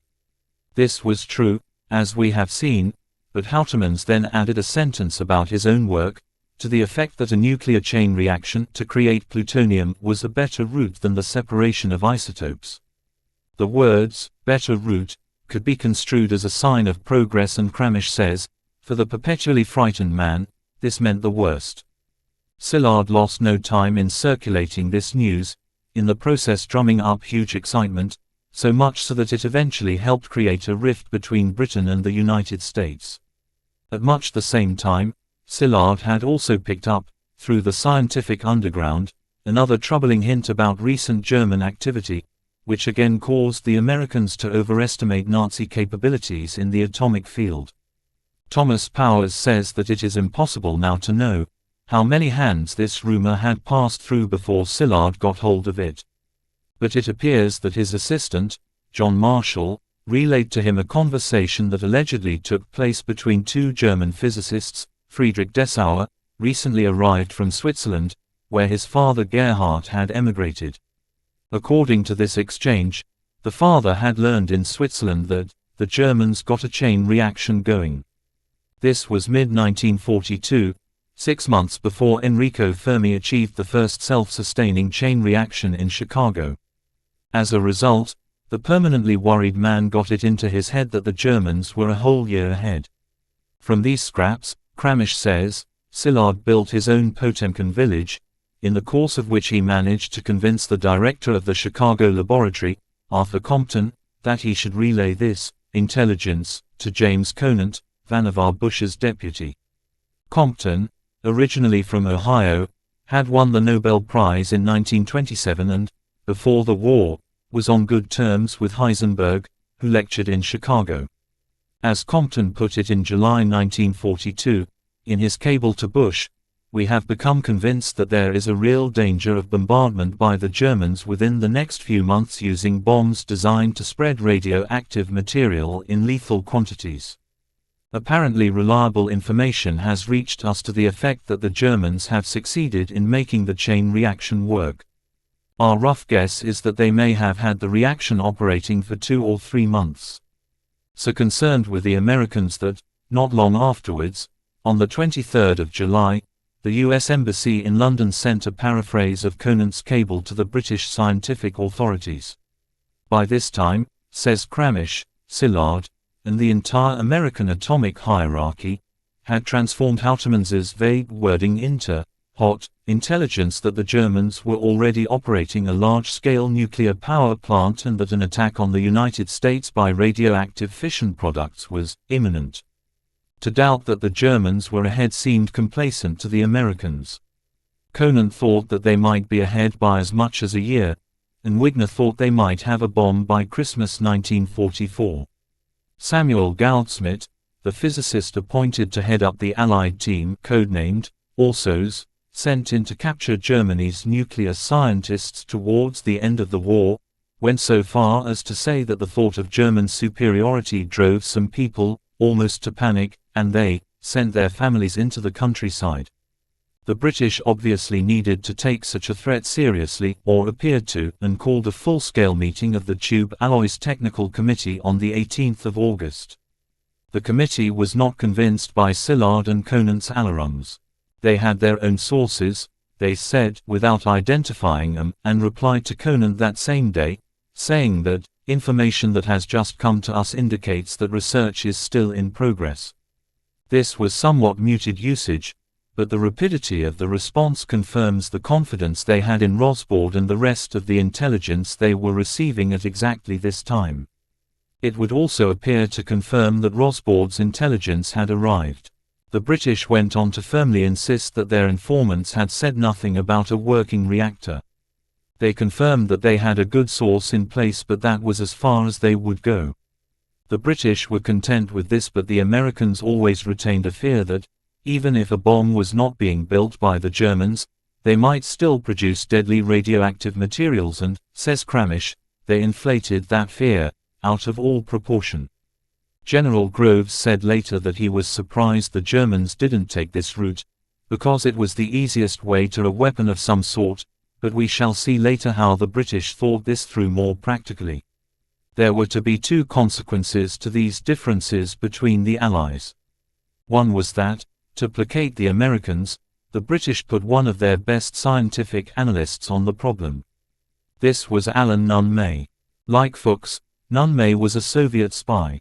Thus, the Russians knew in 1942 about the Americans' fear of fission products, and had a good idea of how Allied thinking was progressing. Possibly more important, they were also aware of the second consequence of Szilard's alarums, the widening rift between the entire British and American nuclear programs. At the President's Retreat, Hyde Park, in June, Roosevelt and Churchill met for the third of their 12 wartime summits and agreed on close cooperation.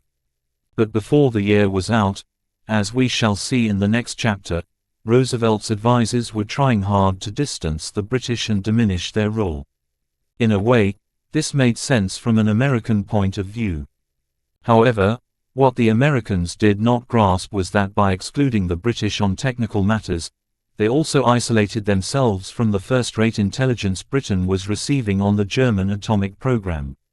Until the end of 1943, the British did not pass on atomic intelligence of any importance to the United States. According to some accounts, Groves was not given the full intelligence picture by the British until December 1943. The British never briefed the Americans on their contacts with German scientists, nor did they bring Groves or his staff into the secret of the Enigma code-breaking machine. Although there were large gaps in the Enigma decrypts, the British knew how reliable the Enigma traffic was in general and that there was no reference at all in that traffic to atomic bombs, or to the scientists working on the German bomb project. This was in marked contrast to the several references to the rocket program and other new weapons. This blackout, the failure by the British to share fully the intelligence they had, and its quality, was arguably one of the most egregious errors of the entire atom bomb story. It was a contributing factor, and an important one, which led the Americans to overestimate the Germans' nuclear capability, and in turn helped propel them unnecessarily into the Manhattan Project. One other source of intelligence for the British, almost certainly, was Lise Meitner in Sweden. To her friends, the idea of Lise Meitner being an agent of any kind in the war is preposterous. They insist that she always refused point-blank to have anything to do with bomb work. But as her biographer Ruth Syme says, her innate openness may have made it impossible for her not to pass on what she knew to people she trusted. She was in regular contact with Max von Laue, and from him she learned bits and pieces. It is unlikely that Lauer's information was ever very technical. He was not a member of the Uranium Club, though he was in charge of the KWI in Berlin-Dahlem, but it may have helped the Allies form a general picture of the scope and progress of the German fission project, the fact that it was important enough to be moved to southern Germany when Berlin became too dangerous. But von Laue made various trips to Sweden during the war and, in addition to meeting Meitner, wrote letters from there to friends in Allied countries describing the situation inside Germany. Syme thinks it unlikely that Paul Rosbaud sent much vital data through Meitner. He had other more robust and direct routes, one of which, we know, was in Jarl Hole, a young Norwegian physicist who was also in Mans Siegbarns Institute in Stockholm. Although the details of Hole's contributions are not known, what we do know is that after the war he received a British OBE. So Siegbarns Institute did seem to be sympathetic, at the least, to the Allied cause, and see Chapter 13. We also know that Meitner received a number of technical books from Rosbaud, who often used book codes, a natural choice for a publisher's agent. After the war, Meitner expressed her gratitude to Rosbaud for the books he had so kindly selected. In the Meitner archive at Churchill College, Cambridge, her diaries show that she was in touch with Rosbaud in April 1940, June 1942 and December 1943, and had 4 meetings with Hahn in September, October and November 1943. The Rosbaud encounter in the week of the 6th of June coincided exactly with his travels following the Kadam Café rendezvous.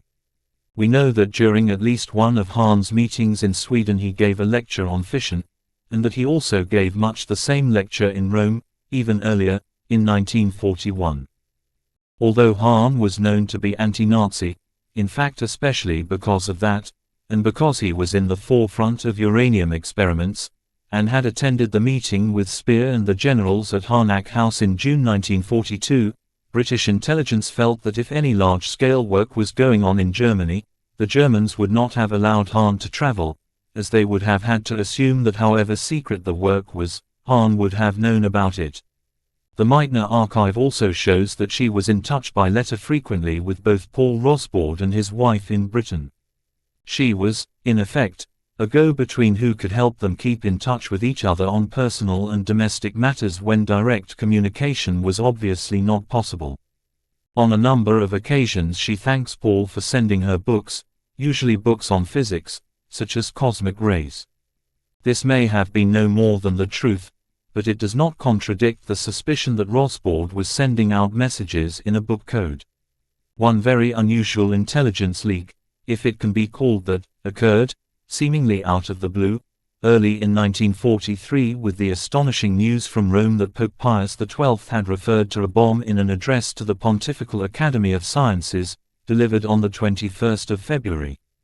The actual words the Pope used were, "The thought of the construction of a uranium machine cannot be regarded as merely utopian. It is important, above all, however, to prevent this reaction from taking place in a chain reaction. Otherwise a dangerous explosion might occur."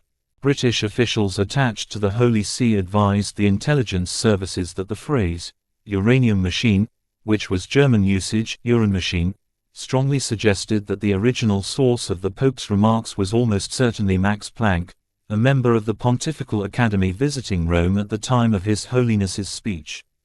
How can we explain such an extraordinary breach of secrecy? Was Planck building on what Seuss, Jensen and the others had said, but also signaling that the Germans knew something of the Allied nuclear plans? Or was he using the Pope's moral authority to prevail on the consciences of the Allied physicists not to develop a bomb? Since so many of the Allied scientists were Jewish, this seems doubtful. The argument that Hahn would not have been allowed out to lecture in Sweden also applies to Heisenberg's visit to Zurich in November 1942, where he gave a lecture on his theoretical work and on cosmic rays, and afterwards sat up until 12:45 a.m. at the home of Paul Scherrer, discussing modern and degenerate art. Scherrer was a British informant and told MI6 about the visit, perhaps including the important detail that Heisenberg, along with Weizsäcker, once spent 4 weeks in Switzerland. Heisenberg would surely not have been allowed to travel abroad had he been running a viable bomb project. It would be quite wrong to give the impression, however, that nuclear research had stopped totally in Germany. Paul Hartek continued his work on isotope separation. A heavy water pilot plant was mooted near Munich, a subcritical pile was built in Berlin, there was talk of a nuclear reactor capable of giving a submarine U-boat an action radius of 25,000 miles for the consumption of a kilogram of uranium. Even Speer agreed to give nuclear physics the coveted Kriegswichtig, important for the war effort security rating, if not kriegsentscheidend, decisive. The production of uranium was eventually put on an industrial basis, and one small group even worked on the idea of thermonuclear fusion, in other words, the theory behind a hydrogen bomb. Among the documents that the German academic Rainer Kalsch found in Russia in researching his book, Hitler's Bomb, published in 2005, was one that showed that German scientists had carried out a hitherto unknown nuclear reactor experiment, and tested some sort of nuclear device in Thuringia in March 1945, as a result of which several hundred prisoners of war and concentration camp inmates had been killed. But never, at any point, did the Germans obtain anywhere near enough heavy water to make a go of things. Several purely academic exercises were run as so-called military programs so as to keep the physicists involved away from being drafted, continuing a practice that had begun early on. Gradually the War Office and Göring lost faith with even the minimal academic projects that were underway. Like others before him, the Reichsmarshal lamented the fact that Hahn had published his fission paper openly in the first place. Although several reports of American progress reached Germany, such as the fact that a number of physicists and chemists were being collected together, German progress continued to be slow. There was a lack of urgency for at least two reasons, other than the fact that the Speer Conference had killed any idea of an industrial project stone dead. First, German physicists couldn't believe that anyone could overtake them. And second, they were hamstrung by Hitler's policy that priority had to go to ideas that might produce weapons in the current war. Inquiries made after the war ended confirmed Jones's assessment during it. German nuclear physics research peaked in 1942, and the Army Weapons Department had commissioned a 144-page document, German secret reports on the exploitation of nuclear energy from the years 1939–1942, which also marked 1942 as the time when the Army passed over the work to a more research-minded institution because a weapon was not seen as practicable within the duration of the war. It had in fact become the settled opinion of British intelligence and British scientists attached to the Directorate of Tube Alloys by the summer of 1943, and well before Fuchs was sent to America, that, while the Germans were researching atomic energy, their primary objective was not the production of a weapon but the development of power, and that the danger that they could acquire an atomic weapon before they were defeated could be discounted. As a Directorate of Tube Alloys report underlined on 5 January 1944, all the evidence available to us leads us to the conclusion that the Germans are not in fact carrying out large-scale work on any aspect of tube alloys. We believe that after an initial serious examination of the project, the German work is now confined to academic and small-scale research, much of which is being published in current issues of their scientific journals. As we shall see more than once, this was spot on. As Margaret Gowing put it in her official history of the British role as midwife in the building of the atom bomb, the correctness of their 1943 assessment and their success in thereafter building upon it, an almost uncannily accurate picture of the German effort, were remarkable.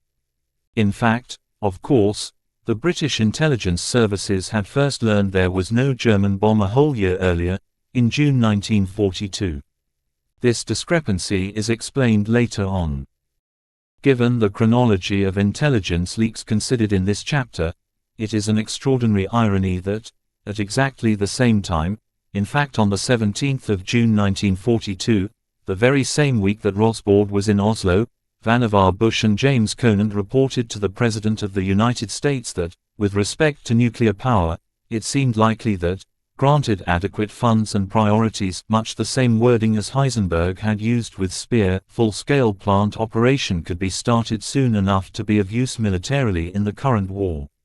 And by the same token, as Mark Walker adds, it also appeared certain to Conant and Bush that the desired end result, nuclear weapons, could be attained by the enemy, provided he had sufficient time. Only a short while later, in July, Conant reported, as mentioned above, that, "We have become convinced that there is a real danger of bombardment by the Germans within the next few months using bombs designed to spread radioactive material in lethal quantities." Apparently reliable information has reached us to the effect that the Germans have succeeded in making the chain reaction work. Our rough guess is that they may have had the reaction operating for 2 or 3 months. But of course, this wasn't true. It wasn't anywhere near true.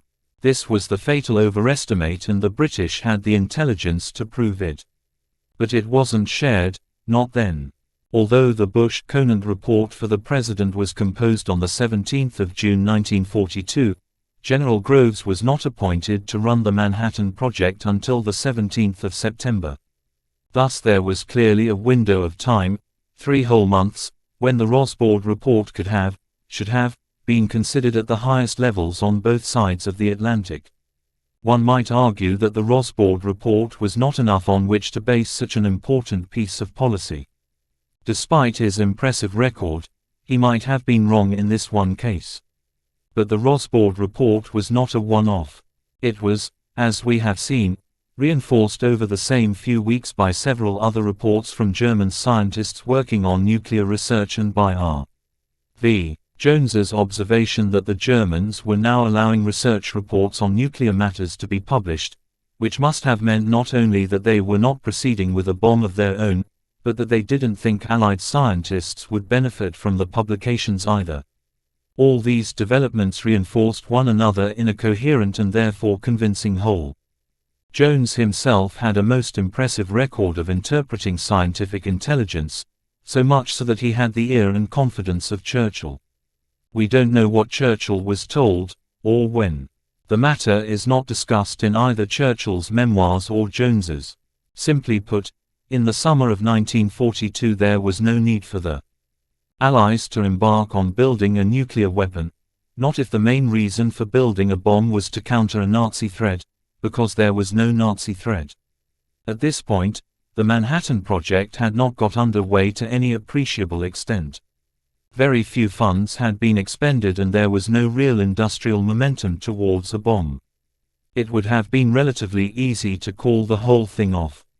Since the Nazi bomb didn't exist, there was no urgent military need for the Manhattan Project. Conant's worries, that the Germans had succeeded in making a chain reaction work, were directly countered by the British. The British were much closer to Germany than America was, far more exposed in the event that Conant was right. Had the issue been considered properly, without question the course of history would surely have changed in a momentous way. In the summer of 1942 the world was failed by a handful of British and American personnel who kept to themselves what they should have shared. We now know that there was one other vital development during that all-important second week of June 1942. On the 14th of the month a coded radio message was sent from Moscow Center to NKVD residents in Berlin, London and New York. It concerned a project they had codenamed, fittingly, Enormous. Top secret. Reportedly the White House has decided to allocate a large sum to a secret atomic bomb development project. Relevant research and development is already in progress in Great Britain and Germany.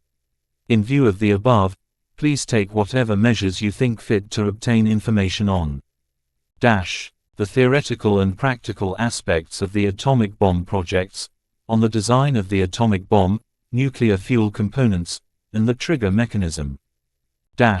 Various methods of uranium isotope separation, with emphasis on the preferable ones. Transuranium elements, neutron physics, and nuclear physics. The likely changes in the future policies of the USA, Britain, and Germany in connection with the development of the atomic bomb. Which government departments have been made responsible for coordinating the atomic bomb development efforts, where this work is being done, and under whose leadership. While much has been made of the British atomic spies, not just Fuchs and none May but John Cairncross, who was Lord Hankey's secretary at the Scientific Advisory Committee, the American spies, Maurice Cohen and his wife Lona, both communist sympathizers, he fought in the Spanish Civil War, had formed a fruitful contact with a well-placed physicist, only ever identified as Perseus. Whoever Perseus was, he, or she, clearly had as ready access to American policy making as Cairncross had to the Mort Committee deliberations. The information about Roosevelt's green light for the Manhattan Project reached Moscow in a matter of days. Answer: across the second week of June 1942, the atomic age was ushered in at the very time that its original raison d'etre collapsed. It was an extraordinary coincidence or irony. The Battle of Stalingrad broke out, while the German scientists were reassuring the British intelligence services that there was no German bomb. On the 23rd of August some 600 German bombers killed 40,000 Russian civilians and 3 weeks later the ground assault began. Russia lacked cyclotrons and, following the damage done during the German invasion, none would be up and running until the summer of 1944. It seems highly unlikely that, faced with such terrible exertions, the Russians would have embarked on a weapon of their own that could have had no part in the war. The Russians developed a bomb because the Allies were developing theirs. By not acting as allies, The Allies kick-started the nuclear arms race we inherit today. 10. Fallout. In this narrative of ironies and coincidences, the very greatest without question was that which occurred in the second and third week of June 1942 when, as we have just seen, the Germans killed off the bomb project while, at exactly that time, that very week, President Roosevelt gave the American project the green light. The irony was made all the more fateful by the fact that the British knew about the German decision but didn't tell the Americans. Of all the episodes in the atomic bomb story, apart perhaps from the fact of fission itself, this failure to share information must rank as of seminal and tragic importance. Why did the British not tell the Americans what they knew? There were, conceivably, 4 reasons. One was the natural reluctance of intelligence organizations everywhere to share what they know with rival outfits, in case they compromise their sources. But this doesn't really bear a moment's reflection. The news from Rosbaud and the others was so important that ways should have been found to circumnavigate the reservations of the intelligence services, and that cannot have been beyond the wit of man. A second reason may well have been to prevent any information being circulated that would deter physicists from joining the bomb project now it was known that there was no Nazi threat. Some of the scientists shared the conviction of James Chadwick that a bomb was inevitable, but many, as we shall see, did not. This is one aspect of the bomb story that has hardly been explored. Is this really why the British did not broadcast the Rosbaud intelligence more widely, or the reports of the German scientists in the summer of 1942? This is hardly a small point, raising the unpleasant prospect of a cover-up. The other 2 reasons were more complex. One reason is the subject of this chapter. The other is considered in Chapter 12. In a nutshell, one important reason the British did not share what they knew with the Americans was because between the spring of 1942 and the autumn of 1943, during which time the crucial intelligence became available, the Allies had in effect fallen out so far as an atom bomb was concerned, and collaboration between British and American nuclear scientists had been put on hold. The roots of the problem lay in the fact that Britain was at war for a full 2 years before America joined after Pearl Harbor. As a result, British scientists thought harder about nuclear matters than did their American counterparts to begin with, and made most of the early intellectual running. The Americans were slower off the mark, because they were non-belligerents, but, after being attacked by the Japanese at the end of 1941, and as they saw Russia emerging as a superpower following its victory at the Battle of Stalingrad at the beginning of 1943, the bomb, originally developed as a counterthreat to a Nazi bomb, now took on a much wider significance. At the same time, having been under arms for more than 2 years, Britain was increasingly strapped for treasure and resources. We left James Conant, Bush's deputy on the NDRC, in Chapter 4, at Claridge's where he stayed for 2 months. He was in general much impressed by what he saw in Britain, and returned home very pro-British, at least up to a point. No less important, however, one of his meetings in London was with Frederick Lindemann, now Prime Minister Churchill's personal advisor on scientific matters, who took Conant to dinner at the Athenaeum Club on Pall Mall, where he talked openly about nuclear chain reactions. Conant was horrified, believing that the subject was too highly classified to discuss, even in private. Yet when Conant countered Lindemann's argument by using Bush's line, that a bomb was impracticable, at least during the current war, Lindemann shocked him still further by telling him about Frisch and Piles's work. What Lindemann didn't say was that about now the first practical problems were occurring on the British side. By that stage, Rudolf Peierls, enemy alien or not, had emerged as the Maud Committee's leading mathematical physicist. It fell to him to coordinate and check the calculations of his fellow theoreticians, working closely with experimentalists. The sheer size and complexity of the problem had forced him to cast around for help and, in the spring of 1941, he managed to find one excellent individual among the foreign-born scientists who had not moved on to America. This was the young applied mathematician Klaus Fuchs, a refugee from Nazi Germany, who had impressed his professor, Max Born, another German émigré, at the University of Edinburgh. There was a brief flurry of excitement when MI5 discovered intelligence that Fuchs had been an active communist as a student in Germany. But there was no evidence to support the idea that he was still one, and he was cleared inside days so that by the end of May he had a desk in the Nuffield building in the University of Birmingham, and was living with Rudolf and Genia Perls in Edgbaston.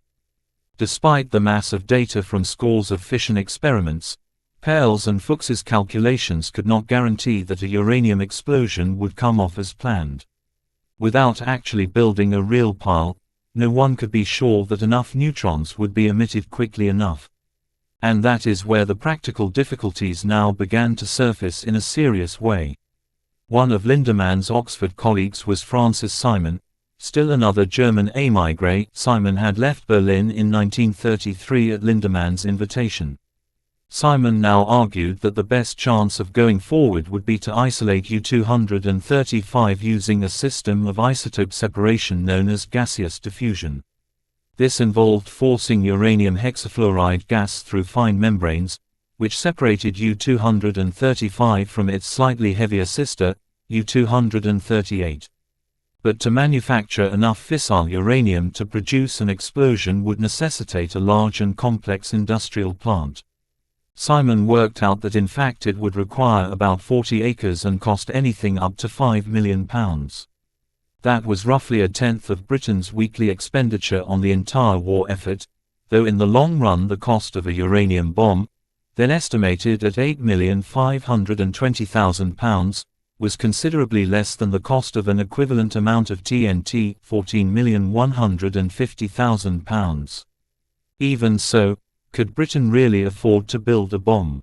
Faced with Simon's frightening calculation, it became increasingly clear to some that an accommodation with the Americans was a chief priority.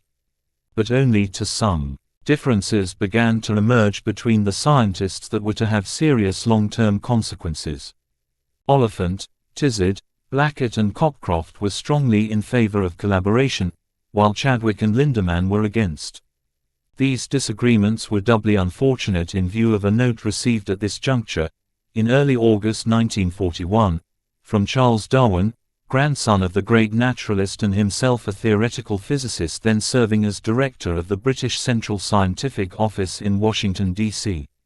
In his note, which he sent to Hankey, Darwin insisted it was high time for Britain and America to decide whether they were serious about nuclear bombs, sharply asking whether our own Prime Minister and the American President are willing to sanction the total destruction of Berlin and the country around, confirming Germany as the target. Americans needed to get moving and the British needed to decide where a bomb should be built.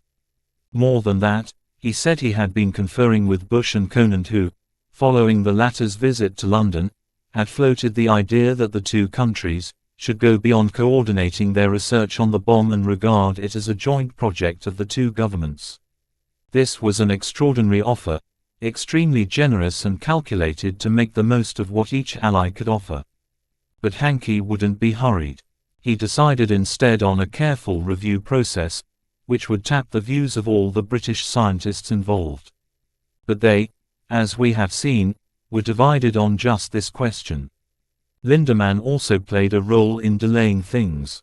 3 weeks later, at the end of August, he got in touch directly with the Prime Minister, pointing out that research had shown that the weapon was now extremely likely. But he suggested the government should fund research for another 6 months, when a final decision would be possible. He himself was strongly in favor of building the bomb, in England or at the worst in Canada. However much I may trust my neighbor and depend on him, I am very much averse to putting myself completely at his mercy. Britain, he thought, should not press the Americans to undertake this work, but simply continue exchanging information. He was doubtful a weapon could be produced in 2 years, as some believed, but he was now certain it should go ahead. It would be unforgivable if we let the Germans develop a process ahead of us by means of which they could defeat us in war or reverse the verdict after they had been defeated. The Maud Committee's report, summarizing and evaluating the research carried out over the previous 16 months at half a dozen secret locations, was finished about a month after that, on the 24th of September 1941. Importantly, the report, its final version being drafted the previous month by James Chadwick in Liverpool, concluded that a sufficiently purified, critical mass of U-235 could fission even with fast neutrons, and that no moderator would be needed. The report dismissed plutonium production, thermal diffusion, centrifuges and the electromagnetic method of isotope separation and opted for gaseous diffusion on a massive scale. Its main administrative, as opposed to scientific, conclusion was that the project should be moved from the Air Ministry to the Department of Scientific and Industrial Research, which was the natural home for the government's science projects. No less important, the report recommended that the gaseous diffusion plant should be built in Canada, with the Americans treated as consultants. There was still this reluctance to go the whole hog and collaborate. The British and American project would therefore be separate but linked. A twist was added to these developments, when Sir John Anderson was appointed as Lord President of the Council and later Chancellor of the Exchequer, and then the Cabinet Minister responsible for science during wartime. Then approaching 60, Sir John was already at the head of the rest of the government's science research, and he was an established career civil servant, hard-working, sensible, unexciting and unexcitable, an administrator without equal and an unparalleled negotiator, known throughout Whitehall as Jehovah. By a happy coincidence he had been a student at Leipzig University, where he wrote his thesis on the chemistry of uranium. To begin with, like Bush and like Tizard, Anderson had been quite sure that the uranium bomb was not feasible, but lately his doubts had receded and he had changed his mind. Still, he sided with Blackett and others in his view that the Maud report had badly underestimated the amount of time needed to develop a bomb. One man who had no doubts was Mark Oliphant, Frisch and Piles's professor at Birmingham. He knew that Lyman Briggs had been receiving the monthly minutes of the Maud Committee, as well as the final report, with its important conclusions. But in the summer-autumn 1941, America was still a non-belligerent in the war and the Briggs Committee was inactive. Oliphant flew to America in an unheated bomber, with a cover mission about radar, but in reality to see why the United States was ignoring the Maud Committee's findings. When Oliphant called on Briggs, he found that this inarticulate and unimpressive man had put the reports in his safe and had not shown them to anyone else. Incensed, Oliphant then made a thorough nuisance of himself. He met with Briggs's full American Uranium Committee, which had a new member, Samuel K. Allison, an experimental physicist like Oliphant himself. At the meeting, as Allison recalled later, Oliphant said, "Bomb," in no uncertain terms. He told us we must concentrate every effort on the bomb and said we had no right to work on power plants or anything but the bomb. The bomb would cost $25 million, he said, and Britain didn't have the manpower or the money, so it was up to us. Allison's colleagues on the Uranium Committee were shocked to find they had been left in the dark by Briggs. On that trip, Oliphant also contacted Ernest Lawrence in Berkeley and Fermi in New York, and his nuisance-mongering paid off. He persuaded him to influence Vannevar Bush to bypass Briggs. Like his colleagues in Birmingham, Frisch and Piles, Oliphant in this sense was also a midwife to the bomb. The difference between the British and American views at this stage is brought out clearly in a letter from James Chadwick to a colleague in the Ministry of Supply, on the 18th of October 1941, the month after he had completed his report. What is being done in America? Are they only interested in the boiler, the reactor? Their Maud Committee has not seriously considered a bomb, in spite of our reports to them. Americans are not aware how seriously we are taking this, and if we divulge we must have assurances about secrecy. There has been so much loose talk both here and in America that the enemy must be well aware that we are engaged on the uranium problem. We must take every possible step to prevent them from learning that we hope to proceed to a manufacturing stage. This is a matter that may be of vital importance and we cannot afford to ignore it. While the British were bickering among themselves about collaboration, draft copies of the Maud report did finally reach Vannevar Bush and Conant, with its specific plans and detailed calculations for manufacturing a bomb on an industrial scale. Following Conant's trip to London, and his worrisome conversation with Lindemann in the Athenaeum Club, Bush, like Anderson, had been forced to start reconsidering that his original doubts about the practicability of a bomb were mistaken. The Maud report further underlined this. Bush digested its contents and then had a long conversation with the President and Vice President, Henry A. Wallace. As a result, Roosevelt finally instructed Bush to set the American wheels in motion and have his own physicists confirm the British results, in the process assessing that if the report's conclusions were substantiated, what a bomb was likely to cost. At that stage Roosevelt was unwilling to go further. He stipulated that there was to be no further practical development without presidential authorization. But that was not the only action the president took. On Sunday, the 12th of October 1941, what turned out to be an all-important message from Roosevelt landed on Winston Churchill's desk. Normally, Churchill attended to the president's notes assiduously. As he quipped after the war, "No lover ever studied every whim of his mistress as I did those of President Roosevelt." "My dear Winston," the president wrote, "it appears desirable that we should soon correspond or converse concerning the subject that is under study by your Maud Committee and by Dr. Bush's organization in this country, in order that any extended efforts may be coordinated or even jointly conducted. As Graham Farmiloe has pointed out, the benefits of coordination or joint action to Britain were potentially enormous." The president's note reflected the conversation Bush and Conant had had with Darwin but amplified it. The British would be able to make the most of the lead in theory that they had built up over the Americans, benefit from the Americans' huge scientific and financial resources and, not least, be able to manufacture the weapon at a safe distance from the attentions of the Luftwaffe. But, just as Hankey had failed to respond promptly to Darwin's initiative, Churchill also failed to strike while the iron was hot. The Prime Minister had shown himself wary of giving technical secrets cheaply to the US and still felt that Roosevelt should be somewhat more generous in his support of Britain's war exertions. And this appears to be why he did not respond immediately to the President's overtures where tube alloys was concerned.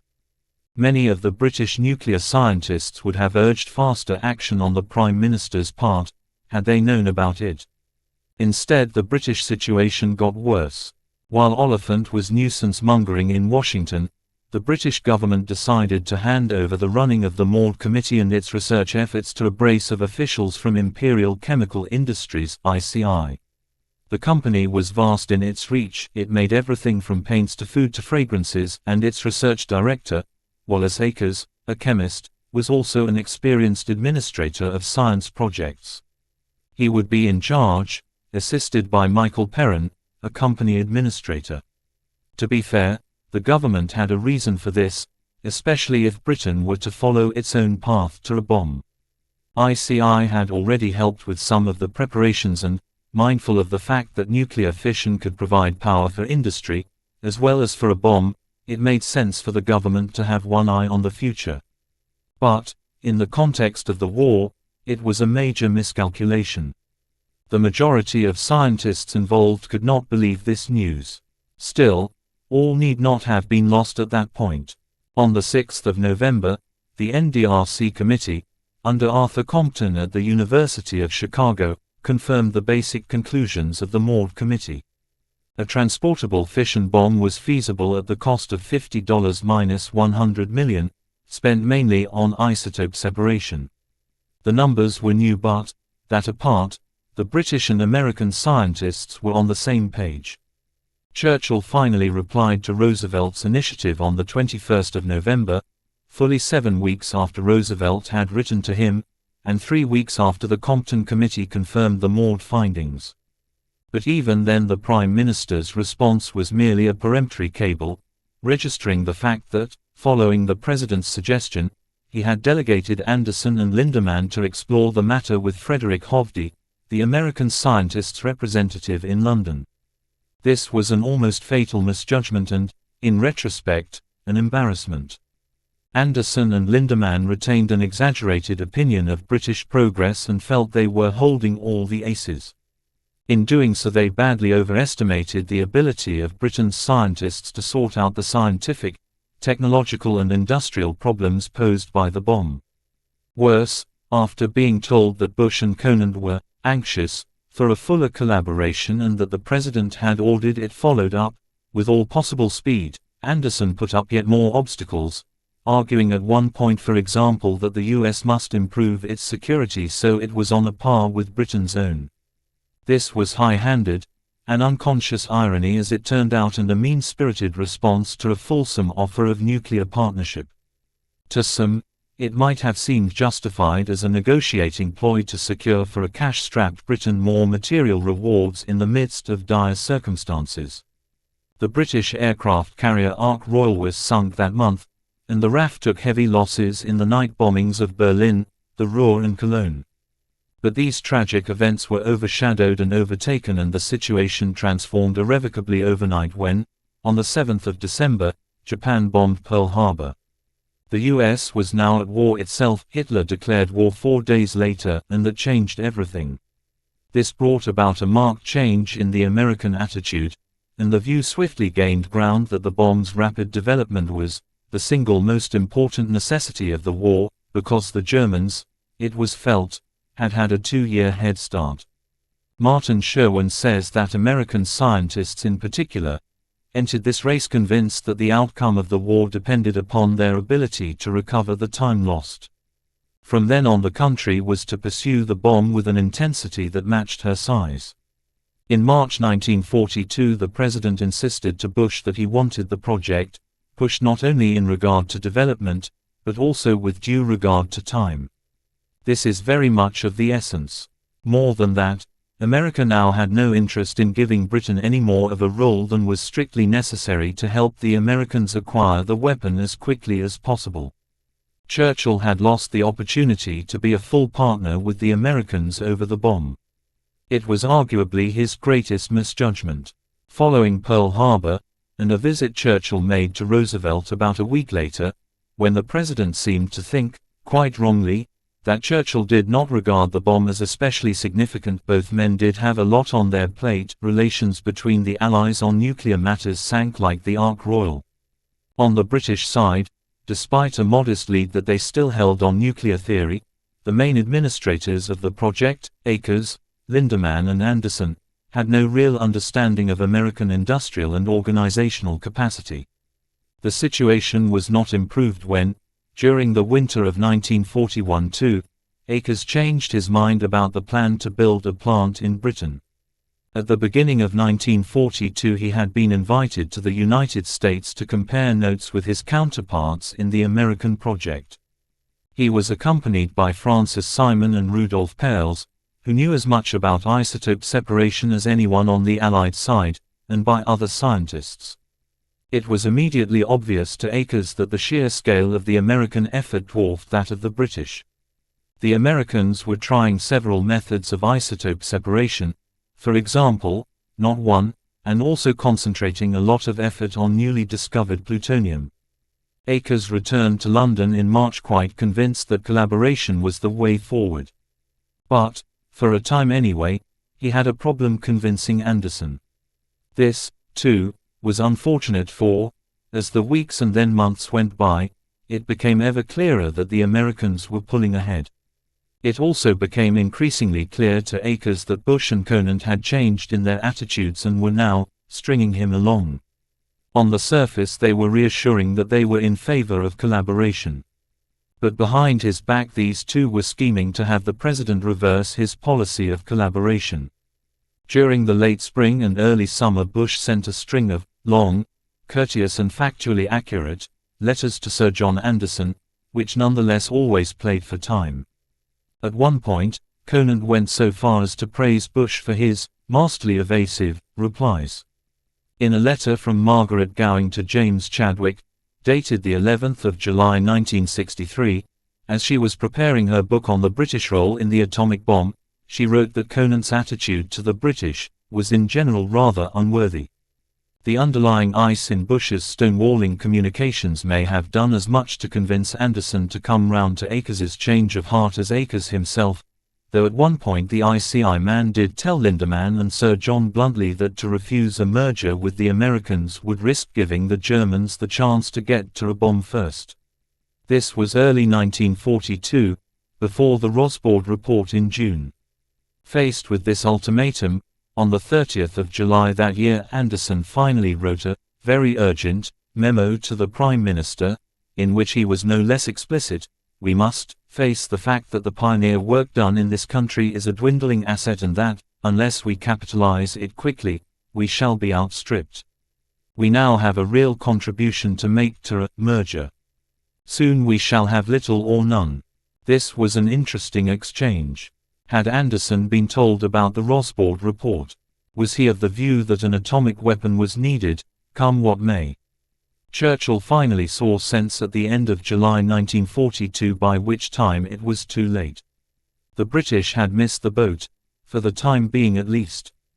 In addition to now having their own urgent reasons for moving ahead as rapidly as possible, the Americans had acquired a suspicion, or pretended to a suspicion, of British motives, believing, or pretending to believe, that the presence of Akers, difficult as he was to dislike, and of Perrin, showed that their ally was most concerned to position itself for the commercial exploitation of nuclear energy after the war.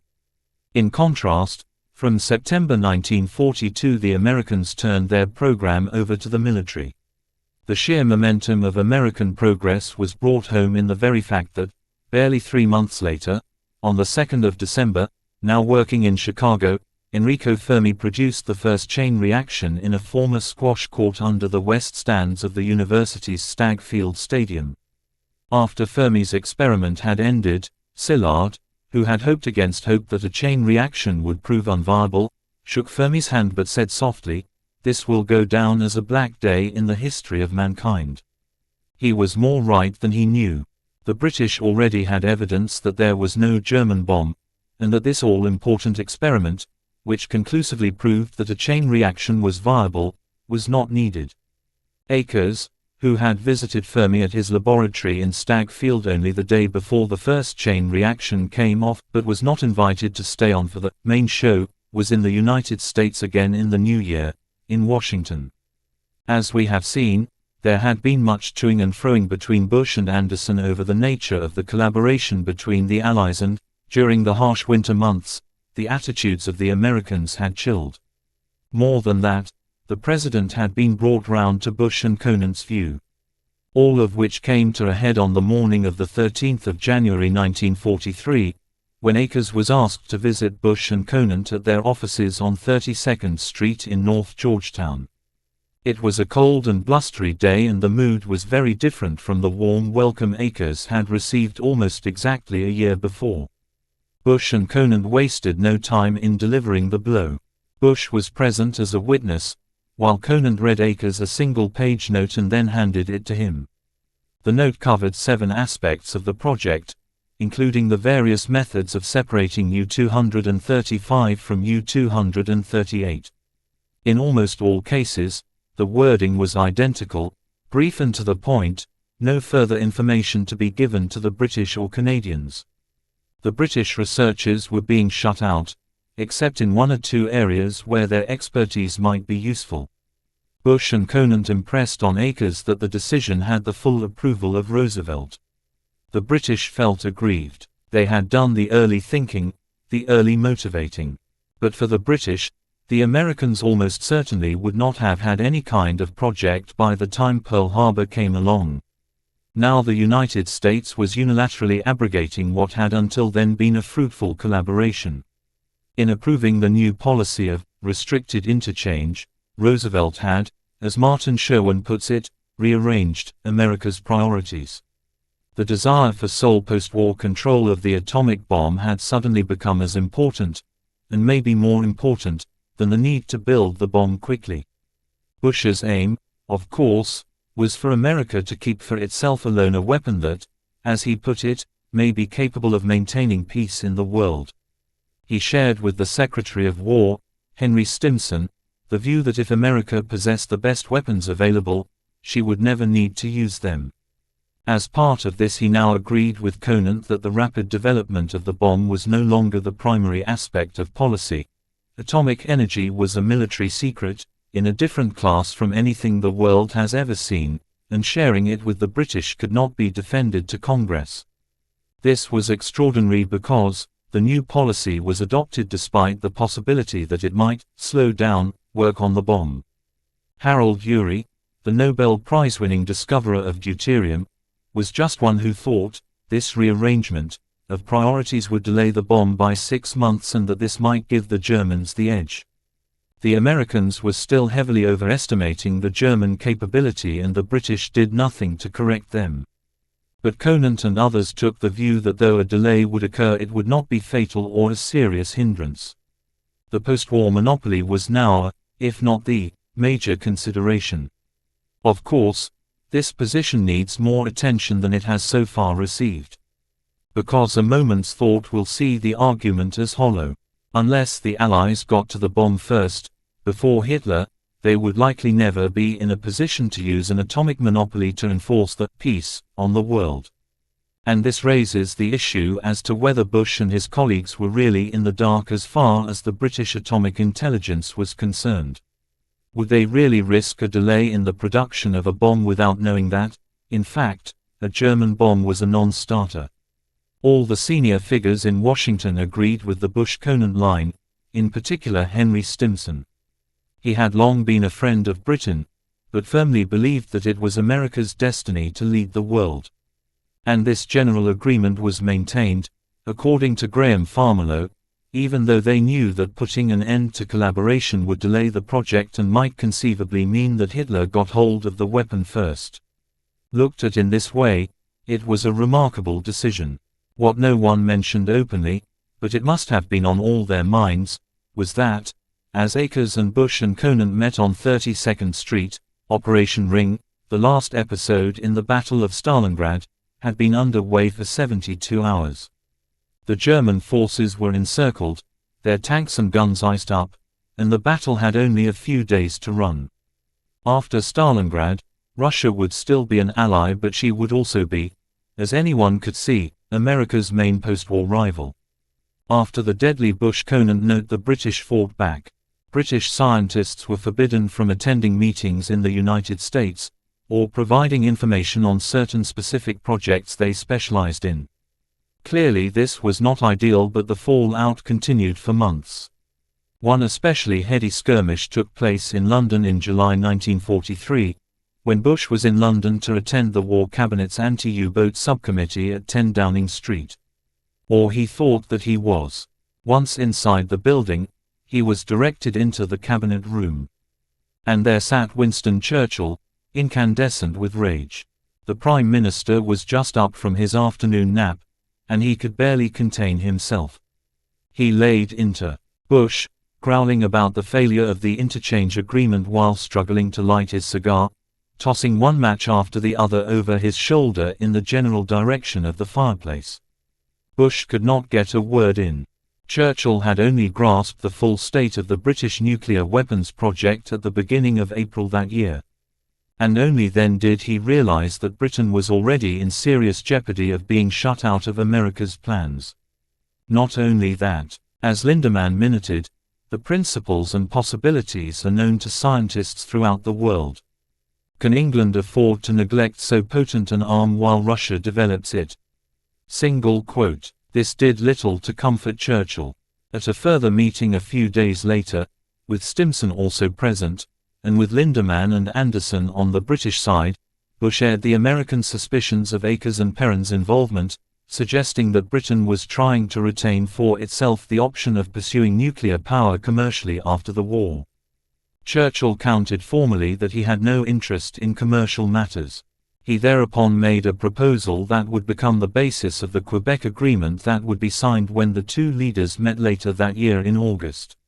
First, the bomb would be built as a joint venture with the free exchange of information.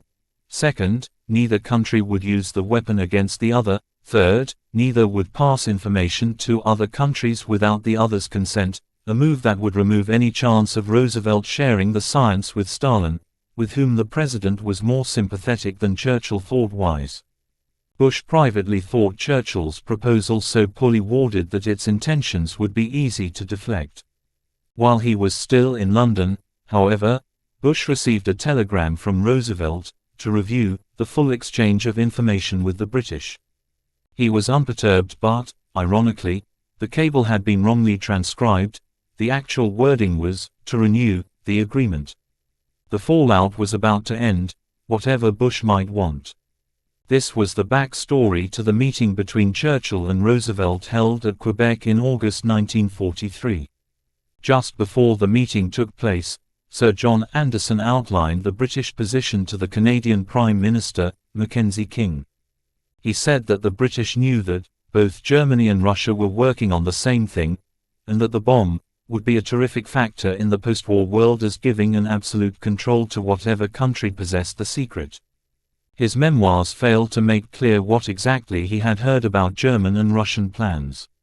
The most important decision at the Quebec Conference had nothing to do with the bomb. It was that Churchill agreed finally to open a second front in the war, an Allied landing in France that would take place in the following year under American command. At the same time, Roosevelt finally gave way on the bomb and confirmed that collaboration would be resumed. On the 19th of August, the two leaders signed an agreement, drafted by Anderson but substantially the same as Churchill had discussed with Bush in Downing Street. There is one important point to be made about the Quebec Agreement. It included a clause that the speedy completion of the project was vital to our common safety. This was a reference to the danger that Hitler might get to a bomb first. Yet Churchill in particular now knew, from the intelligence reports he was receiving, that this was unlikely. The point of the American bomb was beginning to change from beating the Germans to the weapon, to winning global dominance after the war. For many of the nuclear physicists involved, especially the émigré German and European Jewish scientists, the threat of a Nazi bomb was their chief reason for being involved in the Manhattan Project. For many of the politicians, military personnel and science administrators, however, certainly for Roosevelt, Bush, Conant and Groves, and for Churchill and Chauvel, the prospect of a bomb of hitherto unimaginable power was too mouth-watering to resist. John Moore Brabazon, Minister of Aircraft Production, on reading the Maud report in the autumn of 1941, had described the unprecedented political clout that would accrue to any nation if they were the sole possessor of the atomic bomb. In the words of Lord Chauvel, it would mean that whoever possesses such a plant should be able to dictate terms to the rest of the world. For them, and others like them, the prospect of the atomic bomb offered, as they saw it, an unprecedented opportunity to coerce other nations, in particular the Soviet Union, after the war was over, to establish a post-war settlement on their terms. This may seem obvious to us now, but as we shall see, it was anything but obvious to many of the scientists themselves at the time. Moreover, evidence was beginning to accrue that the Russians were not entirely unaware of what the US and UK were jointly embarked upon. And this time it was the Americans who did not share this intelligence with the British. See Chad IV 12/5, in the James Chadwick Archive at Churchill College, Cambridge, declassified in 2006, for a Cabinet Office letter, dated the 23rd of December 1952, setting out the exact dates for the uncooperative American attitude. In the event, a group was assembled in Canada, whose most notable scientist was Hans von Halban, regarded as the expert on heavy water. The group, which at one stage was led by John Cockcroft, worked on an alternative bomb design, using the heavy water method of manufacturing the highly fissionable isotope, plutonium-239, at Trail, British Columbia, right on the US border. Canada, besides being part of the Commonwealth, and a safe distance from the Luftwaffe, was also a source of uranium, and its engineers were experienced in refining metals. 11. Hard evidence of Soviet spying. The intelligence predicament so far as the Americans were concerned was somewhat different from that confronting the British. They were, geographically speaking, relatively distant from Germany and, from the 7th of December 1941, pitched more directly against Japan, across the Pacific, rather than the Atlantic. In addition, America was where the bomb was being constructed, so they were concerned with preventing secrets from leaking out, as much as or more than obtaining secrets about the enemy's plans. The marked difference that existed then is shown by the fact that, in June 1942, the very month the British received the Rosboard intelligence about Speer's decision not to proceed with a German bomb, Arthur Compton, the director of the Atomic Energy Project at the University of Chicago and yet another Nobel Prize winner, was so upset at the American rate of progress that he urged a program for researching and developing countermeasures against a German weapon. The following month Oppenheimer was in despair that the war could be lost before an answer was found, and in September Szilard headed a critical memo, "What is Wrong with Us?" in which he too lamented the slow rate of progress in finding out about Germany's plans. The first time the atomic program and espionage collided, albeit unknowingly then, had come in March 1941, when the FBI opened a file on Robert Oppenheimer. Julius Robert Oppenheimer, aged 37 in 1941, had been born in New York City, the son of a German textile importer who emigrated to America in 1888. He had studied in Cambridge, Göttingen and Leiden, and worked or studied with Heisenberg, Fermi and Frank, plus Paul Dirac in Cambridge, Nobel Prize in Physics in 1933, for his discovery of antimatter and quantum electrodynamics, and Wolfgang Pauli in Zurich, Nobel Prize in Physics in 1945 for his discovery of the exclusion principle, that no more than 2 electrons can inhabit any orbit around the nucleus. Oppenheimer's fields of interest included nuclear physics, astrophysics and relativity. At the time he was appointed scientific director of the Manhattan Project, the ranking physicist at Los Alamos. He was professor of theoretical physics at Berkeley and very close to Ernest Lawrence. Oppenheimer came under surveillance accidentally, because he attended a meeting of a discussion group at the San Francisco home of Håkon Chevalier, an assistant professor of French literature at Berkeley. Born in New Jersey, with a Norwegian mother and a French father, there was something of the Viking adventurer about Chevalier. In his 20s he had enjoyed a stint as a deckhand on a 4-masted schooner during a round-the-world voyage before settling in San Francisco, and attending Communist Party meetings. The FBI had been primarily interested in other people at the meeting at Chevalier's, but wrote down the registration number of Oppenheimer's car, which led to him. San Francisco was regarded by the Soviets as a particularly fertile area for recruiting subversives. This was because Union activity was especially strong there, going back to the West Coast waterfront strike of 1934. Aware of this, the FBI had been surreptitiously listening to the telephone calls of several known and suspected communists as part of its campaign against the Soviet Union's so-called Comintern apparatus. Although Oppenheimer was probably never a member of the Communist Party himself, he did attend rallies in support of the waterfront strike, and was vocal in support for the Republican side in the Spanish Civil War and other radical causes. Both his longtime women friends, with one of whom he had 2 children, were members of the CP. The head of the FBI in San Francisco was a lawyer, Robert King. He had been interested to learn, through bugging, that the meeting at Chevalier's in March 1941 was to be of the big boys. These turned out to be Thomas Addis, a physician at Stanford, and a recruiter for the party, Isaac Fokoff, a 60-year-old Latvian émigré, who owned a clothing repair shop, who was known as a dogmatic Marxist, and collected party dues, and Oppenheimer. These 3 continued to meet, and to be bugged, until, in October that year, Fokoff asked Oppenheimer to connect with a certain Steve Nelson, known to King as the Bay Area's top communist, another big boy. At this point, the FBI were bugging Oppenheimer because of his apparent importance in local CP matters. They knew that he was a senior scientist, but they knew nothing about the Manhattan Project. Nelson was colorful too. Born Stefan Mesarash in Croatia in 1903, he had entered America illegally but managed to become a naturalized citizen only a few years later. He had joined the Communist Party in Pittsburgh and fought in the Abraham Lincoln Brigade in the Spanish Civil War.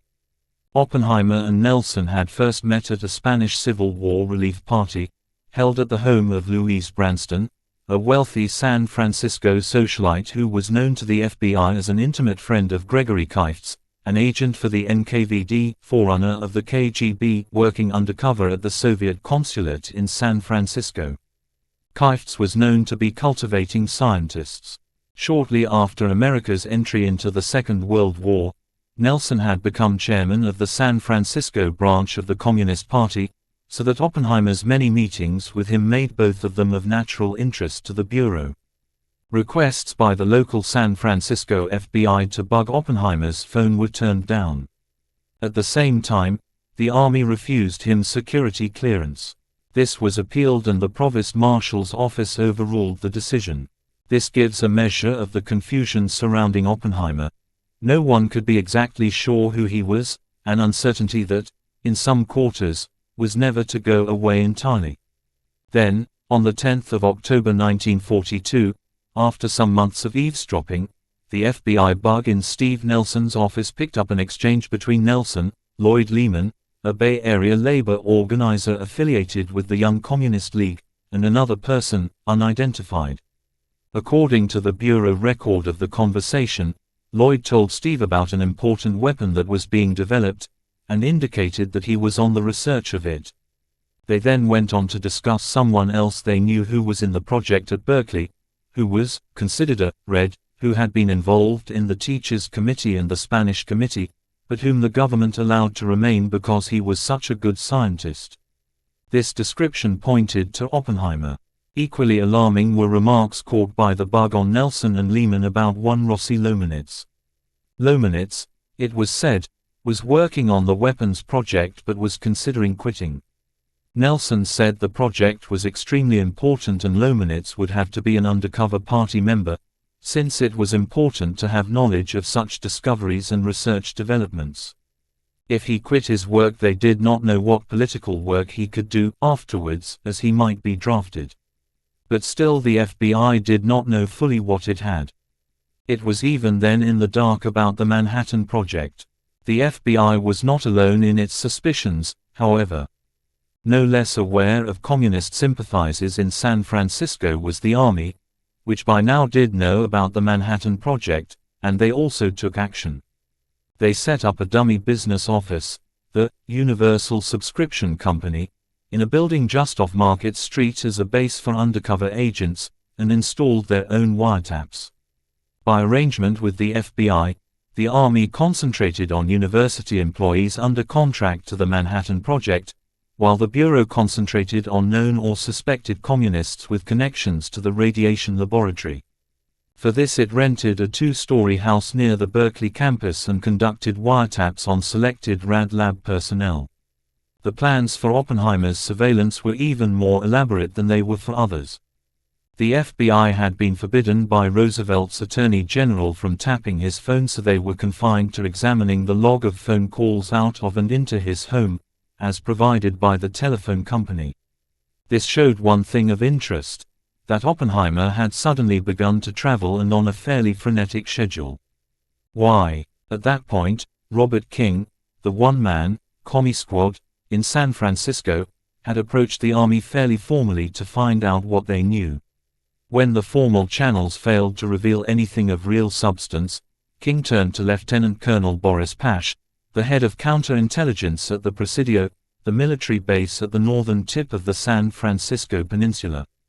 Described by Greg Herken as an intense and pugnacious bantamweight, Pash had by then been head of G2 military intelligence for the Western Defense Command for 2 years, and was the Fourth Army's foremost defense expert. He had been born right there in San Francisco, where his father was a bishop in the Russian Orthodox Church in America, and Boris had himself fought the Bolsheviks in Russia's Civil War 1918-20. When the White Armies were defeated, he had returned to California and had a middling career as an athletics coach. Following Pearl Harbor, however, his life changed again and, after being called up, He was assigned the running of a network of Army undercover agents infiltrated into Mexico's Baja Peninsula to intercept saboteurs landed by Japanese submarines. He never did encounter either submarines or saboteurs, but in the course of his exertions Pash realized that the Army in general, and spy catching in particular, was his calling. King had had Oppenheimer followed, but Pash went further. He assigned to the physicist a pair of bodyguards, on the ostensible grounds that Axis saboteurs might try to assassinate him, but in reality to keep an eye on him. The chief evidence for Pash's suspicions, apart from Oppenheimer's pre-war communist sympathies, was a second tap on the phone of Steve Nelson. The conversation took place in the early hours of Tuesday, the 30th of March 1943. Someone identified only as Joe, on the wiretap, had arrived at Nelson's house the previous evening, insisting to Nelson's wife, Margaret, that he had some important information to pass on. In fact, it was so important that he was prepared to wait right there until Nelson got home, however long it took. As Nelson discovered when he did get home, the information Joe had was indeed of great importance and was bound to be of enormous significance to the Soviet Union. People engaged in the new weapon project, which Joe at the time thought would include him, were about to be relocated to a remote spot where experiments on explosives could be conducted in secret. The wiretappers could sense that Joe was nervous, fully appreciative of the enormity of what he was doing. Confessing that he was a little bit scared, he spoke in only a whisper when going into technical details. The two men then discussed the professor, Oppenheimer, who, Nelson complained, was very much worried now and we make him feel uncomfortable. You won't hardly believe the change that has taken place, Joe agreed. To my sorrow, his wife is influencing him in the wrong direction, Steve added. The discussion then shifted back to the project. Do you happen to know what kinds of materials they are working on? Steve asked his guest. Joe hesitated but then said that most of the things he knew were common knowledge and had already been published, and when Nelson pressed him for details he seemed reluctant to be more specific. He said that he was worried that his communist background, he had been a party member since 1938, would count against him and cause him to come under scrutiny. When Nelson pressed him on whether any experiments had actually been completed, Joe stated that he did not know. Nelson then tried an old trick, saying that he already knew something of the work Joe was engaged in, and at this the other man succumbed. He again lowered his voice to a whisper, but he spoke slowly, so that Nelson, and the wiretappers, could take notes. Among the sentences they could make out was this: separation method is preferably that of the magnetic spectrograph with electrical and magnetic focusing, or less preferably, that of the velocity sector, sphere 5 cm in diameter with material, deuterium. This design is tentative and is being experimented upon. Joe added that there was already a separation plant under construction in Tennessee that would, he had been told, employ between 2,000 and 3,000 people. The mention of deuterium suggested that Joe might also have passed along information on an earlier occasion. Deuterium plays no role in electromagnetic separation, but a seminar, held at Berkeley in July 1942, had discussed the super-US code for the bomb. In particular, the seminar had considered research by Eldred Nelson and Stanley Frankel on just what the dimensions of a U-235 atom bomb might be, and a plutonium bomb, which does need deuterium in its manufacture. This was classified information of the highest quality. Just before they parted, Steve and Joe discussed the arrangements for future meetings. Joe said he had a sister in New York and her movements could be used as the cover for subsequent assignations, where he could pass additional information to Steve. In return, Nelson advised Joe to tell his comrades, who were being sent to Tennessee and other remote sites, to burn their party books as a precaution, and never to put anything in writing. Pash was told of this exchange within hours and flew to Washington the next day to brief General Groves in his office in rooms 5120 and 5121 in the War Department building. Following the briefing, Nelson's premises were put under 24-hour surveillance, so they could find out who Joe was. In fact, the very next morning Nelson was followed as he walked to a corner drugstore and made a telephone call from a public booth to the Russian San Francisco consulate. He was overheard using the name Hugo as he asked to speak to Ivanov. The two men agreed to meet at the usual place a few days later. On the evening of the 6th of April, Nelson was followed to the grounds of St. Joseph's Hospital in San Francisco, where he met Pyotr Ivanov. Ivanov was known to be a GRU operative, under diplomatic cover, attached to the Soviet consulate in San Francisco. GRU was the overseas intelligence branch of the Soviet Army. A few days after that, another visitor to Nelson's house was observed. This was a burly figure in an ill-fitting suit, later identified as Vasily Zarubin, officially third secretary of the Soviet embassy in Washington but in fact the NKVD resident there. The phone tap inside Nelson's home picked up the Russian counting out bills. Nelson: Jesus, you count money just like a banker. Unknown man: well, after all, I deleted, I used to pay out at Russia. And then, with the counting done, for 1 hour and more, the two men talked about the Soviet espionage setup in the United States. 2 months later, in June, the unremitting surveillance of Lomenitz finally paid off. A G2 agent following him witnessed him pose with 3 friends for a picture taken by a commercial photographer near one of the entranceways to the Berkeley campus. Enterprisingly, as soon as the 4 friends had departed, the agent approached the cameraman and bought the negative of the picture he had just taken. Apart from Lomenitz, the other faces in the photograph were identified as David Bohm, Max Friedman and Joseph Weinberg. All 4 were physicists at Berkeley, and 3 of them, all but Friedman, were students of Oppenheimer. It didn't take G2 long to realize they had found Joseph Weinberg was indeed involved in the bomb project, working on magnetic field calculations, focusing the cyclotron beam with iron washers. He was another member of the Young Communist League, the Berkeley Campus Committee to Fight Conscription, and the Committee for Peace Mobilization, all branded communist fronts by the FBI. So some atomic secrets did pass between Weinberg and Nelson. But what of Oppenheimer's role? Pash, for one, did not have to be convinced that Oppenheimer was a security threat. He warned Washington that Oppie might have agreed to work on the bomb just so he could give it to the Russians. He suggested the possibility of easing Oppenheimer out of his job and replacing him.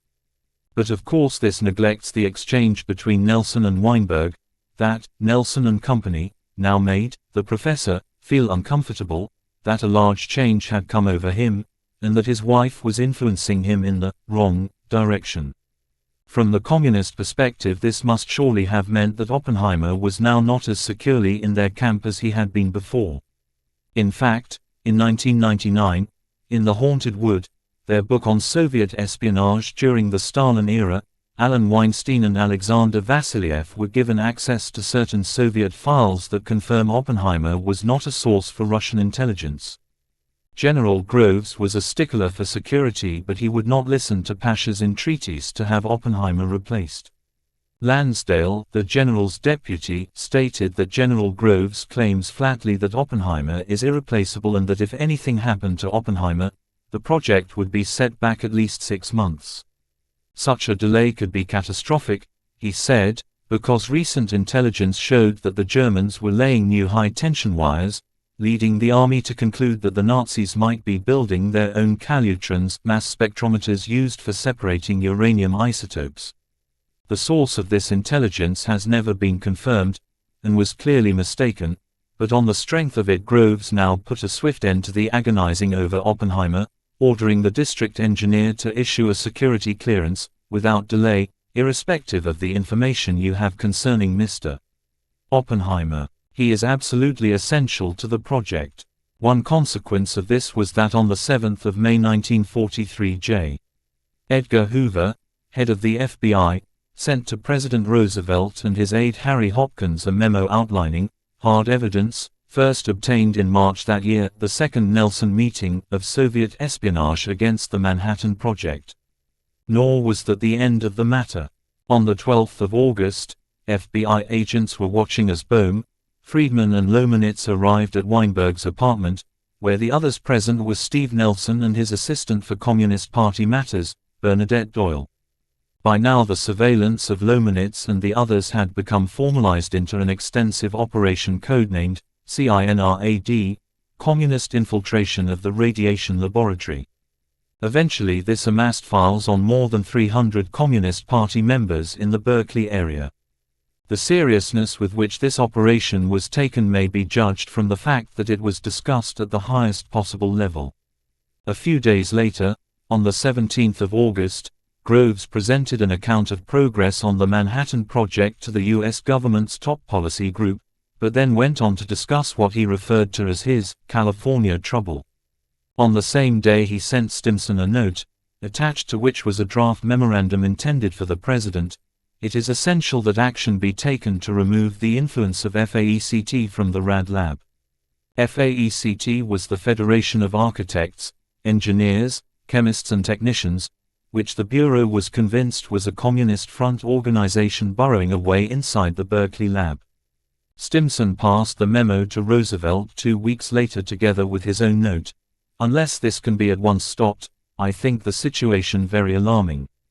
In that same month, August, moreover, Oppenheimer made what was described as a casual remark to Lyle Johnson, an ex-FBI agent, now one of G2's men in the Bay Area, to the effect that if he, Johnson, was concerned about security, George Eltonton was someone who was worth watching. Eltonton was a British-born chemist who had worked in Russia but was then employed by Shell and living in Berkeley where he was a member of the Communist Party. Johnson immediately phoned Pash, who himself questioned Oppenheimer.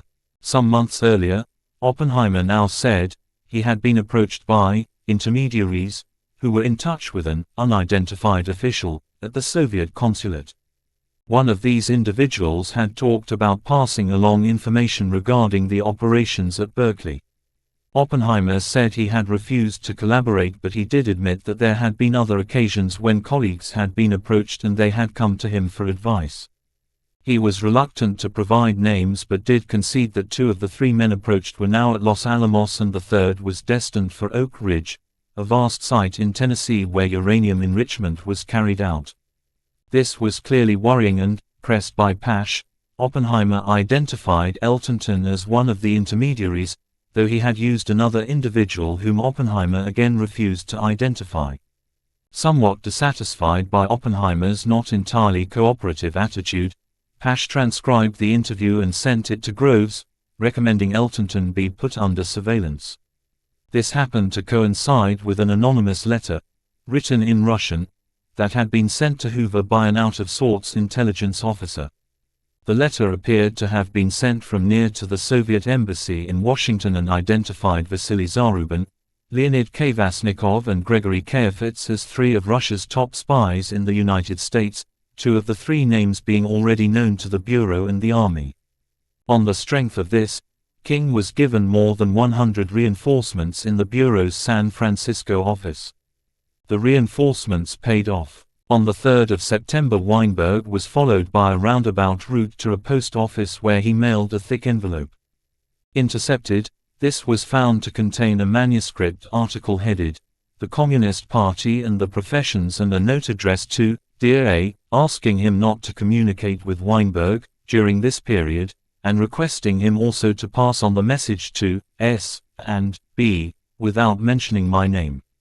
From previous surveillance, it was known that A was Al Flanagan, a Berkeley graduate student and suspected Communist Party member who lived near Chevalier and was also a friend of Nelson. Pash suspected that S and B were Nelson and Bernadette Doyle.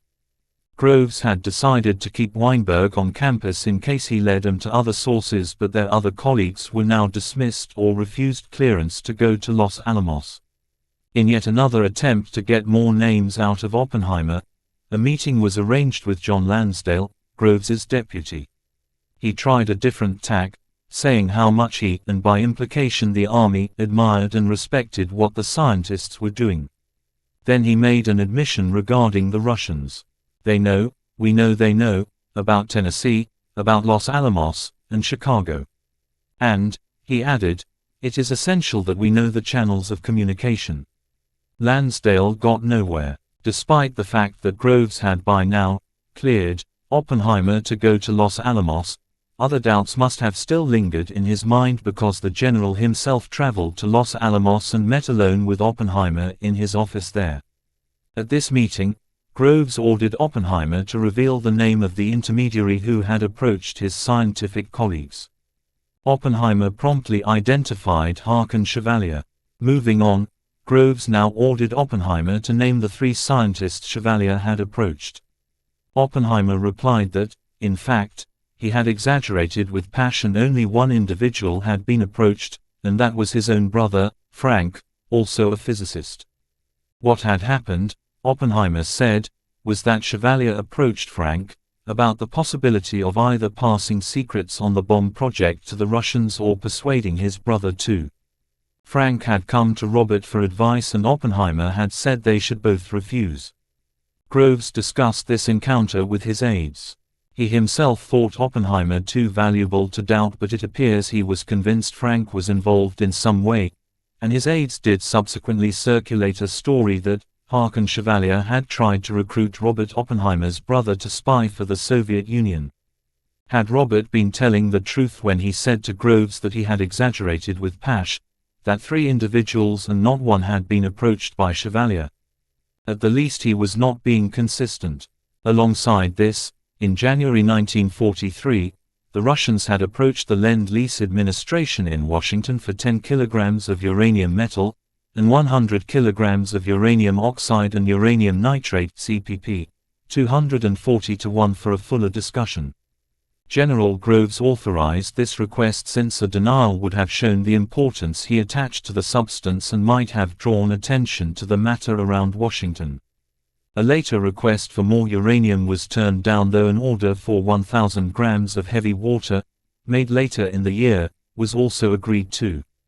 Of course, the timing of this otherwise opaque move shows that the Russians were signaling that they knew exactly what significance uranium and heavy water had. Such developments were hardly welcome.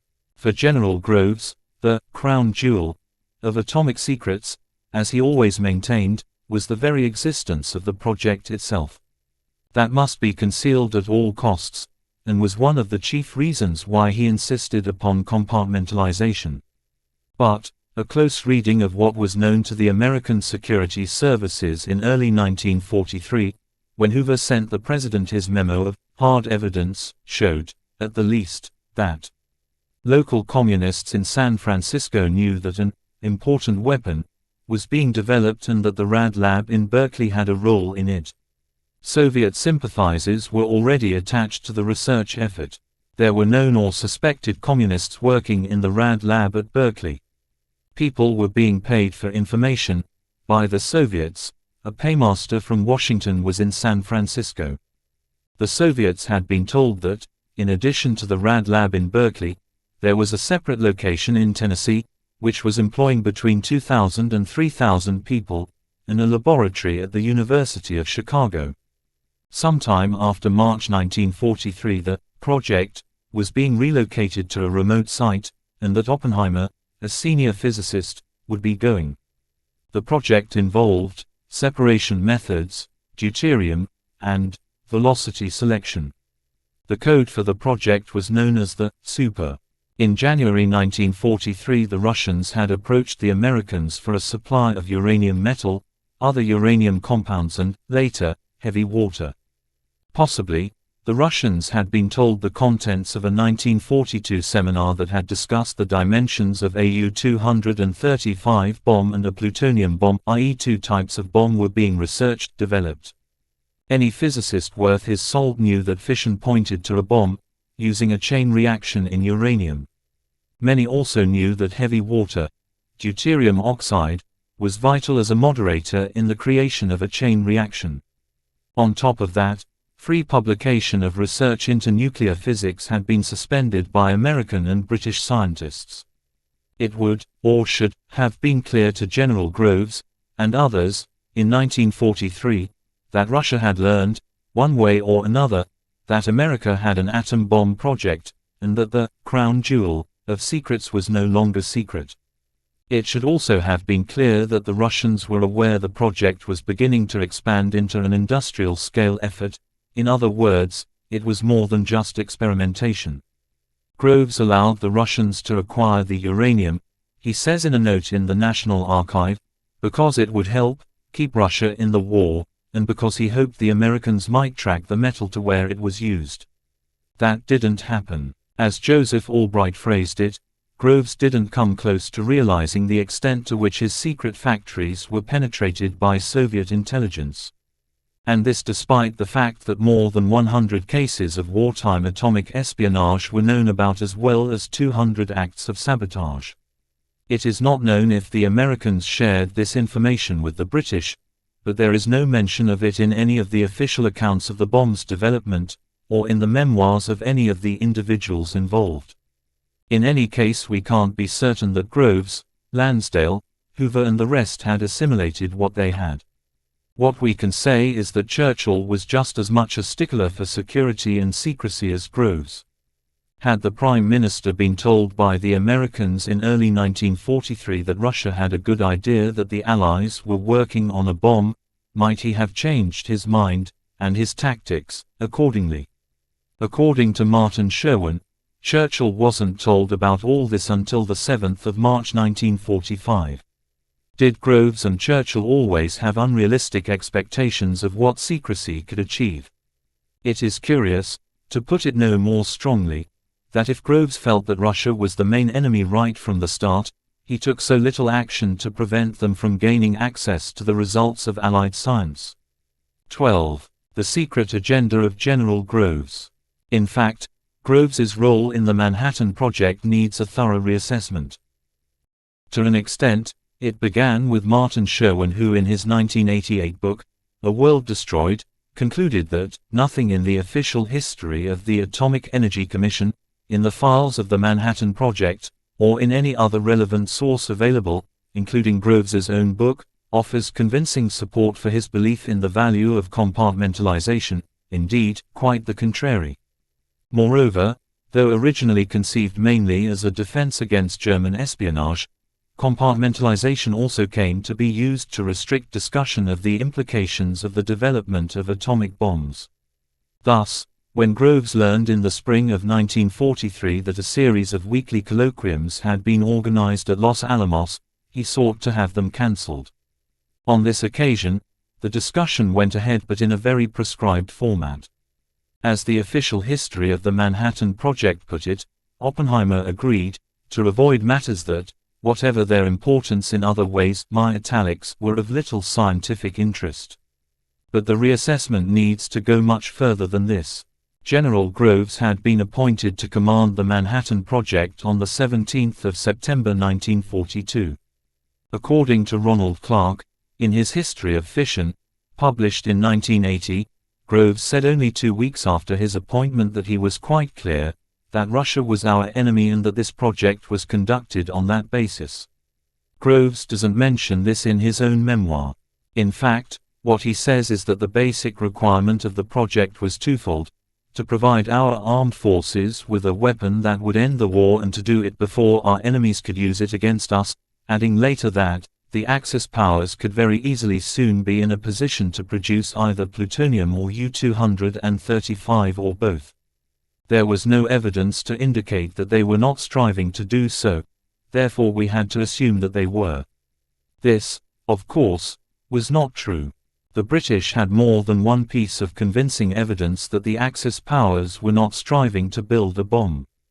In a note in the National Archives in Washington, in the box with working drafts for the general's wartime memoir, the priorities are given a crucial different wording.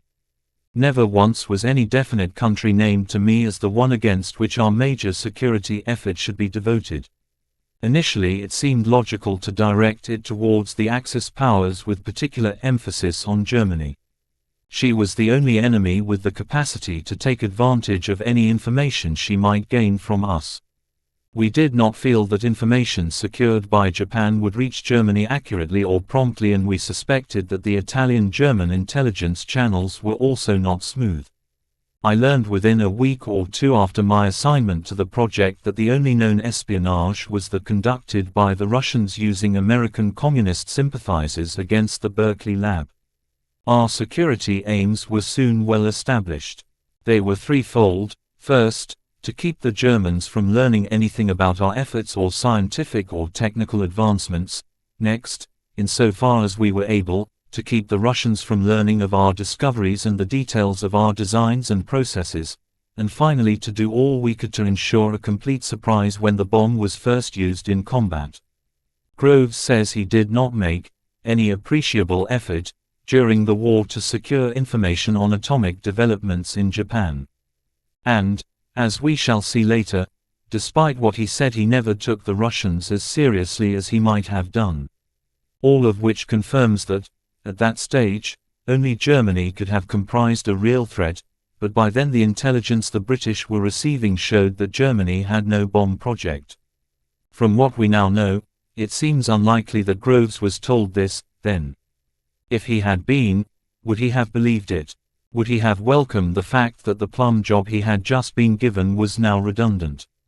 Did he, together with Bush and maybe FDR, assume from the word go that a bomb would give America an unrivaled position of power or coercion in the post-war world? Was this the real start of the Cold War? Stimson was not of that view. His Assistant Secretary James McCloy had many talks with Stimson about the nature of the German threat, but it was always a German threat. Groves was a belligerent man. Was it his personal view that the Manhattan Project would be conducted on the basis that Russia, and not Germany, was the principal enemy? Or did it fit in with what Bush, Conant, Stimson and the President thought, even then? Again, Stimson, for one, did not begin to doubt whether Russia could be trusted as a post-war partner until the autumn of 1944. Groves's most recent biographer says the general concerned himself with the domestic intelligence situation for the first year of his command and didn't really think about foreign intelligence until the latter half of 1943. A note in the archive dates it to the 18th of December 1943.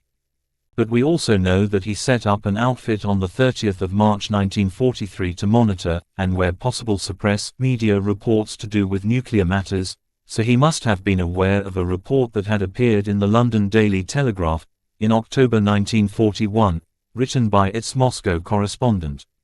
This reported an appeal by several well-known Soviet physicists, led by Pyotr Kapitsa, in which the scientists had hinted that they knew about the Allied bomb effort and felt they should be part of new methods of warfare to be used against Germany.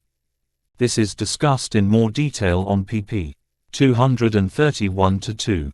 Groves may have been taking a realistic, realpolitik line, that a bomb was going to be built one way or another, come what may. He says in his memoirs that it is not extraordinarily difficult for anyone who will apply himself to learning the intricacies of nuclear energy to understand the basic principles of atomic physics. But he wasn't very realistic, or very worried, about the early signs from Russia. As we shall see later, he felt that although it wasn't too difficult, the Russians weren't up to it. In fact, the first time Groves made his statement about Russia being the obvious target of an atomic bomb was on the 12th of April 1954, when he gave evidence at the court hearing of Robert Oppenheimer, when the Los Alamos director's security clearance was revoked on account of the fact that he hadn't been entirely open and honest about his communist sympathies in the run-up to war and his appointment at Los Alamos. The security hearing was a rum business that need not concern us, but what matters here is that we have only Groves's word that he actually identified Russia as the main threat in 1942, when he said it plainly and publicly for the first time nearly 12 years later. By then Russia had the bomb, the Korean conflict had come and gone, and the Cold War was in full spate. While no one has ever queried Groves's statement, as we shall see, he never seems to have been truly troubled by the risk that Russia would get the bomb, and this does rather undermine whether he did really regard Russia as enemy number one from the start. In fact, and more likely, given the wording in his memoirs that we shall come to, Groves was no doubt influenced by the predicament many scientists felt they were in at the beginning of the Manhattan Project, and also highlighted by Martin Sherwin. It was 4 years since fission had been discovered in Germany, and the American physicists could not be confident that the US was closing the lead that the Germans were assumed to have. A feeling of desperate urgency grew with every passing month, and with it one of hostility toward a precaution that caused delays.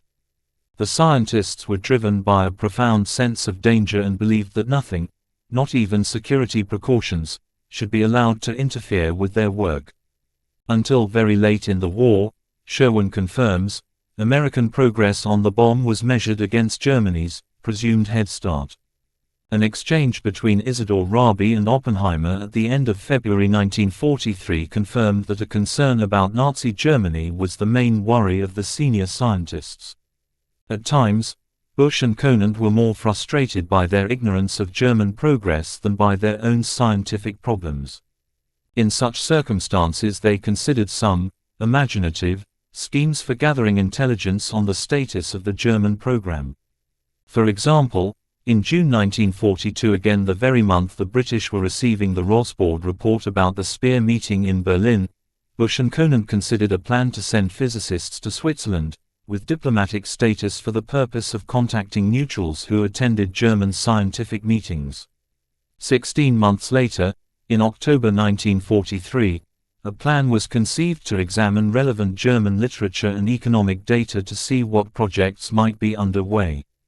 This was of course much the same as the British had been doing since 1940. The more you think about it, the more extraordinary the situation becomes in retrospect.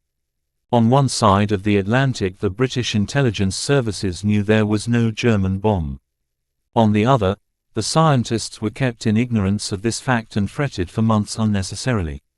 In some ways, perhaps it was not so surprising. Under General Groves's policy of compartmentalization, he effectively suppressed organized discussion of post-war atomic energy policy during the war. Groves and his team had good contacts with the FBI. They had collaborated, as we saw in the last chapter, on the investigation of communists in San Francisco and elsewhere. It therefore comes as something of a surprise that Groves was apparently never informed by the Bureau about their investigation of Peter Debye. Debye, to remind ourselves, was the Dutch director of the Kaiser Wilhelm Institute for Physics in Berlin. His reputation was such that he was invited to the first meeting of the Uhrenverein in the spring of 1939 but didn't attend. Then, on the 16th of September that year, only 2 weeks into the war, he received a letter from Ernst Telschow, General Secretary of the Kaiser Wilhelm Gesellschaft, the Kaiser Wilhelm Society (KWG), informing him that the institute was from then on to be employed for military technological ends and activities relating to the wartime economy. This clearly meant uranium research devoted to the manufacture of a bomb. Debye was also told that such sensitive work could not be left in the charge of a foreigner, and so he was given the choice of either becoming a German citizen or resigning. Debye wasn't drawn to either option, and so he decided to accept a long-standing offer to give a series of lectures at Cornell University in America in an attempt to stave off a final decision. He set sail for the US, arriving at the end of January 1940. After the war, Debye was to become a controversial figure. Dutch journalists alleged that he was a Nazi collaborator, though as we have seen he played a prominent role in helping Lise Meitner escape. Other accounts had it that he was one of Paul Rosbaud's main contacts. Neither version has good supporting evidence, but from our point of view it is more important to consider what, exactly, Debye was doing in America. For example, was he a German spy? This seems unlikely in view of the fact that, as he said after the war, Rosbaud had several meetings with Debye in Berlin in the early weeks of 1940, before the Dutchman left for New York. Very possibly, as we shall see, Rosbaud, who had got to know Debye well during Lise Meitner's escape, was briefing him on what to tell the Allies.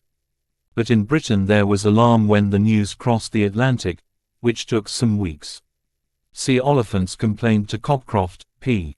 86. It took the FBI 4 years to decide Debye wasn't a spy, by which time it was too late to make much difference on either side of the ocean. More intriguing is what he told the Americans about German plans. He spoke early on to William Lawrence, when the latter was preparing his article about the threat of fission, see above, page 82, when he said that a large part of the Kaiser Wilhelm Institute was being turned over to research on uranium. Lawrence had taken this as confirmation of his suspicion that Germany was working on an atomic bomb. But Lawrence wasn't the only person Debier spoke to. The FBI report on him says that, within 2 weeks of his ship docking in New York Harbor, he met with Warren Weaver. Weaver was director of the Natural Sciences Division of the Rockefeller Foundation, who had masterminded foundation funding for research in, among other places, Germany throughout the 1930s, and so he knew many European scientists well, including Bohr and Debier. In the war, Weaver ran the Applied Mathematics section of the Office of Scientific Research. When they met, in February 1940, Weaver wrote up an account of what Debier had to say.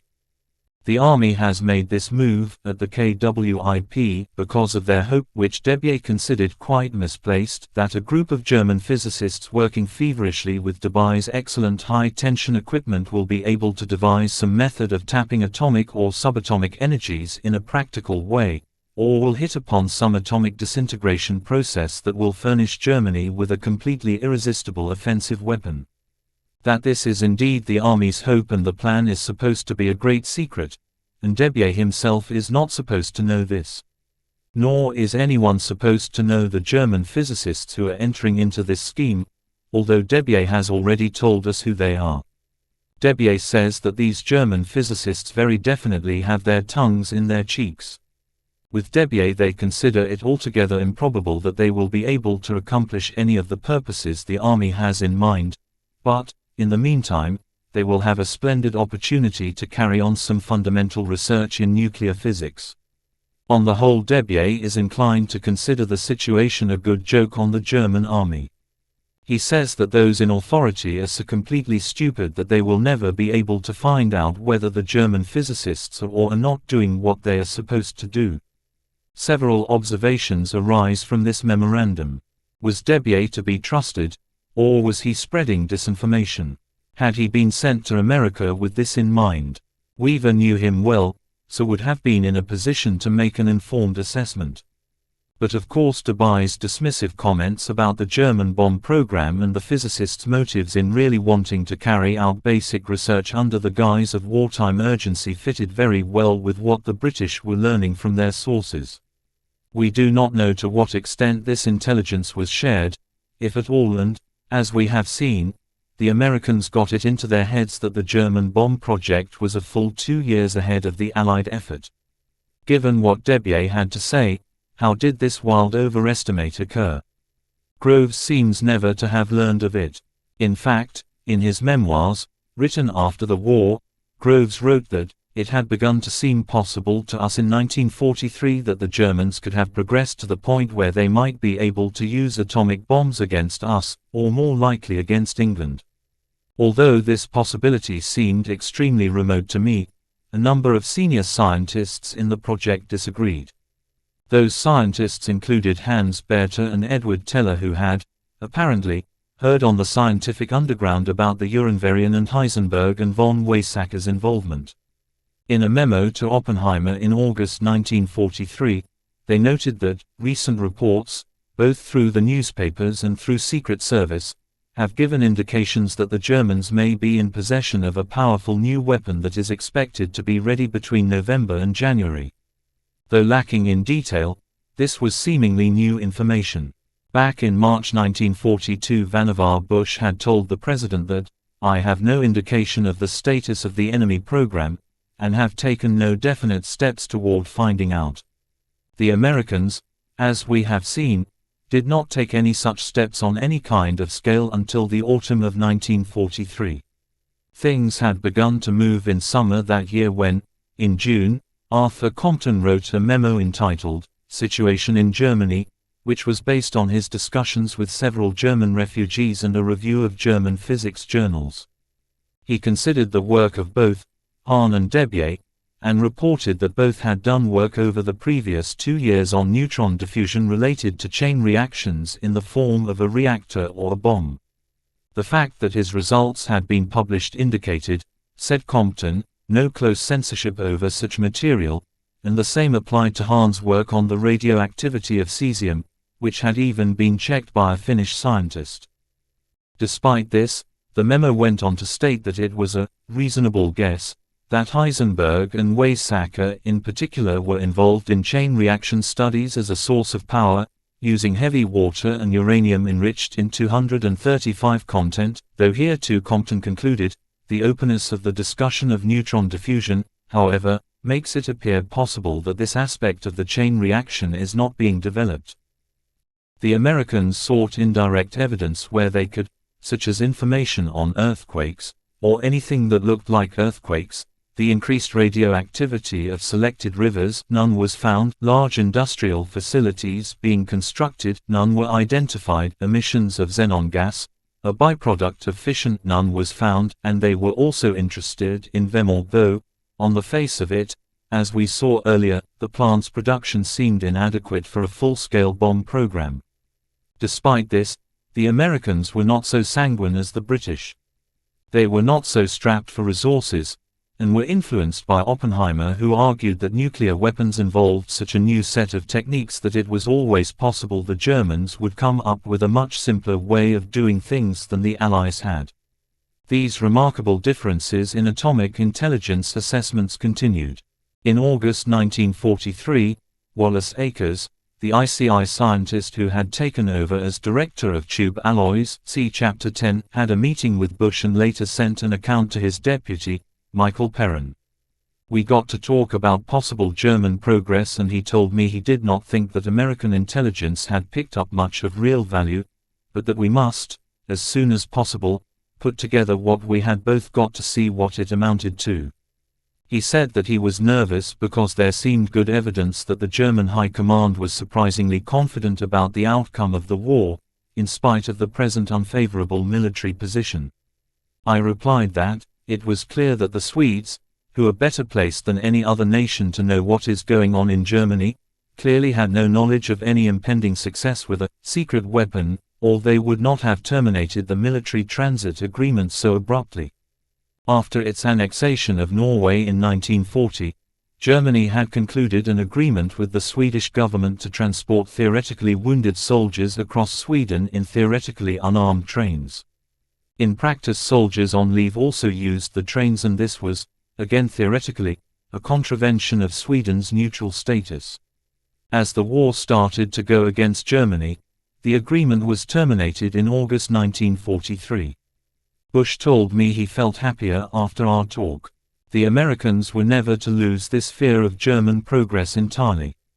Chadwick wrote a note from the Pentagon in September 1943.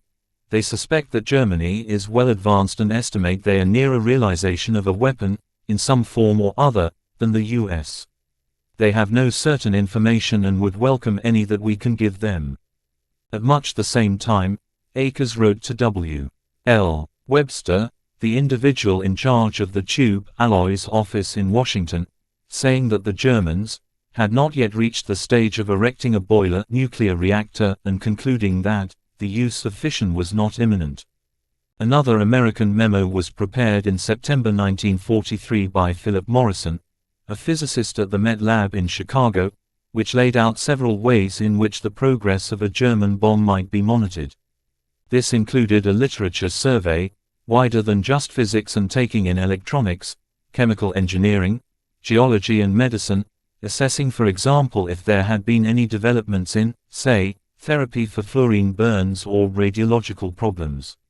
Morrison also recommended an economic survey of crucial raw materials, uranium, boron, deuterium, plant construction and, finally, links between established scientists and engineers, indicating when the project might be converted from a research activity to actual production. It is not clear that this led to any new information or policy initiative. More intelligence was received in 1943 about another visit to Switzerland by a German nuclear physicist. This was an account by Paul Scherrer of a meeting with Klaus Clusius who, as we have seen, was well integrated into the German Uhrenverein and present at the June 1942 Harnack House meeting with Speer and the generals. Clusius told Scherer that he had abandoned work on uranium at Munich, that the separation of uranium isotopes by diffusion had been given up as hopeless, and that nothing of practical value had yet emerged. Paul Rosbaud reported to the British that, before the end of 1943, because of the Allied bombing of Berlin, Werner Heisenberg had moved much of the Kaiser Wilhelm Institute out of the city to Heckingen, a small town outside Stuttgart. General Groves referred to this report in his memoirs. He didn't name Rosbaud but described him as one of Britain's most reliable agents in Berlin, so it is all the more surprising that the general didn't pay more attention to Rosbaud's other reports, one of which said that Heisenberg had received information that the latest research in Germany was in full agreement with theory but that they were still 8 to 12 years away from a bomb.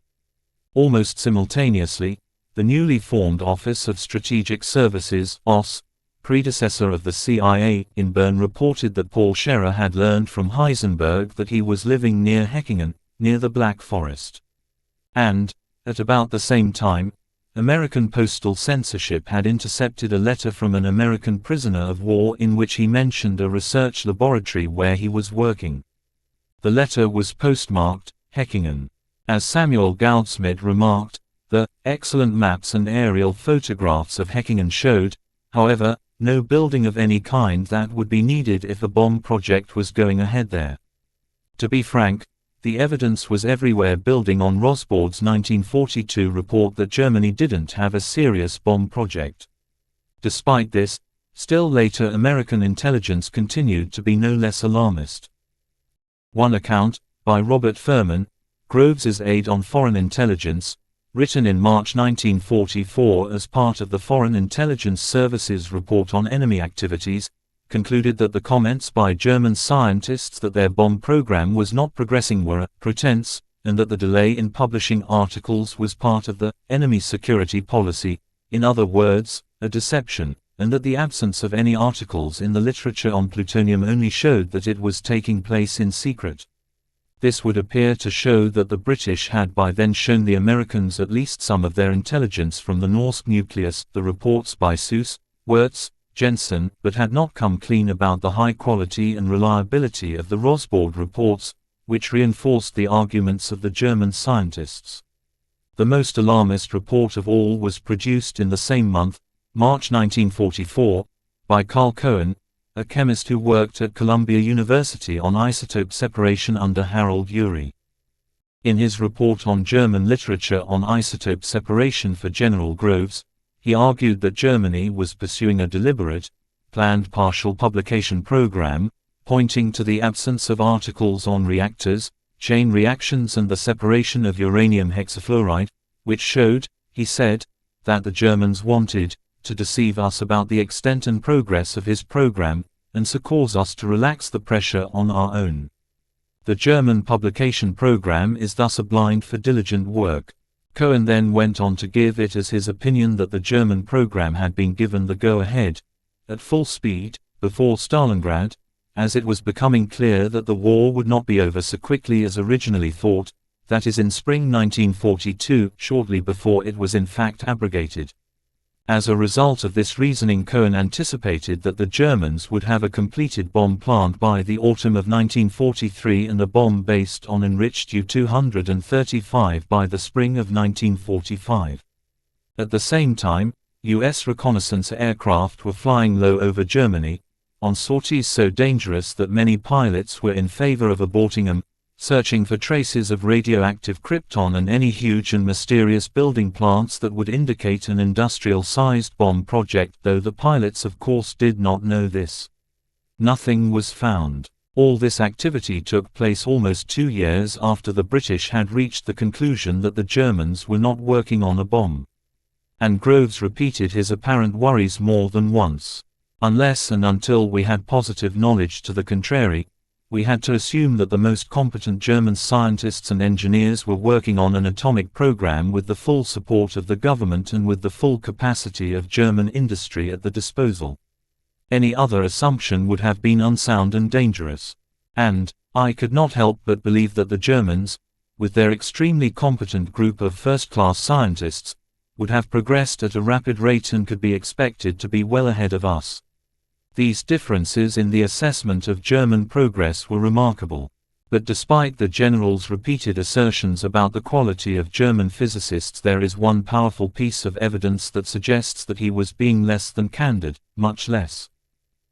As part of the endgame in the atomic intelligence war, Groves sent a small team of specialists, codenamed ALSOs, Greek for Grove, behind the Allied troops, first in Italy in the autumn of 1943, where they found out very little of a definite nature, and then behind the invading forces in Normandy in summer 1944, through northern France and into Germany, where they first found Joliot-Curie in Paris, who told them he didn't think the Germans had got very far in the development of atomic weapons.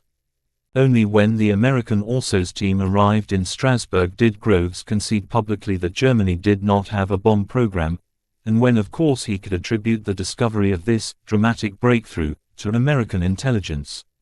The ALSOs team found that many documents in the Strasbourg department where von Weizsäcker had worked were in fact unclassified, not even written in code, and that letterheads had such wording as, "the production of energy from uranium," confirming that the work was not secret. They also found that Weizsäcker, universally assumed to be one of the central players in the program, was not even involved full-time in nuclear physics.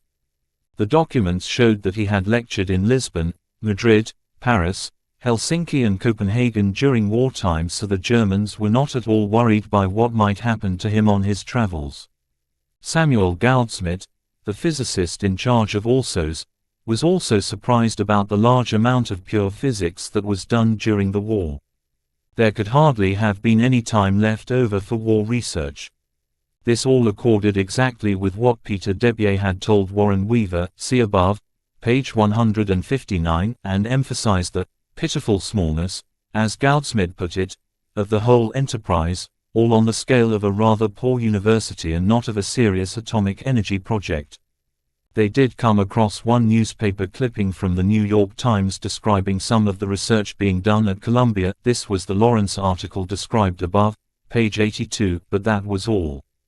They also found out that the Germans had never thought of using fast neutrons, but instead believed they had to moderate them as in a pile or reactor. As Groves put it, in effect they thought that they would have to drop a whole reactor, and to achieve a reasonable weight they would need an enormous amount of U-235. This shows once more that the Germans did not invariably draw the same conclusions from existing evidence as Allied scientists did. And then, as the Nazi state collapsed, the ALSOs group tracked down the German scientists, Heisenberg, Hahn, Weizsäcker, Wirtz and the others, one by one, and interned them.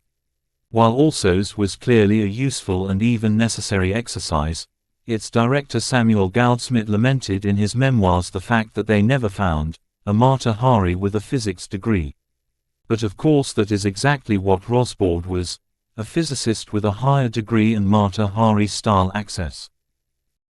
The ALSOs exercise proved in 1944 and 1945 only that the British, Rosbaud, intelligence from the summer of 1942 had been correct all along and in every detail, down to the fact that many German scientists had spent the war years bickering and pretending that their science might be of value to the war effort when it was in fact deployed to gain funding for the basic, purely academic research and keep them from being drafted, exactly as Debye had told Warren Weaver after he arrived in America in early 1940.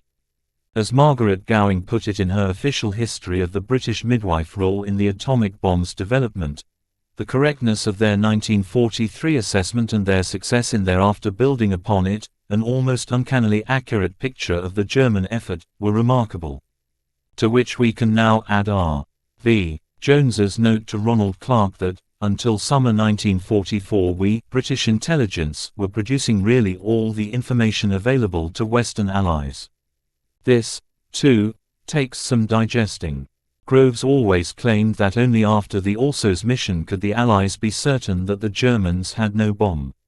Yet the British intelligence services had actually been first aware of Speer's decisions since the middle of 1942.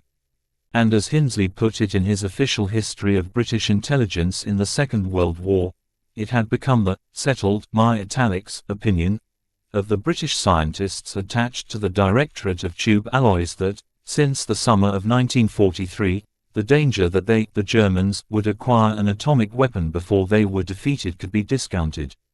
In fact, the joint Anglo-US report to Anderson and Groves, presented on the 28th of November 1944, explained specifically that from the end of 1942 or beginning of 1943 the conclusion seems to have been drawn that large-scale plants could not be built in time to produce a weapon for use in the war, and the priority attached by the Germans to TA. Tube alloys was lowered in favor of work on other, secret weapons, such as V1 and V2. Research, nevertheless, has continued and from the end of 1943 has even increased in intensity.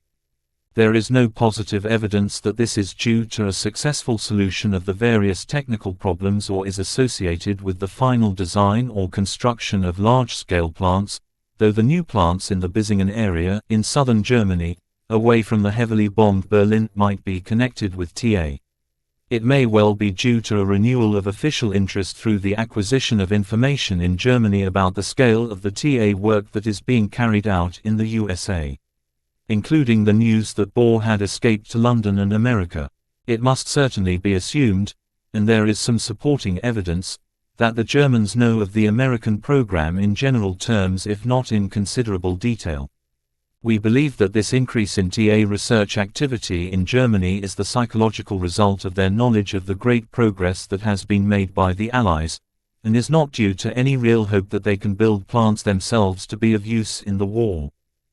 The report, which appears to contain information, possibly from Rosbaud but never declassified, also argued that, because of the very unusual nature of the problems that must everywhere be faced in the early stages of research on the TA project, British intelligence had been satisfied in its conclusion that work on the project in Germany had not reached production scale and was not being regarded as of direct military importance during the war. It then went on to say, however, that since the beginning of 1942, summary reports of the information in the UK and the conclusions drawn from it were sent to the American TA authorities and, at the end of 1943, very close liaison was established, as a result of an exchange of cables between the Chancellor of the Exchequer and General Groves. Since this close liaison was established, the information obtained by independent British and American investigations has been made fully available to all parties interested. This was an important development, if somewhat late in the day, and General Groves subsequently always tried to downplay the differences between the British and American intelligence assessments. In 1967, Professor J. Ermans, a historian of engineering at Dartmouth College, at Hanover in New Hampshire, interviewed a number of survivors involved in the production of the atom bomb, on both sides, including Werner Heisenberg, Paul Hartek and General Groves. Here is part of the exchange with Groves. ERMENC, the intelligence was never quite up to date. You really didn't know precisely what they, the German physicists, were doing. Groves, you couldn't tell. ERMENC, do you think the British knew more? Groves, no, they didn't know any more. They knew just what we did. ERMENC, it was said after World War I that the British knew about Owen's jet the following day. Groves, we didn't know and British intelligence didn't know.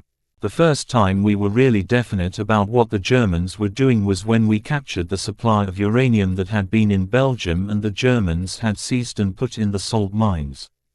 Groves's account here is clearly at variance, and by some distance, with the true picture. Groves was utterly dogmatic in his denials that the British knew more than he did, denials that were so extreme as to amount to falsehoods that have seriously distorted our understanding of this episode. Because the British did not share the quality of their intelligence, only the summaries, with their principal ally, the Americans retained doubts about German capabilities. Still further light is thrown on American thought processes by a bizarre plan that was seriously entertained and, perhaps more than anything, calls General Groves's judgment and paranoia into question. This was a plot for Werner Heisenberg to be either kidnapped or murdered when he gave a lecture in Switzerland. Groves said Heisenberg, when captured, was worth more to us than 10 divisions of Germans, who would be of enormous value to the Russians. The man deputized to carry out the assassination was Morris Mo. Berg, well known as a multi-talented Princeton graduate, gifted in several languages. His Japanese was good enough to be used in propaganda broadcasts, who gained fame as a career baseball player, starring for 4 professional teams: the Brooklyn Robins, the Dodgers, the Chicago White Sox, the Cleveland Indians and the Washington Senators. The idea of kidnapping or even killing Heisenberg had first occurred to Victor Weisskopf and Hans Bethe in the autumn of 1942, and the idea caught Groves's imagination and thereafter seems never to have left it. When it was discovered, via the OSS office in Bern, that Heisenberg was scheduled to give a lecture in Zurich on the 18th of December 1944, Berg, using OSS influence, flew to Switzerland via London and sat in the audience, among professors and graduate students, with a pistol in his pocket for Heisenberg and a cyanide tablet for himself, just in case. His German, as it turned out, wasn't quite up to the lecture, which was in fact a very abstract theoretical seminar. Not being able to make head or tail of the words, he didn't shoot Heisenberg then, nor at a later dinner arranged by Paul Scherrer, the director of the Physics Institute and an invaluable Allied source, codenamed Flute, by the OSS. According to one account, it was the OSS's idea to have Scherrer invite Heisenberg to Zurich in the first place. But what on earth were the Americans, and Groves, thinking of? As several physicists who worked on the Manhattan Project have observed, putting Heisenberg out of action in December 1944 made no sense. Rudolf Peierls was just one who dryly commented, if there was a German project that had any chance of success before the war ended, it would have progressed by this time to the stage where the technological problems would have been central and individual scientists would not have been vital. Just as Groves knew, because the physicist himself said so, that Bohr was not essential to the Allied effort. On top of this, Peierls found it wholly incredible that it should have entered anyone's head that Heisenberg could, or would, talk about an atom bomb in an open academic seminar in Switzerland. Then there is the very fact of Heisenberg being in Switzerland at all. In 1943, the British had drawn the common-sense conclusion that Otto Hahn would never have been allowed out to lecture in Stockholm had there been a viable German nuclear project, because the risk of kidnap or murder, exactly what Groves had in mind for Heisenberg, would have been too great. So why did Groves, security maniac that he was, not draw the same conclusion regarding Heisenberg? According to other accounts, Weizsäcker, whose wife was Swiss, was also at the meeting. This makes it all the more incredible that Groves and his team didn't question why the Germans were allowing so many leading bomb makers out of the country. Groves himself told Major Robert Furman, his chief aide on foreign intelligence matters, that Furman was not to travel beyond the reach of American protection in the European theater of operations. He knew too much to risk even the hazards of neutral Switzerland. My italics. Did Groves not realize that if he were taking such precautions, and about Switzerland, the Germans, if they were so well advanced in an atomic project that it could decide the war, would too? In August 1944, Groves criticized the British intelligence services for the typical lack of common sense. He did not always show common sense himself. In his memoirs published after the war, Groves wrote that Alsos had clearly justified itself in demonstrating definitively that Germany had no bomb. Why did Groves not set more store by the British conclusions, reached 2 years before those of Alsos? There was more than one reason. In the first place, his Anglophobia cannot be ruled out. This, it must be said, was no ordinary Anglophobia, if there is such a thing, but bordered at times on the pathological, meriting an entry all to itself in the index to one of his biographer's books. It was of long standing, says Robert Norris, and inherited from Groves's father, who regarded the English as incorrigibly selfish. The general told Eisenhower, when he was president, that it was wrong for Americans to think they owed the British anything. He thought the British were lax on security, and he claimed, wrongly, that he was responsible for bringing Bohr out of Denmark, who actually escaped on a British plane organized by Lindemann and Chadwick, as we have seen. He thought New York City was too English and not patriotic enough. He deprecated the extreme friendliness that he felt was shown to the British by the New York Times and the Herald Tribune. He was deeply distrustful of Europe as a whole and its intellectual culture. To him Cambridge, both of them, and Göttingen were alien places. He was beside himself with fury when Norman Ramsay, the head of the delivery group in Army Ordnance, favored the British Lancaster bomber to actually deliver the first atomic bomb. It was beyond comprehension that Ramsay could consider using a British plane to deliver an American atomic bomb. The new Boeing B-29 Superfortress would carry the atomic bomb. In the summer of 1943, when Conant warned that it was quite conceivable that circumstances might enable the Germans to develop a weapon that was a concentration of radioactive solids, Groves took comfort in the fact that, as he put it, if any attack is made by the Germans, it seems extremely unlikely that it will occur in the United States but in Great Britain. It almost sounds as if he wouldn't have minded.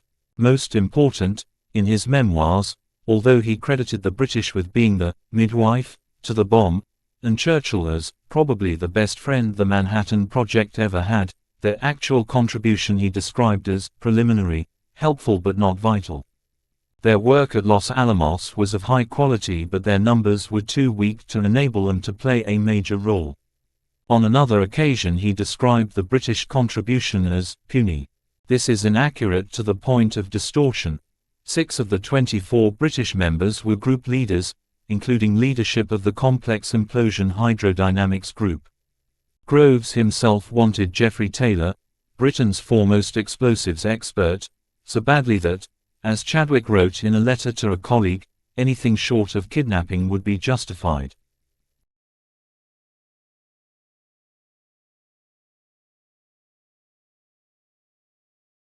Piles's use of punch cards helped solve the calculations defining implosion.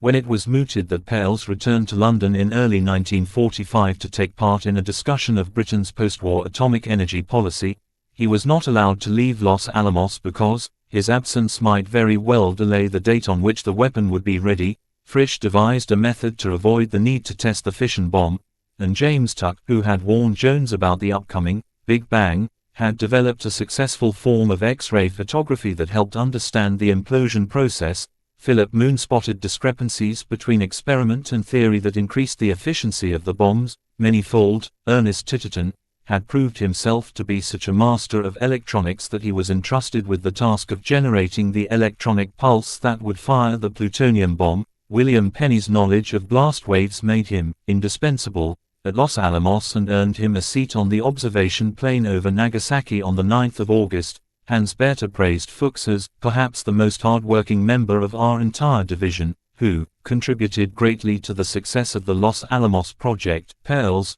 William Penny and Francis Simon received the Presidential Medal of Merit after the war, the highest medal a civilian can receive in the U.S., and Cockcroft received the Medal of Freedom. Groves received the Legion of Merit and Britain's Companion of the Order of the Bath. Fuchs worked with John von Neumann, one of the founding figures of computing, on the hydrogen bomb, and the pair filed a joint patent application for the radiation implosion principle, using unsurpassable mathematics. Fuchs told at least some of this to the Soviets. These are more than narrow nationalistic gripes. They call into question Groves's motives and judgment in ways that would come to matter, as we shall see. An undated letter from Chadwick to Anderson says that the general was always ready to concede in private the importance of our early contribution to the project, but that, whether or not Groves would be anxious to admit this in public seems more doubtful. The general ran the $2 billion state within a state, without the merest hint of financial corruption, but his nationalism was, as it turned out, his Achilles heel. The Americans were in general more wary of German intentions than the British, which was surprising given that the British were closer to Germany, much closer, and therefore, as even Groves acknowledged, much more at risk. But in the case of both chemical weapons and biological weapons, as well as atomic weapons, the British concluded that there was little threat from that direction. This was due partly to decrypts of Enigma intercepts, which showed that the Germans believed that the Allies had superior chemical and biological weapons and so they didn't want to provoke reprisals. B. That intelligence from Italy showed that when the Italians had given up developing gas weapons, the Germans had too. C. That the Germans had instructed their retreating forces to dump Italian gas canisters in the sea at least 6 miles off the coast. D. That in the Enigma traffic there was no mention of gas or biological warfare other than the preparation of countermeasures. E. Intercepts of communications between the Japanese and the Germans, to the effect that Speer had told the Japanese that Germany did not intend to use gas or biological weapons, and F. The complete absence of decrypted instructions for troops to be prepared for gas warfare, such as being inoculated. The Americans were unconvinced by these not inconsiderable arguments, and in January 1944 the U.S. authorities stepped up their own biological warfare research. Is this evidence of common sense? But the British assessment of the threat from gas and biological warfare underwent no change in the 6 months before D-Day and, as with atomic weaponry, proved extremely accurate. To repeat, R. V. Jones, in a letter to Ronald Clark, on the 4th of June 1960, when the latter was preparing his book on the atomic bomb, said, "Until summer 1944 we were producing nearly all the information available to Western allies. Why the Americans in general, and Groves in particular, failed to heed these accurate reports is not clear, even now." In 1944, fairly late on in the war, according to his memoirs, Groves remarked that Hitler would obviously have made use of his top scientists. His staff therefore started scouring all the present and back issues of the German physics journals to ascertain the whereabouts of leading scientists, work that Fuchs and Perls had been doing repeatedly since 1941.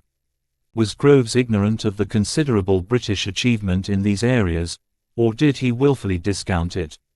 Barton Bernstein, professor of history at Stanford University, notes that Groves was no buffoon, with great practical intelligence, who had a deep sense of his own historical importance, but often made himself unduly important. He was neither reflective nor, it appears, self-critical. One of his biographers concurs, saying that Groves tried to take the credit for everything, that his personal papers are replete with braggadocio, and that he was a victim of his own ego. In Groves's case, however, there was another issue. In view of the importance of this matter, it is worth quoting both Groves's biographers who make the same observation. Robert Norris puts it this way: as he did with all information, Groves carefully controlled the facts about the Germans' lack of progress in their bomb program. It is difficult to tell precisely when Groves became absolutely confident in his own mind that there was no threat, and to whom he may have confided this information.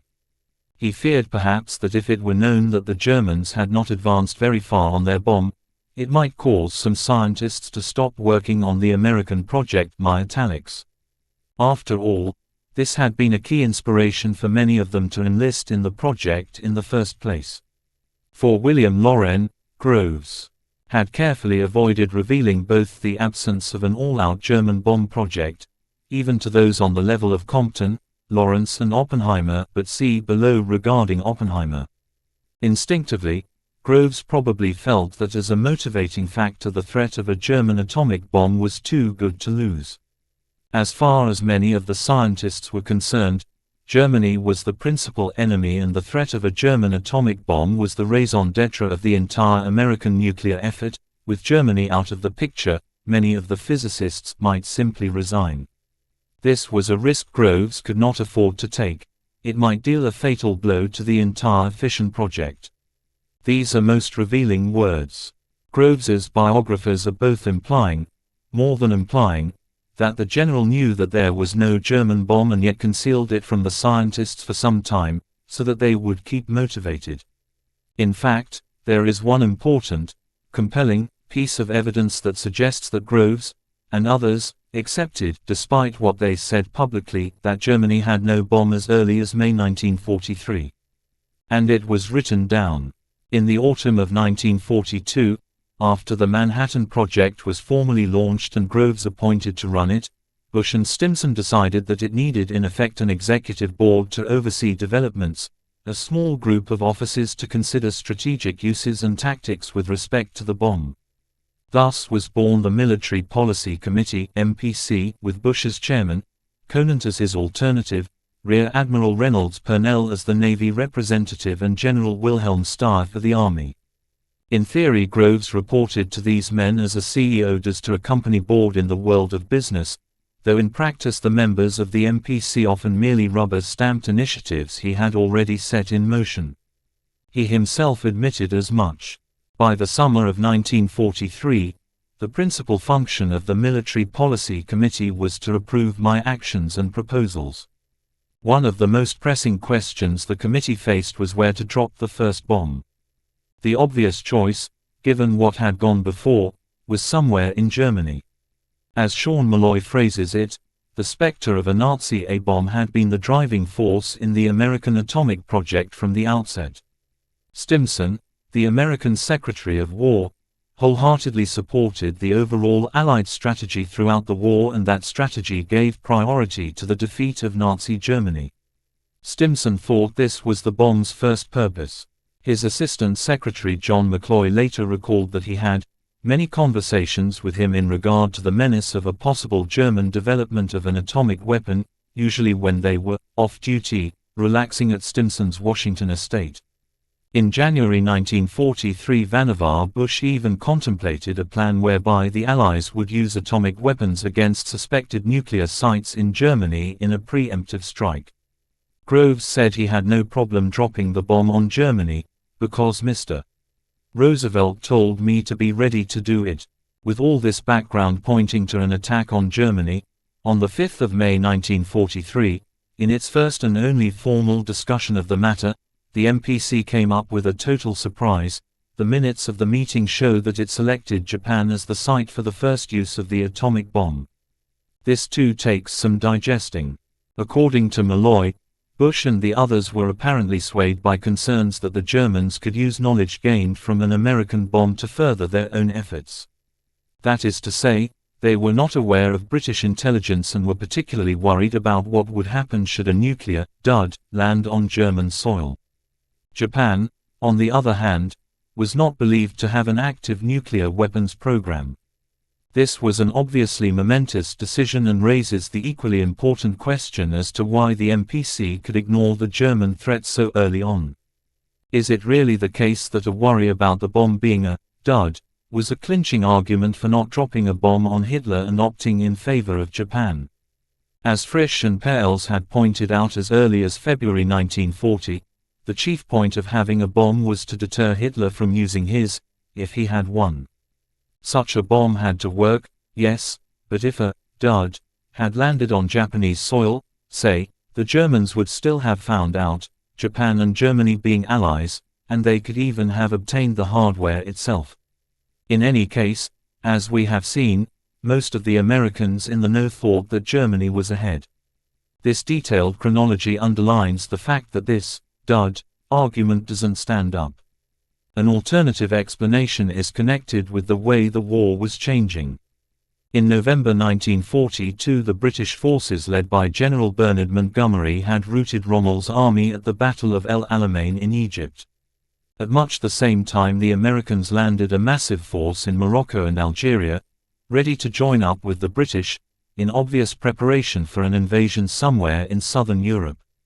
May 1943 was just 2 months after the Battle of Stalingrad had been concluded in Russia's favor, forcing the Germans to begin their retreat across Eastern Europe.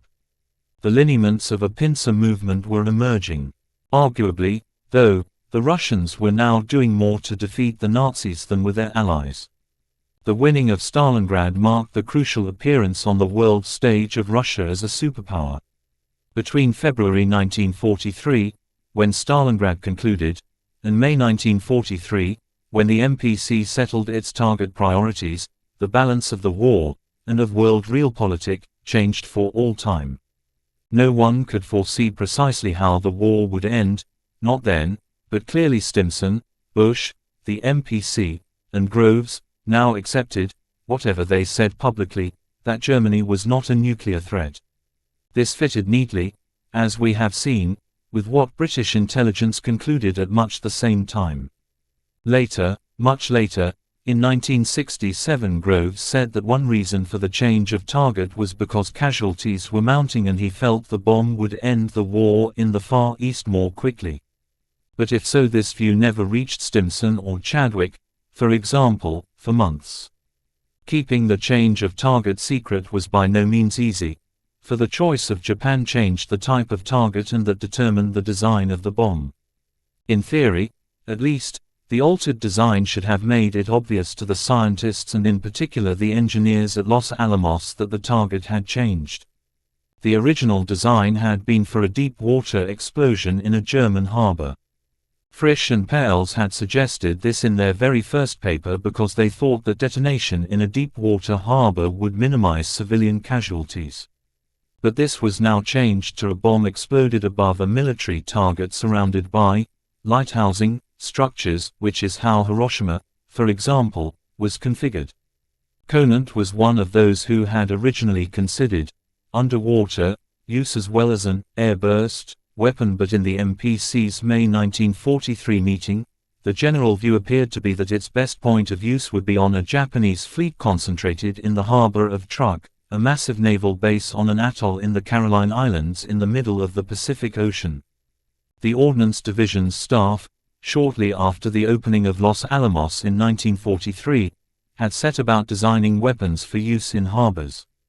They considered a nuclear depth charge and even an atomic torpedo. At the same time, others were working on designs for a bomb to be dropped on land targets. At the end of 1943, Oppenheimer became so concerned about the proliferation of designs being pursued, or he said that he did, that he suggested the more technically challenging designs for underwater weapons be temporarily postponed. Or was he, alone of all the scientists at Los Alamos, privy to the MPC decision to opt for an airburst weapon over targets in Japan? Airburst weapons had the disadvantage that they would kill far more civilians and spread far more radiation. But they had the undoubted advantage that their effect would be far more spectacular, especially against the lightly built, wood frame houses common in Japan. A final element in the design equation was that, in order for the bomb to be delivered, and for the bomb crew doing the delivering to escape, the device needed to be dropped from a very great height, say 30,000 feet, so that the aircraft would be several miles away by the time of the explosion. In turn, that meant that only very large targets were suitable. Cloud cover could easily obscure smaller targets, like harbors and fleet installations, and the bomb might even miss such a target. All of which pointed to entire cities being the object of attack.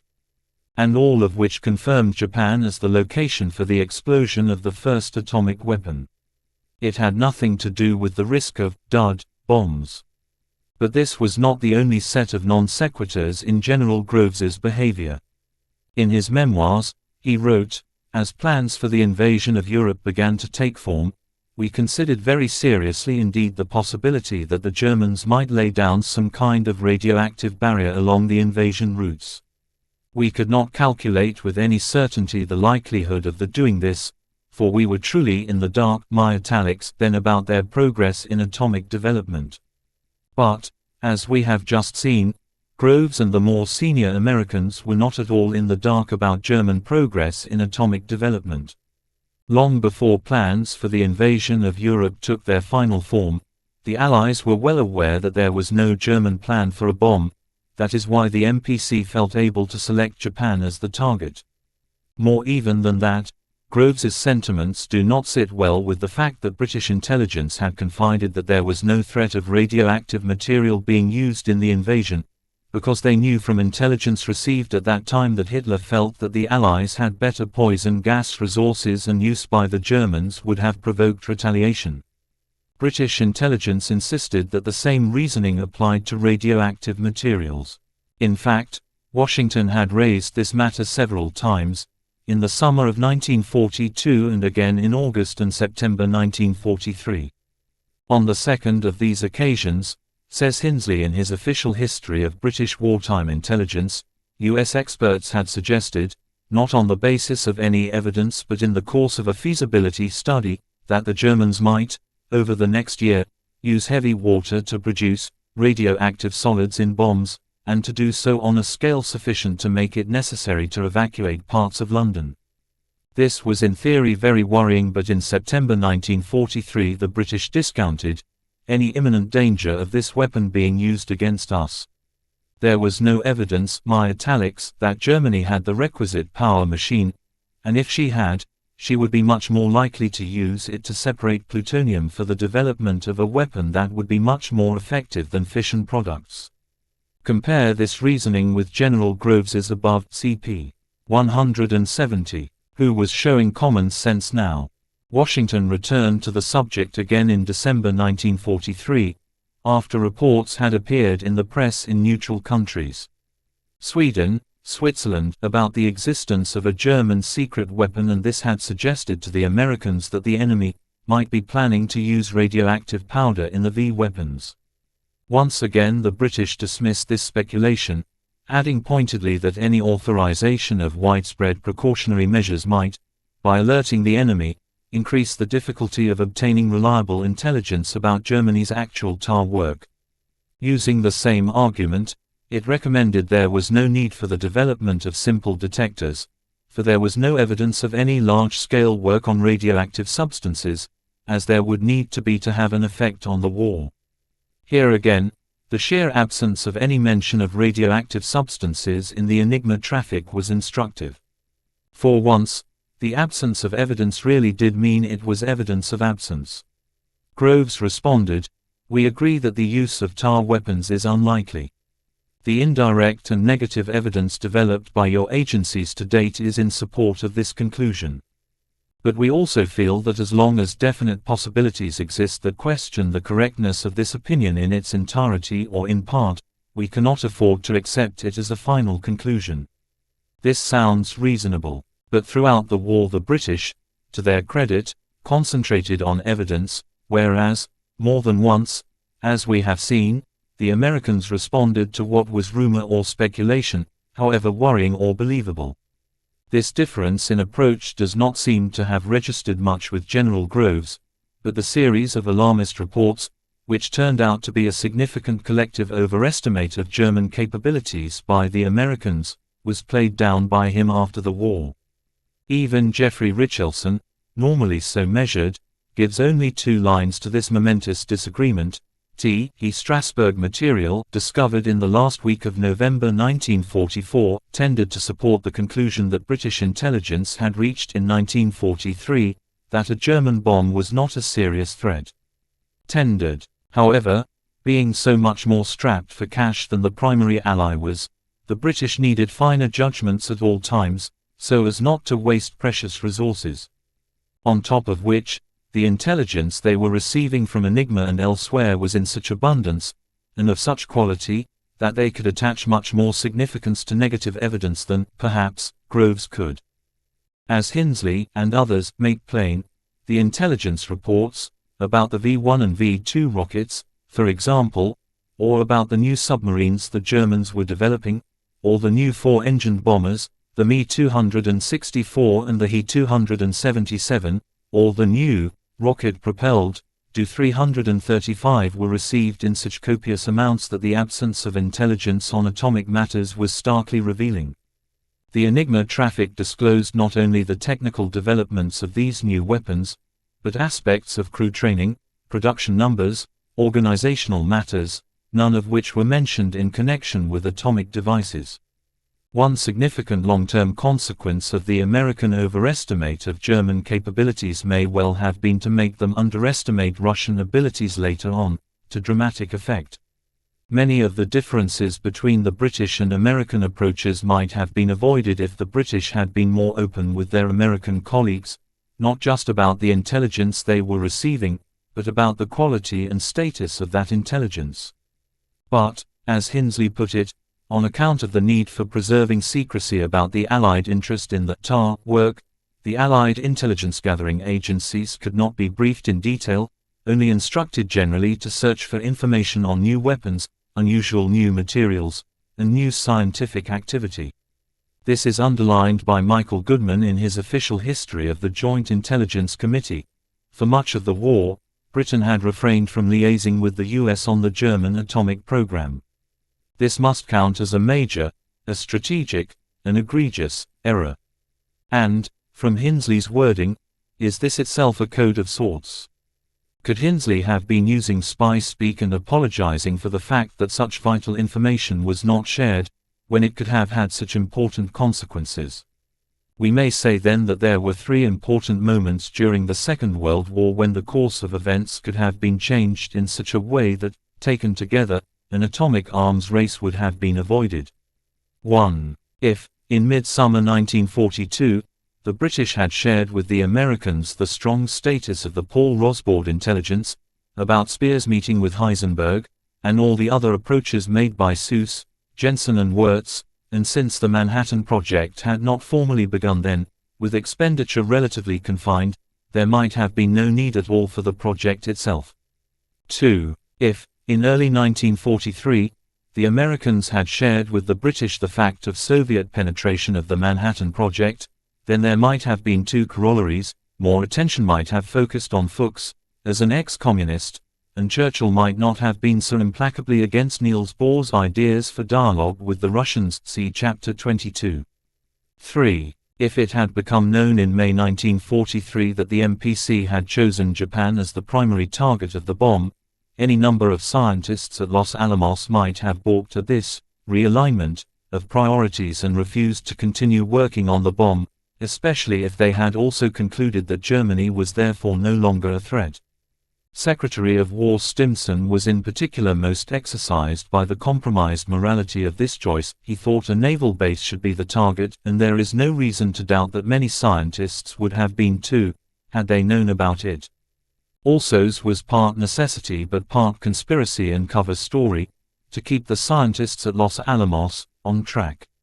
The fact is that, by the time Bohr and Fuchs arrived in the United States, at the end of 1943, the status of the Manhattan Project had changed. General Groves, Bush, Conant and Stimson all knew that Germany did not have the bomb, and had no prospect of acquiring one during the war. The Military Policy Committee had selected Japan as the primary target without anyone really knowing what the state of the war would be by the time a bomb was ready. The underlying truth is that Japan was a convenient target. Bush and Groves in particular, but also Churchill and Lindemann, were the first to grasp that, as they thought, a bomb, if it could be developed in secret, would give America and the West a significant advantage over Soviet Russia once the war was over and its ally had become its adversary. Because important intelligence was not shared, in both directions across the Atlantic, the world was maladministered into a new, unprecedented era of danger. At the same time, he put down others mercilessly. In a 174-page memoir in the Groves file in the National Archives, these are some of his verdicts. Pegram did not have any backbone. Oliphant often spread false rumors. Simon and Pales had a superior attitude. The British refused always to admit that they were not superior beings. Harry Hopkins was a typical giver-awayer. Everyone knew that Wynant, the U.S. ambassador in London, was not very bright. Averell Harriman, the U.S. ambassador to Moscow, was always a weak sister. Urey was, at heart, a coward, and the New World, the official history of the Manhattan Project, was completely unreliable and cannot be trusted. Hiroshima was bombed from 31,600 feet,